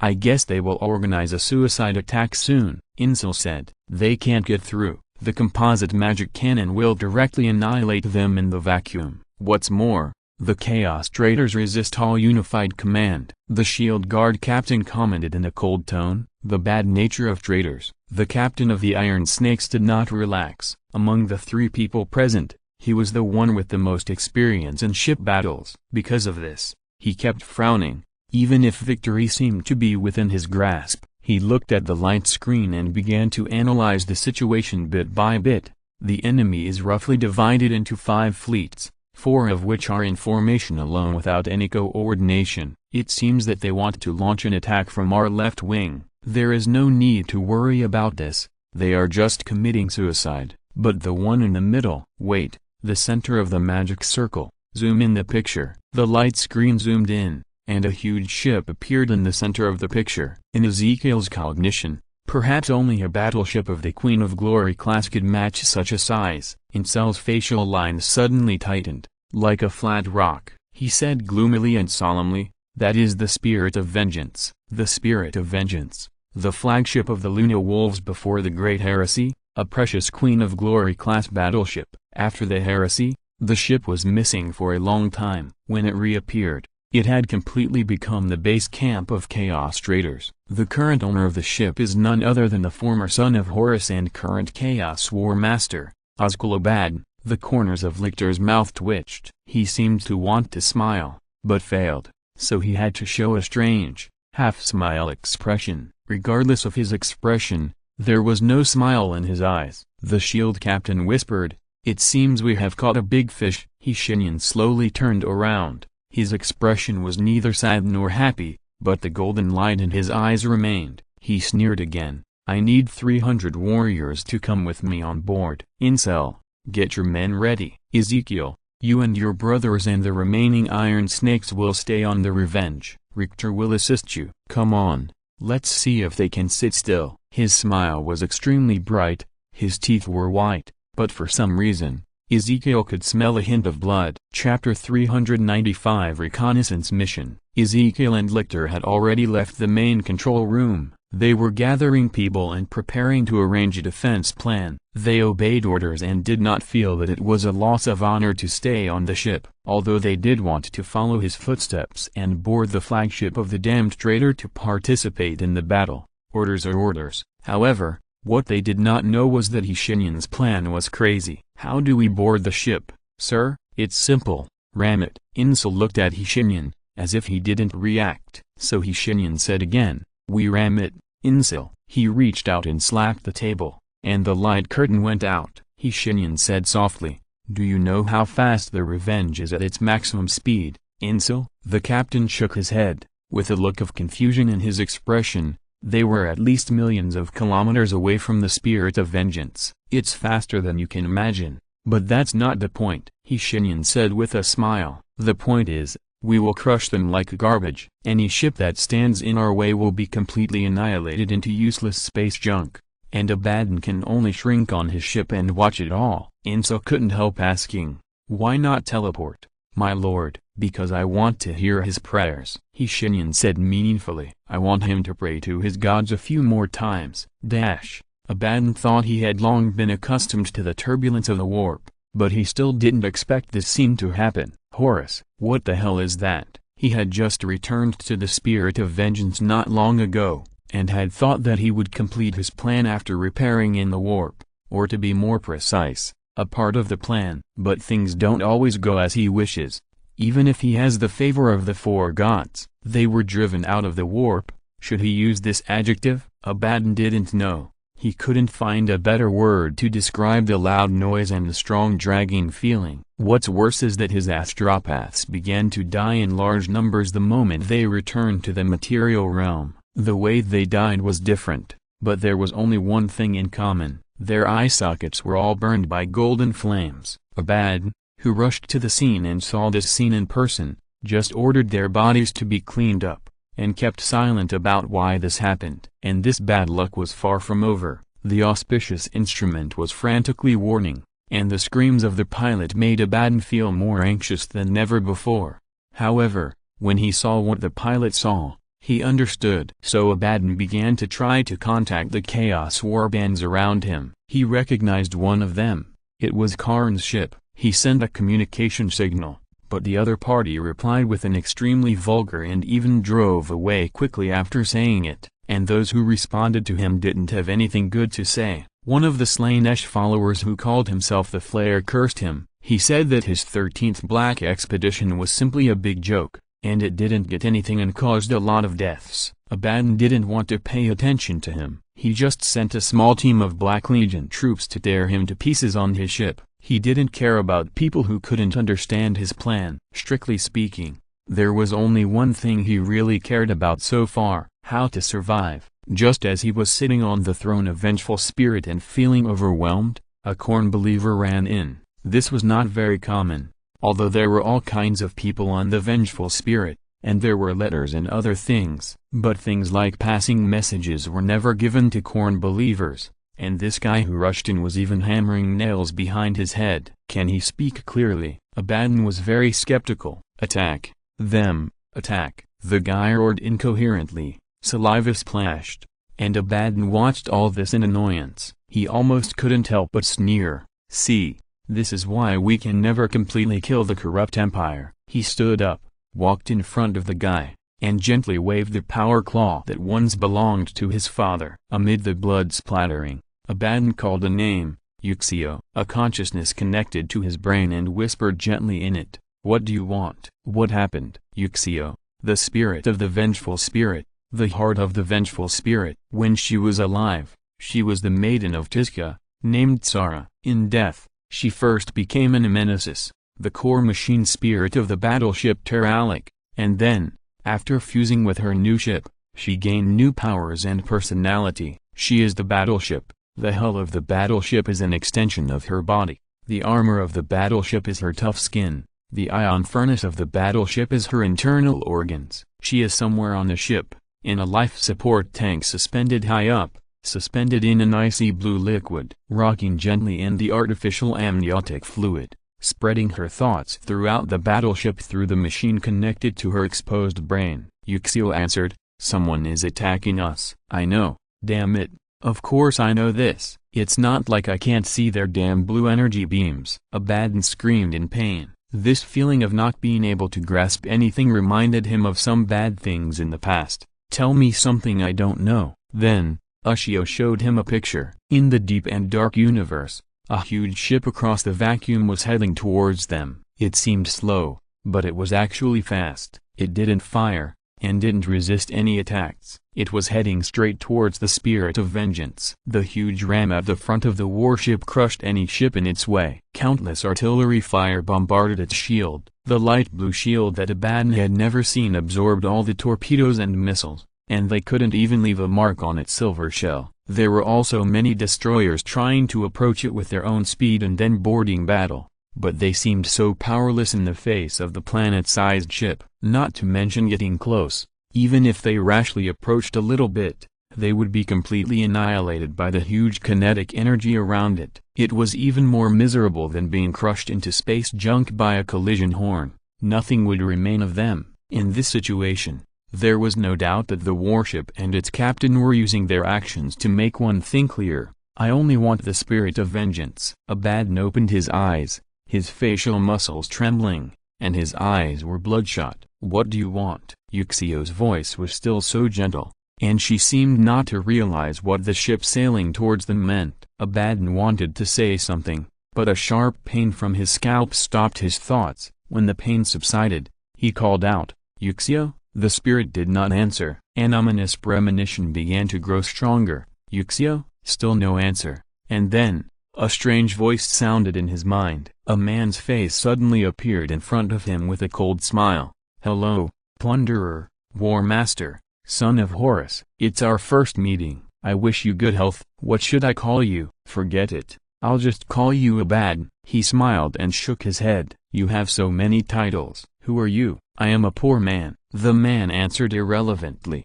"Do you want to know why I came to you?" A flash of lightning flashed through his mind, and Abaddon suddenly realized it, and then gritted his teeth. "You are the captain of that ship." The man did not answer. As if Abaddon's words were completely insignificant, he said something completely unrelated to Abaddon's words.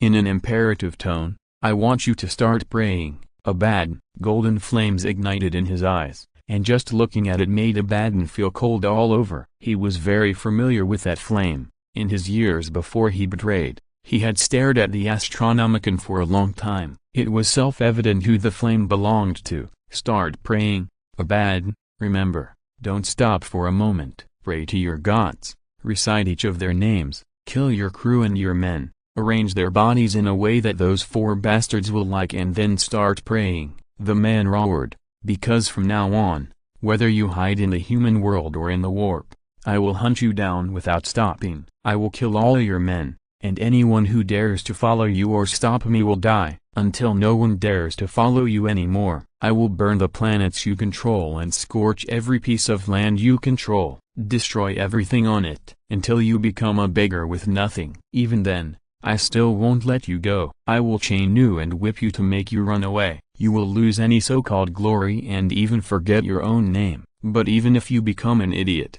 I won't stop, unless your gods respond to you and give you what I want. Listen carefully, Abaddon, listen carefully and remember every word I say. Run, if you can, scream and pray to them. Let me see if the gods you believe in will come to save you." The communication ended, and Abaddon fell on the steps below the throne, his face pale. At the same time, a shrill alarm sounded on the spirit of vengeance. He knew that the ship could no longer move.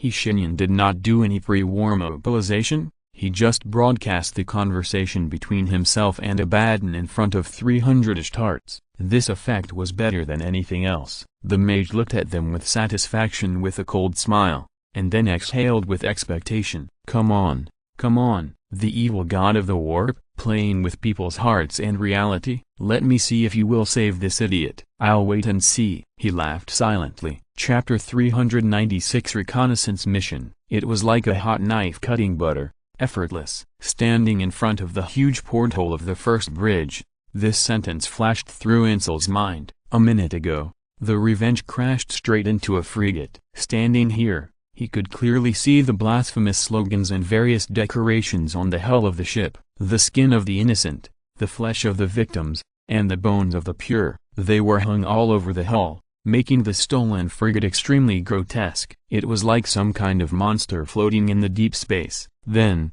it was swallowed by a bigger monster. The huge ramming horn at the front of the Revenge easily cut it open. This description may not be appropriate. To be precise, it was crushed open. The whole process was extremely cruel, but it was also bloody in a different way. The metal twisted and deformed under the more powerful violent pressure, and finally could not withstand the pressure and broke layer by layer. The frigate's own void shield did not play any role. The huge kinetic energy of the ramming horn and the blue light covering it directly cut it open, and then the engine and various important parts began to explode. The traitors inside it were also exposed. Several terrified faces and broken bodies flashed before Insel's eyes. The dynamic vision of the Astartes allowed him to see this scene clearly. He knew that most of these people died in the chain explosion caused by the hull breaking. Those who really died in the collision would not leave their bodies. They would not leave anything behind, not even worthy of leaving their own names. The Iron Snake's chapter leader showed a happy smile on his face, and then the vengeance crushed it completely. Various metal fragments and broken instruments, bodies, weapons, etc. on them floated in the vacuum together, and were soon captured by the matter conversion array around the vengeance, all of which were converted into magic power for the warship to move forward, which could be said to be fully utilized. Not far in front of them, the lonely spirit of vengeance was parked there. Suspended in the dark universe, the traitor fleets standing beside it were either crushed by the vengeance or fled for their lives. What those traitors who were terrified and only cared about escaping did not know was that their hulls had been branded with a mark by the vengeance. From now on, no matter where they are, as long as they still exist in this universe, the hunt will never stop. Just as Shenyan said, he will find every follower of Abaddon, no matter if they are really or not. As long as they appear near Abaddon, they must die. Insul heard Shenyan standing beside him ask with a smile, "Do you think he is praying, Insul?"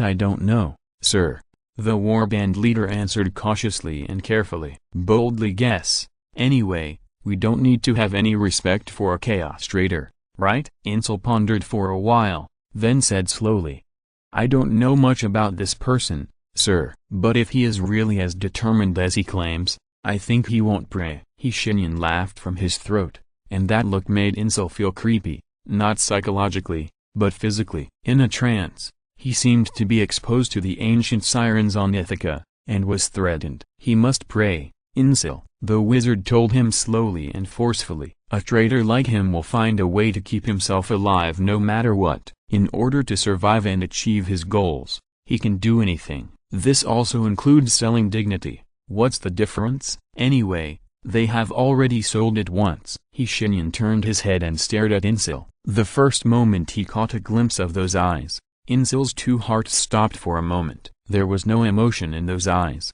only the purest rationality and coldness. "If he doesn't do it, let's help him." "Revenge, stop here." When they were only a short distance away from Abaddon's flagship, Shenyan ordered to stop here.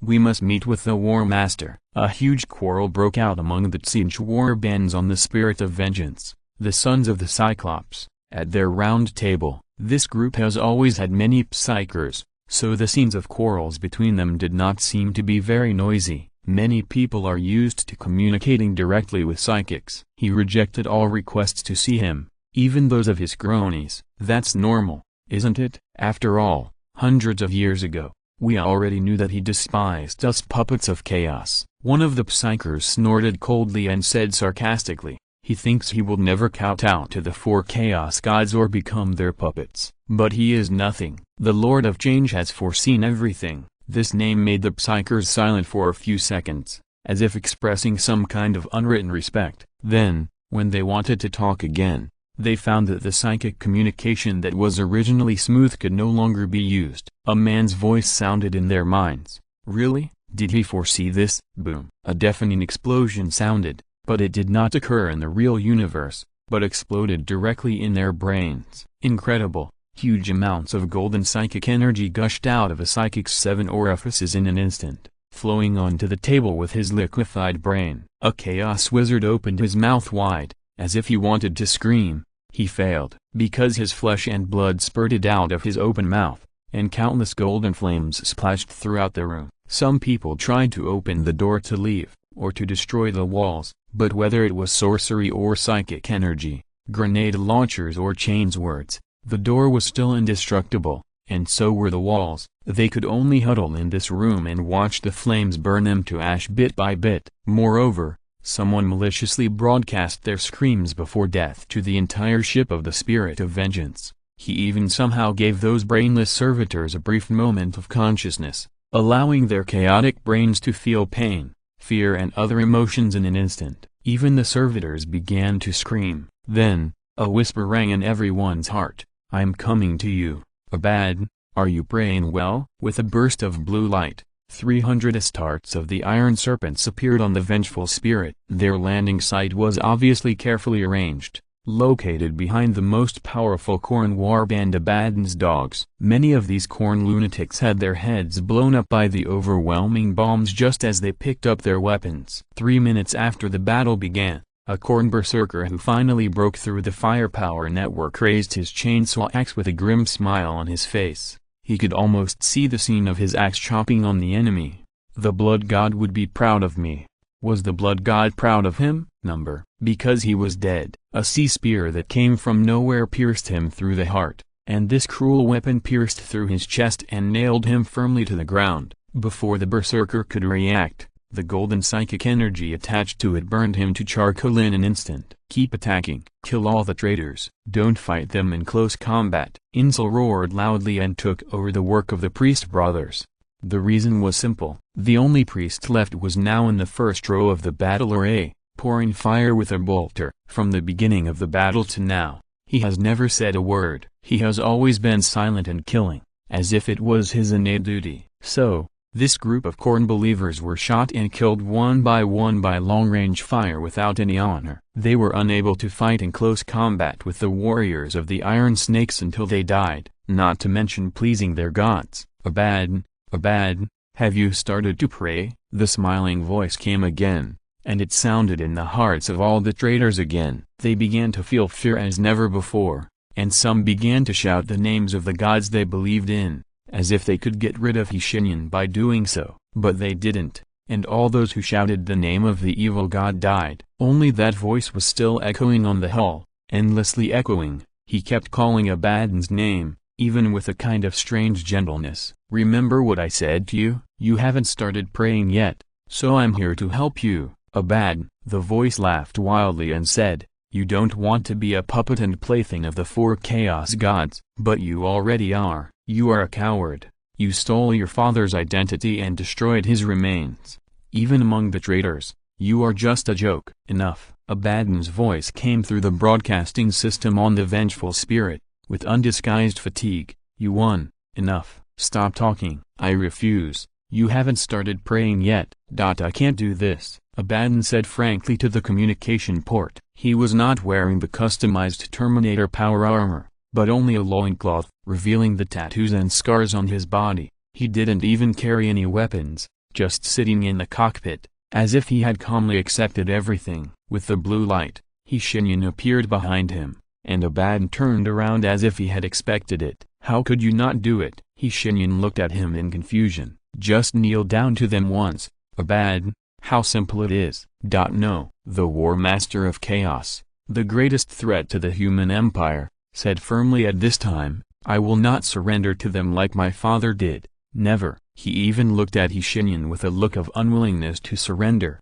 and put on a posture of waiting to be killed. You can kill me, but you can't make me surrender. No one can make me surrender. I will not be a running dog of chaos, nor will I become your dog. Really? Shenyan looked at him with a smile, and then said, kneel down. Bang! Abaddon's legs were instantly shattered from the knees down, but no blood gushed out. His flesh and bones were all shattered, and the extreme pain made him look as if he was short of oxygen. Then, he had to kneel on the ground. Shenyan continued, now, Abaddon, start praying. He squatted down and said to Abaddon softly, you don't want to be a dog. You have never kowtowed to the 4 chaos gods. I know all this. Facing Abaddon's eyes, he smiled and said, but what does that have to do with me? I don't care. Abaddon, do you know what I care about? He raised his right hand and clenched his fist suddenly, and the smile on his face disappeared. Abaddon's mouth opened involuntarily. A powerful force forced his vocal cords to begin to tremble against his will. With his tongue rolled up,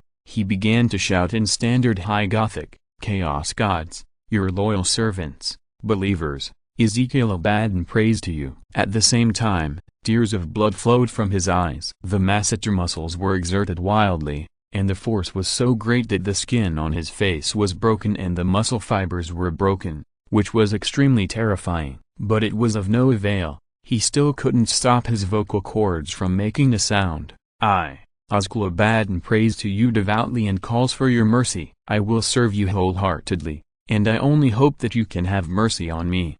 Give me strength, so that I can defeat this enemy." Shenyan let go of his hand with a satisfied smile. Abaddon jumped up from the ground with huge anger and tears of blood on his face, and pounced on him like a dog with a broken leg. "What did you do?" He was suspended in midair, his muscles still trembling, but unable to move at all. A small knife made of golden flames condensed in Shenyan's hand. He replied with a smile, "Isn't it good to let you get the power that a traitor deserves? Honestly, Abaddon, you should thank me. How many people want to kneel down and pray to them for power but have no way to do so?" The knife slowly circled around Abaddon's neck, gently like a lover's caress, but it caused his throat and important blood vessels to bleed heavily. Blood gushed out, and Abaddon's face began to become paler and paler. "Didn't you betray just to gain this power?" Laughter, groans, war cries and the kind whispers of an old man rang in Abaddon's ears. Along with Shenyan's voice,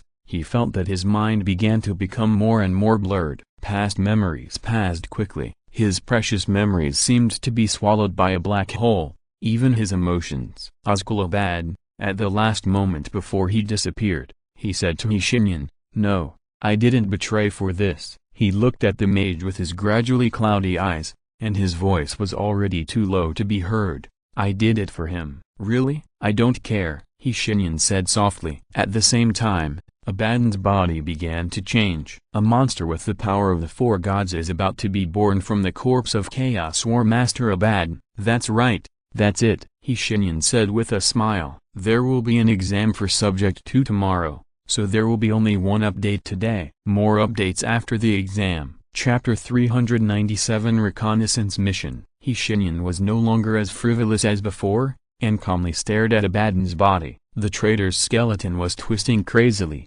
and the ugly appearance reminded him of the Tetris blocks that failed to be eliminated. Layer upon layer, it became more and more bloated and shapeless, full of chaos and disorder. His pale and blood-stained skin became more and more weird under the influence of four different colors emerging from the inside. Abaddon's body twitched on the ground, and the four lights made him look like a laser light ball, and the weird sky-high braid could just be used as a ceiling. Shenyan knew that his weird sense of humor was working again. He couldn't help laughing, but quickly forced himself to calm down. He knew that they were robbing Abaddon's body for other purposes. The wizard knew this, and he also knew another thing.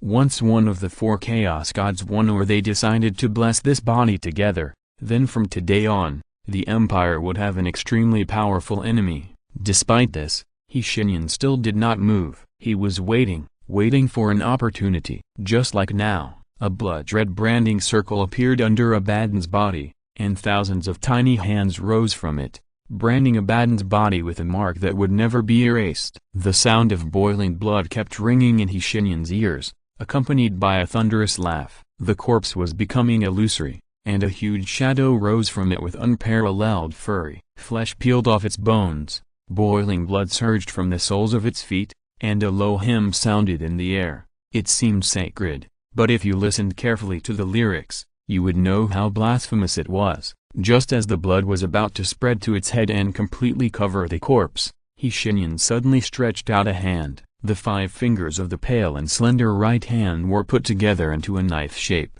and fiercely inserted into the heart of the corpse. A roar exploded in Shenyan's ears, almost making him deaf. Blood began to flow from his ears and eyes. At the same time, a scarlet door made of the hottest blood opened behind the mage, and countless demon claws stretched out from it. Shenyan did not even turn his head. He snorted coldly, and golden flames rose from the soles of his feet, preventing those claws from getting close to him. He sneered and grabbed the spine of the corpse. At the same time, he slowly turned his head and looked at the blood door provocatively. At this moment, his eyes did not fall on the material world, but on a more evil existence. He saw a brass throne and a tall black shadow hiding his face in the shadows. 2 fireballs that never extinguished burned in his eye sockets. Blood was the annotation of his name, and countless skulls were piled at his feet. Shenyan mouthed, "Bring my people back. Do you know what you are doing?" "I know." Staring directly at the evil god,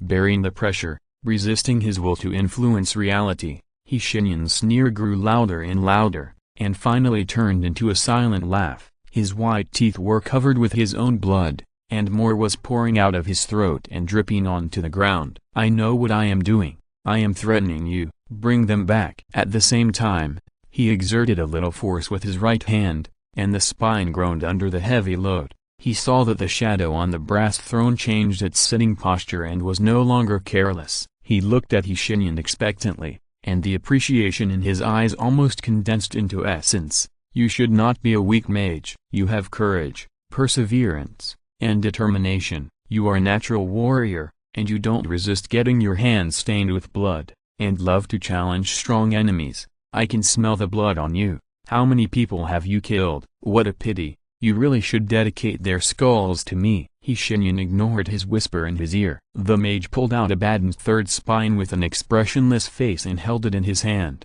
"Bring them back, and you can still enjoy the control of this creature for a short time." For the first time, Korn really spoke to Shenyan with his mouth. "It doesn't matter anymore." The crimson mark under Abaddon's feet disappeared, and his corpse, which was originally mutating, stopped and fell to the ground helplessly, splashing a pool of blood that had not yet disappeared. "It is not as good as you. You are the one I really want," Korn said to him in a joyful tone. "But you found the wrong person. The real mastermind behind the scenes is probably laughing with its ugly bird head at this time." "How? Are you angry about this?" "I know it's him, but I am threatening you." Shenyan's tone was still calm, and there was no anger in it. "You threaten me?" His laughter penetrated the subspace and even came to the material realm. At that moment, everyone on the Spirit of Vengeance heard the deep laughter. The tide of the warp surged wildly, with deep malice in it, like a curtain, and at this moment, two spots of scarlet were showing through the curtain. Facing his gaze, the mage said word by word, "Yes, I am threatening you. Listen to every word I say." Shenyan clenched his right fist, and his spine was burned to ash by the flames. Golden fluid dripped from between his 5 fingers and gathered into a pool at his feet. The mage nodded and pronounced expressionlessly, and his voice formed a deep echo in the warp, penetrating the tides, penetrating the sunset, penetrating 10 million different worlds, rolling and echoing above it, like thunder or lightning. At this moment, everyone in the universe heard his voice. It was so firm that it was even terrifying. "Bring my people back, or, from now on, I will hunt down everyone who believes in you, regardless of his race, gender, age, or identity. As long as there is one believer of yours in this universe, I will not stop." Korn snorted with interest. "If you can do it, then do it. I am also satisfied with it." He laughed triumphantly. "You really should be a warrior. Mage is not your way." "No, I choose my own way, Korn." The mage whispered in response. Vengeful spirit, the throne. This flagship of the glorious queen is no longer the glory it once was, for the empire, it is true, but the traitors obviously will not admit that they messed up the ship. But Abaddon's aesthetics are obviously normal. He did not make any changes to the throne. It looks the same as it did when Horus sat on it, except for one thing, the claw of Horus and a magic sword. They are quietly leaning against the throne. A giant walked in. Fulgrim stared at the sword. Having accepted a dangerous mission to face it, the sword was called Draenor. In the distant past, 2 men howled at each other. One was a murderer, and the other was a victim. It was a very distant time, so distant that no man had ever been killed by another, until now. The nameless murderer committed the first murder in human history. He did not know what it meant. He was not the first to hate his own kind, but he was the first to kill his own kind, and his brother. As the victim fell to the ground, the murderer's roar penetrated the thin veil between the realms, and the already weak barrier could not stop anything. His roar became something strange, and began to wander the warp for an eternity. Here, it took on a mad form and a mad mind. The unending storms of the warp forged its body, and finally, after thousands of years of killing, thousands of years of humans attacking each other with fists, sticks, and stones, it was born. Born from the first murder in human history and the subsequent repercussions, a name destined to bring destruction to mankind was born. Draenor. Draenor does not belong to any god, and it does not believe in them. It was born for only one purpose, to end humanity. With such a purpose, Draenor has abilities that no other demon has. It can cause extremely serious harm to the Emperor. The reasons behind it are confusing, but most people dare not speak out. Only Shenyan said it by the way when explaining this mission to him. The Emperor is willing to be tied to the fate of mankind. For Draenor, it is easy to hurt him. He is much stronger than it, but it is impossible to continue fighting it. Unless, Fulgrim recalled the expression on the wizard's face when he said this, which was particularly strange, unless he no longer considers himself a human. Obviously, this is impossible. At this moment, Fulgrim, the phoenix resurrected from the ashes, stood in front of Draenor. The other party still kept the appearance of a two-handed sword and leaned against the throne of Horus, so quiet that it was even a little weird. What you have to do is simple, Fulgrim. This sword cannot remain in the world, but neither I nor the Emperor can get close to it. We consider ourselves human, and with this concept, it will cause extremely serious harm to us. But, I am also human. You don't have to be, Fulgrim. Shenyan looked at him as if he was looking at an uncertain plan. Remember, and then recognize your own nature. Recalling what he said, Phoenix smiled bitterly. He didn't know what he had to do to kill this demon that even the Emperor was helpless against, and he didn't know why Shenyan trusted him so much. Fulgrim stood still, and Draenor made a move. The magic sword began to slowly transform. The hideous demon skull on the sword guard turned into an ordinary face in a puff of black smoke. A bearded man. He stared at Fulgrim and suddenly smiled strangely. His hoarse voice sounded more like the roar of a beast than human language. You can't do that. What? The demon just smiled and said nothing. He floated in the black smoke and the echo of the warp. Then, he walked out of the black smoke. An ordinary man in animal skin stood in front of Fulgrim and smiled maliciously at him. He said firmly, "You can't do this. You are his son. He can't do it, and you can't do it. You can't abandon your weak form to fight against me." Fulgrim calmly stretched out his right hand, and the power sword belonging to Saltarvitz emerged in the golden flames and fell into his hand. He was held firmly. The silver blade reflected his current face. The narrow scar on his right cheek could no longer cause any waves in his heart. Phoenix said slowly, "Perhaps. But I am not my father." He pointed the blade at Draenor and made a standard two-handed sword start. "You are destined to die here today." "Really? What are you going to do?" Fulgrim said no more, just moved forward and attacked. There is one more update. I failed the second subject. Chapter 398 Reconnaissance Mission. Climbing. Endless climbing. Pride began to climb from the foot of the mountain. He had no relevant rock climbing training, but his strength and reaction made him stronger than any freehand rock climber. The transformation surgery fundamentally changed his existence as a human being. In a sense, they were no longer pure humans. Pride, the leader of Damocles' squad of the Iron Snakes, a sergeant who was proficient in combat, was on an endless climb. What he wanted was simple: complete the mission, that's all. He ignored the cold wind in the mountains, cast a cold look at the dry bones born from the rock wall, and then crushed them with one foot.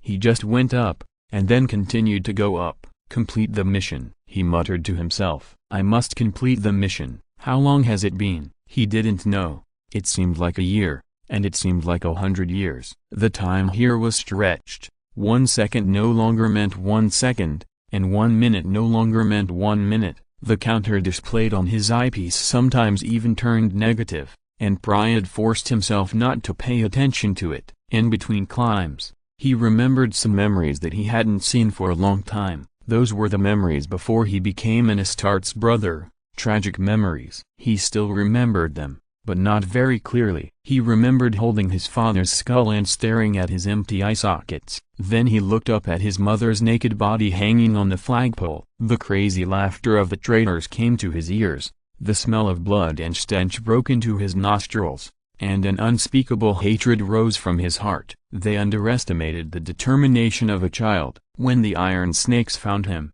Pride had killed 12 mortal traitors by himself. The weapon he relied on was an ordinary dagger, not even sharp. No one could tell how he used the dagger to pierce the armor of the traitors. No one cared. He was immediately declared an Astartes reserve and sent to Ithaca, the home planet of the Iron Snakes. to begin rigorous and long training. Any mistake could get him kicked out of the reserve, but Priad completed his task well, and got this name. In that long and boring life, he not only trained his body, but also began to strengthen his mind. Starting from the text, he read and understood the history of mankind bit by bit, only the part he could know. Whenever the word emperor appeared in the book, Sergeant Priad would appear extremely pious. Even some priest brothers thought he should not join the battle company. They invited Sergeant Priad, but the latter refused. He only wanted to sow death for the emperor. 10 years after becoming the reserve, he became a full member. He survived the transformation surgery. He succeeded in hunting krakens in the sea with his flesh and a spear. He survived the battle company, facing the fierce green beasts and Dark Eldar. Sergeant Priad never failed his mission. Never, never. He was proud of it. I am the Emperor's blade. My life is his currency. I must complete my mission. I may not be remembered, but I will keep more people alive. Yes, I must complete my mission. Priad's hands were stuck in the cracks of the rock like an iron clamp, and he continued to move upward, endlessly upward. The muscles in his arms were sore that they were terrible. For the Astartes, this was almost impossible. They would get tired, but they would not feel muscle soreness. The reconstruction surgery had made this function disappear, unless he overloaded his muscles for too long. It was not the pain-sensing area in his brain that reminded him, but the arms themselves that were punishing him. They seemed to be screaming at him, "Stop, you will destroy yourself." However, Sergeant Priad still did not stop, and even refused any short respite on the rock wall. His behavior represented his answer. The pressure reading of the eyepiece was slowly rising, climbing to a terrifying height. His power armor sent a warning. The artificial muscles and servers were no longer running smoothly. Priad took off his helmet, and stared at the top of him with lightning eyes. He let go of his hand and let the helmet that had been with him for a long time fall between the cliffs. It made a hollow echo. Since this thing could no longer provide him with help, he no longer needed it. The only thing he needed was one thing. Priad muttered to himself in his voice that had not been changed by the breathing grid, "Complete the mission." He continued to climb. Ezekiel stood with his hands folded across his chest, and he looked at the monitoring inside the main control room seriously. Although no enemy warships could approach them, the Chaos Traders would always find a way, and he didn't want to gamble on that 1% possibility. The Shield Guard captain stood beside him, and Lictor also stood beside him with a serious attitude. His face was expressionless and cold, and he didn't even look like a human. Only the occasional flash of light in his eyes could make people feel that he was still alive. The magic circle core began to buzz, and after 2 seconds, it said, "Received a communication request from the missing Iron Snake chapter brother, Sergeant Priad." Ezekiel and Lictor looked at each other, and the Shield Guard captain nodded to him. "So," Ezekiel said, "accept." The light curtain unfolded, revealing the entire surface of a planet. Every detail on it was vivid and lifelike, and everything was available. The Array Central said, "Sergeant Priad has installed the scanner." "Where is he?" The Array Central changed the light curtain, and a familiar planet appeared in front of Ezekiel and Lictor, the planet where they were on the mission. "Can we talk to him?" "No, Captain Ezekiel. Sergeant Priad's helmet does not seem to be with him, and we cannot communicate with him." "Where is his power armor?" "The power armor itself has a server." "Connect to it and let's take a look at his vital signs," Lictor suddenly said. "And what about the other members of Damocles' team?" "No other members can be detected." The Array Central paused, and it was the first time such a pause appeared in the rigid tone, which made people quite uneasy. It said, "According to vital signs, Sergeant Priad has been medically diagnosed as dead. But he is still moving." "Turn around." Shenyan's voice suddenly appeared in the main control room, with an undisguised tiredness. "Go back to that planet and teleport Sergeant Priad back to the Revenge." "No, I'll do it myself." "Sir, I'm fine." Shenyan coughed. "Also, prepare 3 medical cabins for me. Someone is seriously injured." 10 minutes later, Shenyan appeared from the blue light. As soon as he appeared, he asked, "Where are the medical cabins?" "Ready." "Adjust to the highest specifications, and change 2 of them to the original level." He gave orders quickly. Don't save energy. Make sure they recover quickly. He turned around and said to Ezekiel, your mission has changed. Take your people with you, Captain. Go to the warehouse on the lower floor to mobilize some Cadian soldiers, take the deep destruction to attack, kill everyone on the flagship, and bring back the monks of the Iron Snakes. Do you understand? Ezekiel performed the eagle salute, said nothing, and teleported inside the ship with murderous intent. Lictor Shenyan turned around and said to the quiet shield guard captain, come with me, we'll go and bring back Sergeant Priad. Yes, sir. The strong wind from the top of the mountain blew across his face, and Sergeant Priad sat between two huge rocks. The scanner was in front of him, and he protected it under his body to ensure that any possible attackers would be attacked by him at the first time, until a burst of blue light appeared. That Serendigard walked out of the blue light. Sergeant Priad relaxed a little, but still not completely. He wanted to speak, but he couldn't make any sound. His mind began to become unclear, and in a daze, Sergeant Priad suddenly realized a fact. He fell to the ground, and Richter reached out and caught him as if he had predicted the future, and carefully placed Sergeant Priad between two boulders. Shenyan stared at him. Sergeant Priad's face, no, it can no longer be called a face. It was a skeleton, with skin that was so dry that it might even turn to ash with a single touch hanging on his cheekbones, and his eye sockets were empty, and he had lost his eyes long ago.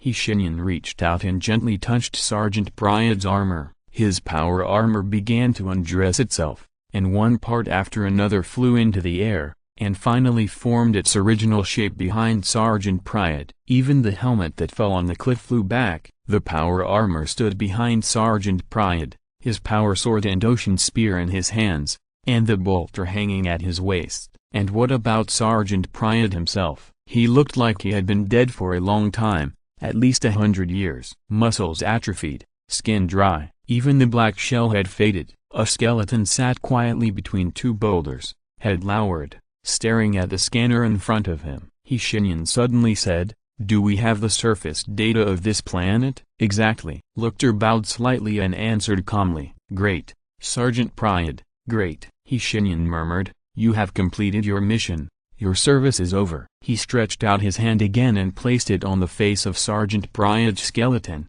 Golden light flowed from his palm and surrounded Sergeant Priad. The shield guard captain lowered his proud head deeply. Priad deserved his respect, and deserved the respect of everyone. Then, I wish you to return to him, Shenyan said slowly. Rest in peace under his throne. Sergeant Priad, your regiment will be proud of you. The Vengeance will be proud of you. When we return to the Empire will be proud of you. Anyone who hears your name will know what a role model you are. I hope you rest in peace, Sergeant. He retracted his arm, turned around, and wanted to leave. But Lictor stopped where he was, and the shield captain called his name in an unprecedented shocked tone. My lord. Shenyan turned his head. Sergeant Priad's skeleton was still sitting there, but his armor was not. The power armor walked spontaneously, walking behind him and Lictor, acting as a guard. Even the eyepiece lit up again. What is the explanation? There is no explanation. The armor seemed to have its own life,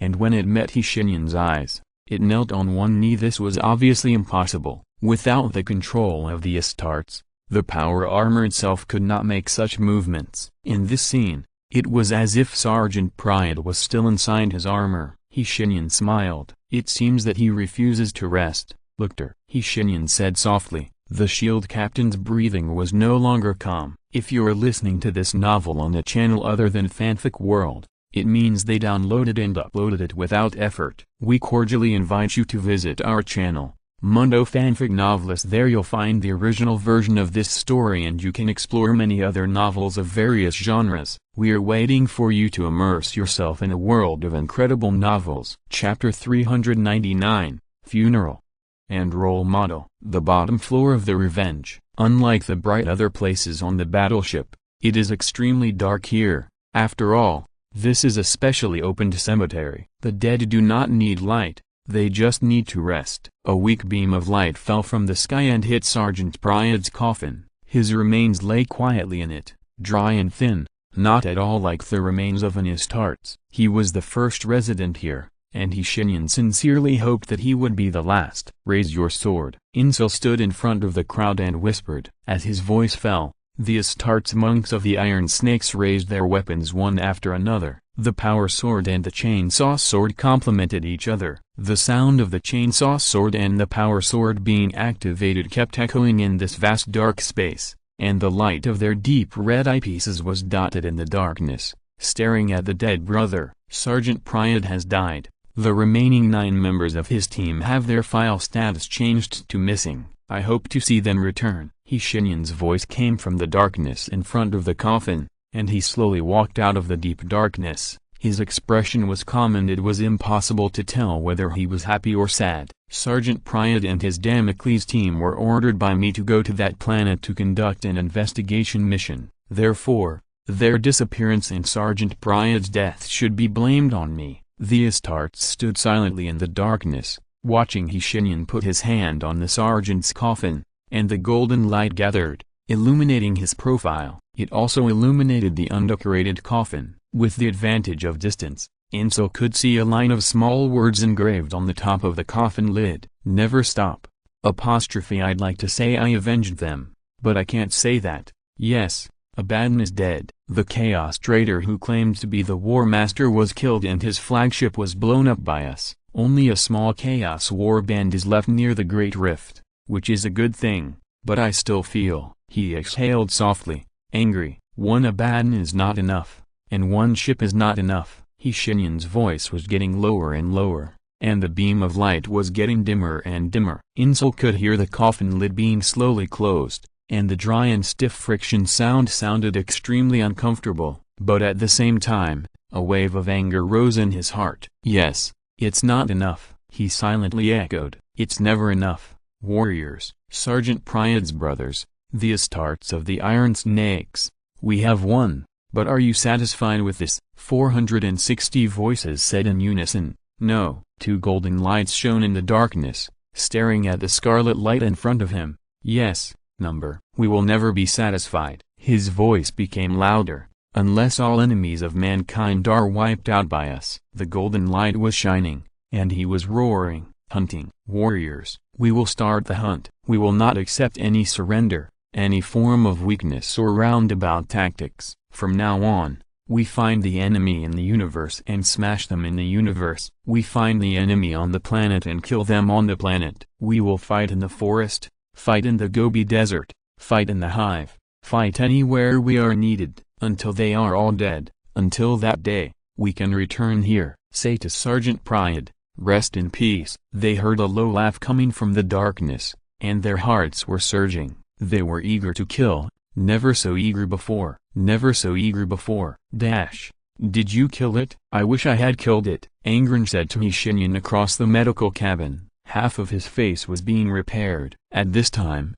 pale bones and squirming muscles could still be seen, which looked extremely terrifying. He said gloomily, "Its master took it away." "This is not in line with Korn's character," Shenyan replied thoughtfully. "He should be more happy to see the fight between you and it. No matter who dies, it is a kind of enjoyment for him." As he spoke, he made a gesture. "We can put this question aside for now, Angren. How do you feel?" "Not very good," Angren said calmly. "I can hardly feel my right hand. The repair process is taking too long." He turned his head to look at his empty right hand. "And why do I feel so itchy?" "This is normal. You can't expect the medical bay to treat warp creatures like you so smoothly." Shenyan laughed, ignoring Angren's slightly distorted "What did you say?" "Itching is a good thing. It proves that your hand is being repaired. According to my estimate, if you continue at this pace, you will be able to come out of the medical bay in 3 days at the latest." "It's too slow." Angren frowned,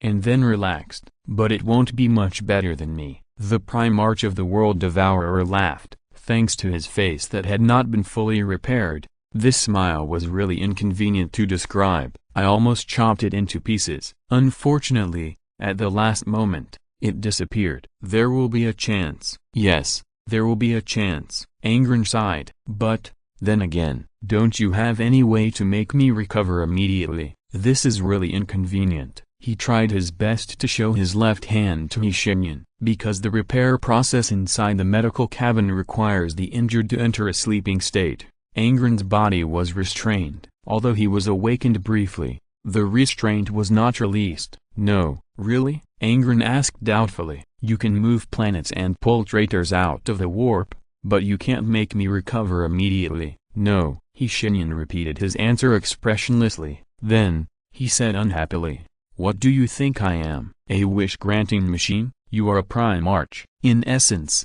you have nothing to do with humans. You are a creature of the warp. You are asked to recover immediately. Those devilish demons will have to wait for a while to be reborn after they die." "Hey, don't mention the creature of the warp," Angren shouted in warning, and then the mage kicked him on the medical cabin. He was originally lying steadily, but now he began to shake his body involuntarily. When he finally stopped shaking, the wizard kicked him again and said bluntly, "Are you dissatisfied? Even if it's true, you can't tell everyone." Angren protested slightly. "I said it, so what?" Shenyan rolled his eyes. "I said it in front of the Emperor himself. If you are dissatisfied, you can have a good talk with him when we return to Terra." "What did you do?" Angren looked at him in disbelief, and his shock was comparable to seeing a greenskin who loved art and hated fighting. The wizard ignored him and walked to the door of the room. The smooth wall automatically cracked and the room fell into darkness again. Angren could only hear his slightly distorted voice.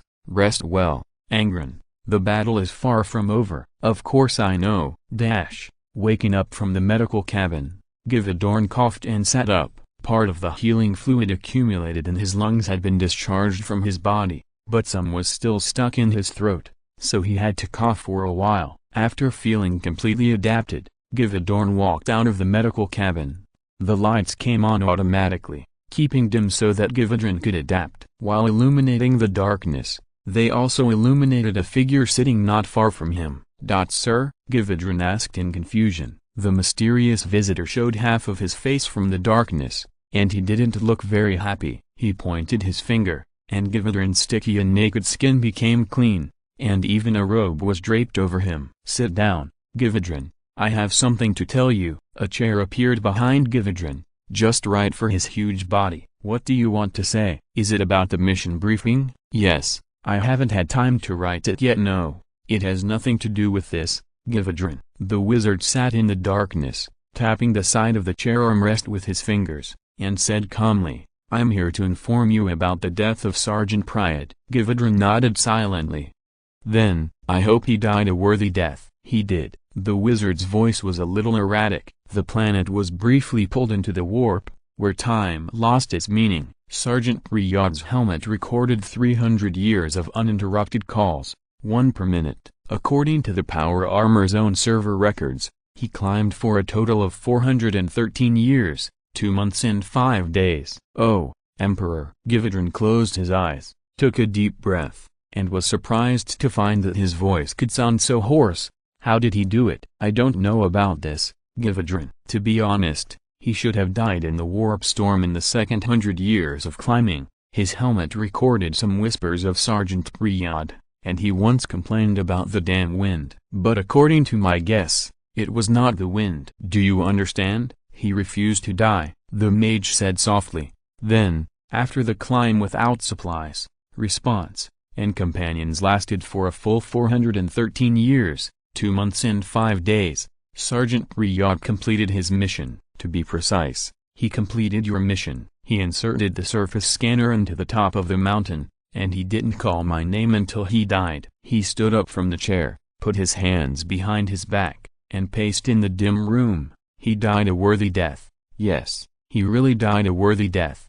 But as long as he shouted that one time," Shenyan's voice sounded extremely confused, "I can receive his signal. I can bring him back." "Not only him, but also the other members of the Damocles team." "No one chooses to call my name." "I came here to ask you to answer this question for me, Givadorn." After a long silence, Givadorn replied, "I can't tell the reason, sir, why Sergeant Priad can refuse death by his own will. I think maybe no one can understand, but I may be able to guess why they choose not to call your name." "Why?" "Because compared to you, our lives are insignificant," Givadorn said very seriously. "Each of our lives is the Emperor's currency. You are not among them. If you really are, your life must be priceless and will never be traded. We already knew our fate when we became Astartes. It's just death, so why should we be afraid? Perhaps the only thing we fear is this, that is, our death itself cannot be exchanged for the same value.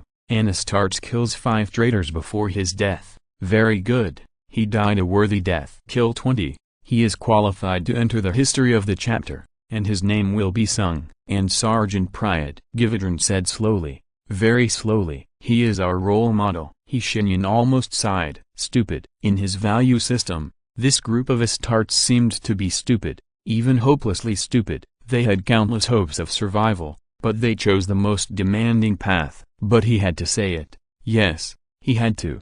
Gividron, I admire you. Gividron heard Shenyan's voice and saw his sparkling golden eyes. You are right. Sergeant Priad is our role model. Come on, Sergeant Gividron, I have something to show you. A blue light flashed, and they appeared inside a bright room. Gividron stared at the power armor in front of him, a little lost. The main body was iron gray, and the white shoulder armor had almost faded to black, and the red trim was also tattered. The golden sky eagle representing the Empire on the chest was still intact, but it also looked shabby. The same was true for the Iron Snake's chapter emblem on the right shoulder, which was almost torn out. A power sword and an ocean spear were hung on the waist, and the grenade launcher and 3 spare magazines were hung intact on the right thigh. What is this? This is Sergeant Priad's armor, Gividron. As if to confirm his words, the eyepiece of the armor lit up after a buzzing sound. Gividron suddenly clenched his right fist,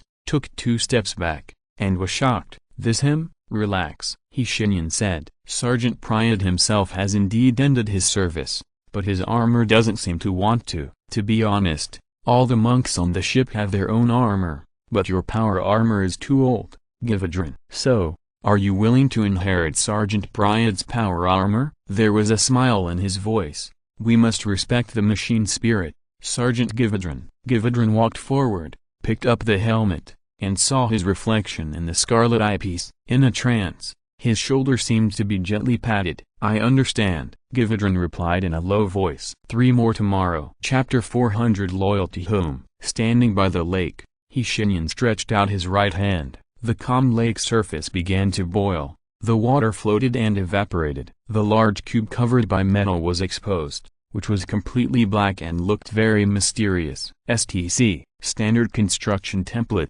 the priceless treasure of the Empire, high-tech computer, and also what Sergeant Priad paid for with his life. I hope you are worth it, he said, taking a step forward. The surface of the metal cube began to melt, revealing the large manufacturing machine and complex pipes and cables inside. This machine is completely different from the style of the current Imperial mechanical creations. It is exquisite and full of complex beauty, and does not contain any religious elements. This is very good, very good. At least Shenyan doesn't like wetware computers very much. Well, Shenyan tilted his head slightly, and a priest from the Mechanicus had been waiting behind him for a long time. It's time for you to show your skills, Father Lagotinos. Respected, respected. He pulled open a metal plate under his throat and inserted the screwdriver. After a while of debugging, his voice returned to normal. Forgive me, sir, I really can't suppress my excitement. Father Lagotinos' electronic synthesized voice sounded emotionless, but his semi-mechanized body was shaking violently. He took 2 steps closer, and the crimson mechanical eye shrank for a while. Then, Father Lagotinos suddenly fell to the ground, twitching all over. Oh, Messiah, what's wrong with him? Sir, we don't know either. Insil, who was standing next to Shenyan, answered euphemistically. They always do this. Father Lagotinos tried hard to grope on the ground with his mechanical hand, as if he wanted to stand up, but he failed many times. The emotional processing unit was too excited, and the tiny current generated caused a huge load on his operating unit. Even the enhanced limbs couldn't make him stand up. The priest knew that his condition would continue for some time, but he couldn't stop. This discovery was too amazing. My lord, Father Lagotinos shouted loudly while lying on the ground, not caring at all that his rusty red robe was stained with dirt and dust. He raised his right hand and pointed at the huge machine, And the synthesized voice even stopped. That is a complete HTC. Complete. Are you sure? 100% sure, my lord. If not, let Messiah punish me so that I can never read the beautiful binary language again. Shenyan laughed. Stand up first, Father Legotinos. You can't study this STC lying on the ground like this. You want me to study her? The priest was very grateful that his voice generator had not been upgraded and could not add things like emotions.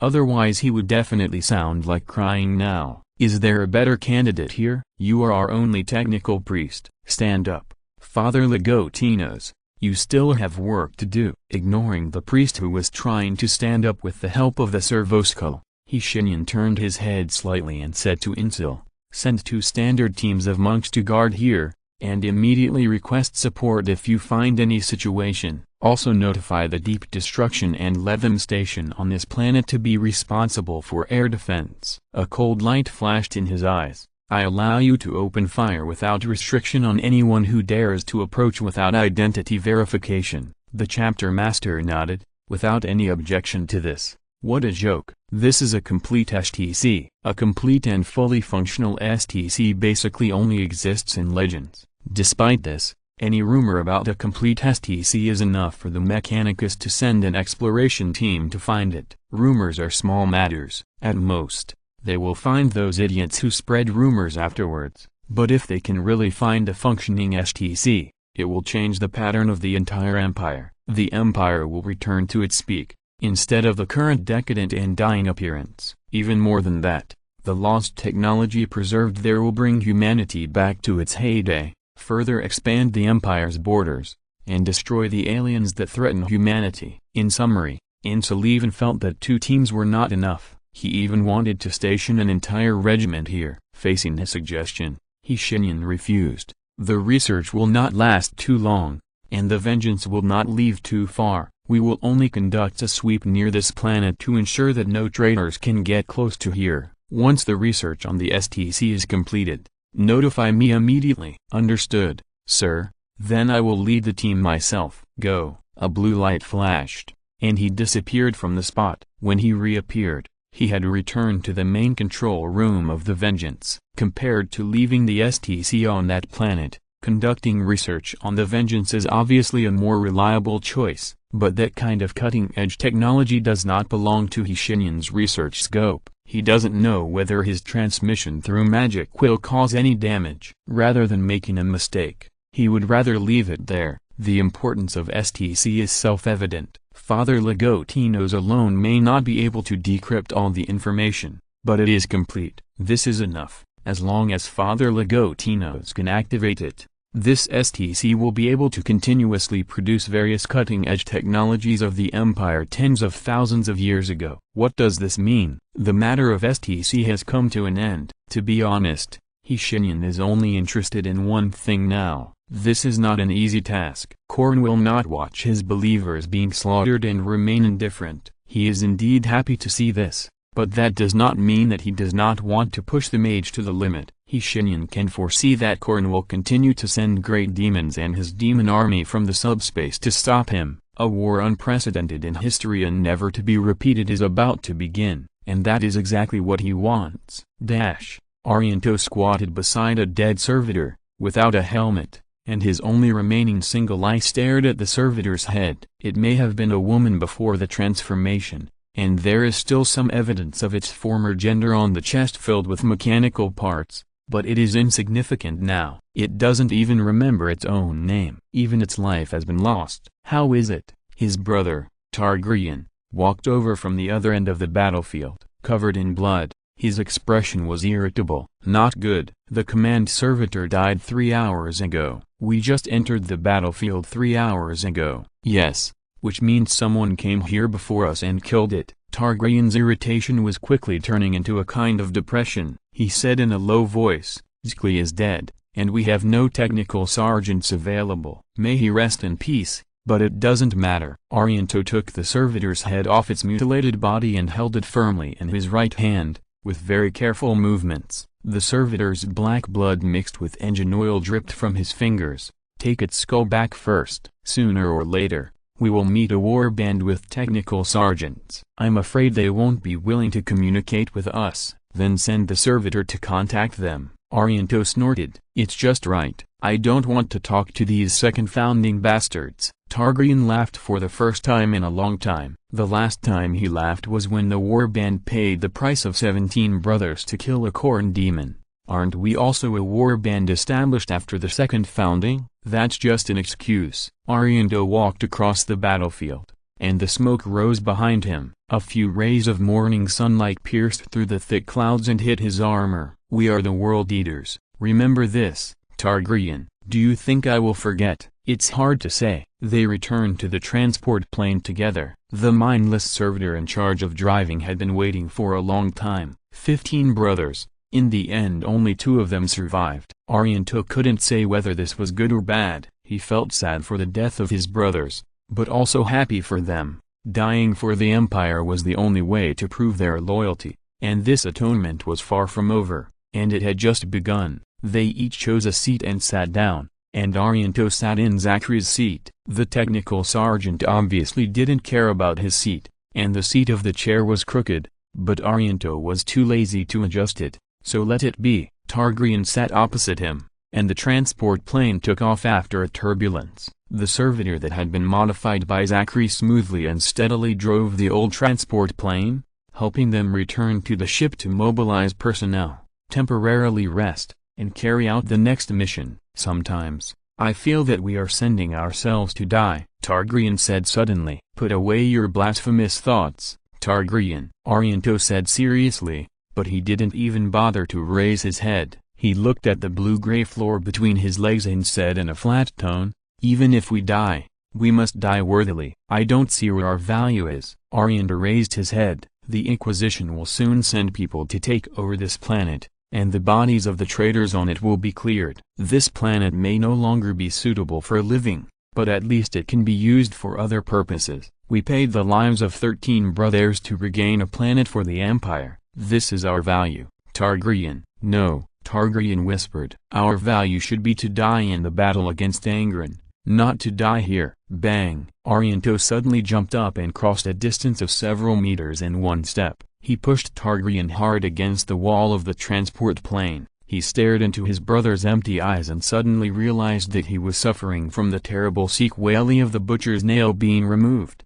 The reason was simple. Targaryen's cheeks were twitching wildly, and his eyeballs kept moving nervously. Bloodshot began to spread to the whites of his eyes little by little. His nose was shaking, and he was sweating profusely. Pa! Arianto slapped him without hesitation and shouted, remember our past, Corporal Targaryen. Targaryen took a breath with difficulty, which sounded like he had inserted a needle into his lungs. Quick tranquilizer. How many injections did you get today? 3. Hurry up, Arianto. Targaryen roared, veins popping out on his thick neck, and his eyes red. His body was shaking violently, almost breaking free from the straps of the chair, and the power armor was constantly warning, hurry up, Arianto, hurry. 3 injections. No wonder you are acting so strangely, my brother. Arianto silently took out a special tranquilizer from his waist, raised his hand, and stabbed it into Targaryen's neck with unquestionable accuracy and speed. 3 minutes later, he calmed down. Arianto sat beside him, turned his head away, and asked after a long time, how do you feel? Not very well. Did I just start to fall into that empty state again? Targaryen's voice sounded very weak. Yes, even worse than that. You said some bad things. If those people in the Inquisition heard it, we would most likely be declared traitors immediately. He. Targaryen smiled. The smile was cold and carried a certain hatred. They are shit. We fight for the Emperor and his ideals. Whether we are traitors or not is up to him, and he must know whether we are or not. Arianto was silent for a while, then changed the subject. Strictly control your dosage, Targaryen. You can only take 5 injections of that damn needle a day. If you can't control your emotions and have to increase the dosage, you will sooner or later forget many things like Zachary, and even forget your own name in the end. We have forgotten thousands of things, my brother. What's the harm in forgetting one more thing? Arianto turned his head and looked at his brother seriously, then, I at least hope that you can remember your name and your identity. You are a corporal of the 1st Company of the World Eaters Legion, Targaryen Morlius. You are my brother. We are loyal to the Emperor. Targaryen lowered his head weakly, as if he had fallen asleep. From Arianto's perspective, he could see the horrific scar on the back of Targaryen's head, and he could also hear him muttering, "Yes, we are loyal to the Emperor." The transporter left the planet's orbit, and the servitor was still driving steadily. An hour later, they arrived at the spacecraft. Arianto took Targaryen off his chair and handed him to the 3 servitors who came. "Put him in place," he said. "Also notify the captain to come meet me. I have something to discuss with him." The servitor nodded. For a moment, Arianto doubted whether this brainless machine could understand what he meant. Why did it not? It was a machine. Was it a design program? This meaningless question was quickly thrown out of his mind. Wearing blood-stained armor, Arianto took the skull and returned to his room. There are 2 more chapters, and they are being edited. End of this chapter. Thank you very much for reaching the end. Don't forget to like. Looking for more exclusive content and immediate access? Subscribe to our Patreon. Remember, every like, subscription, or donation encourages us to continue. Thanks to everyone. See you in the next video.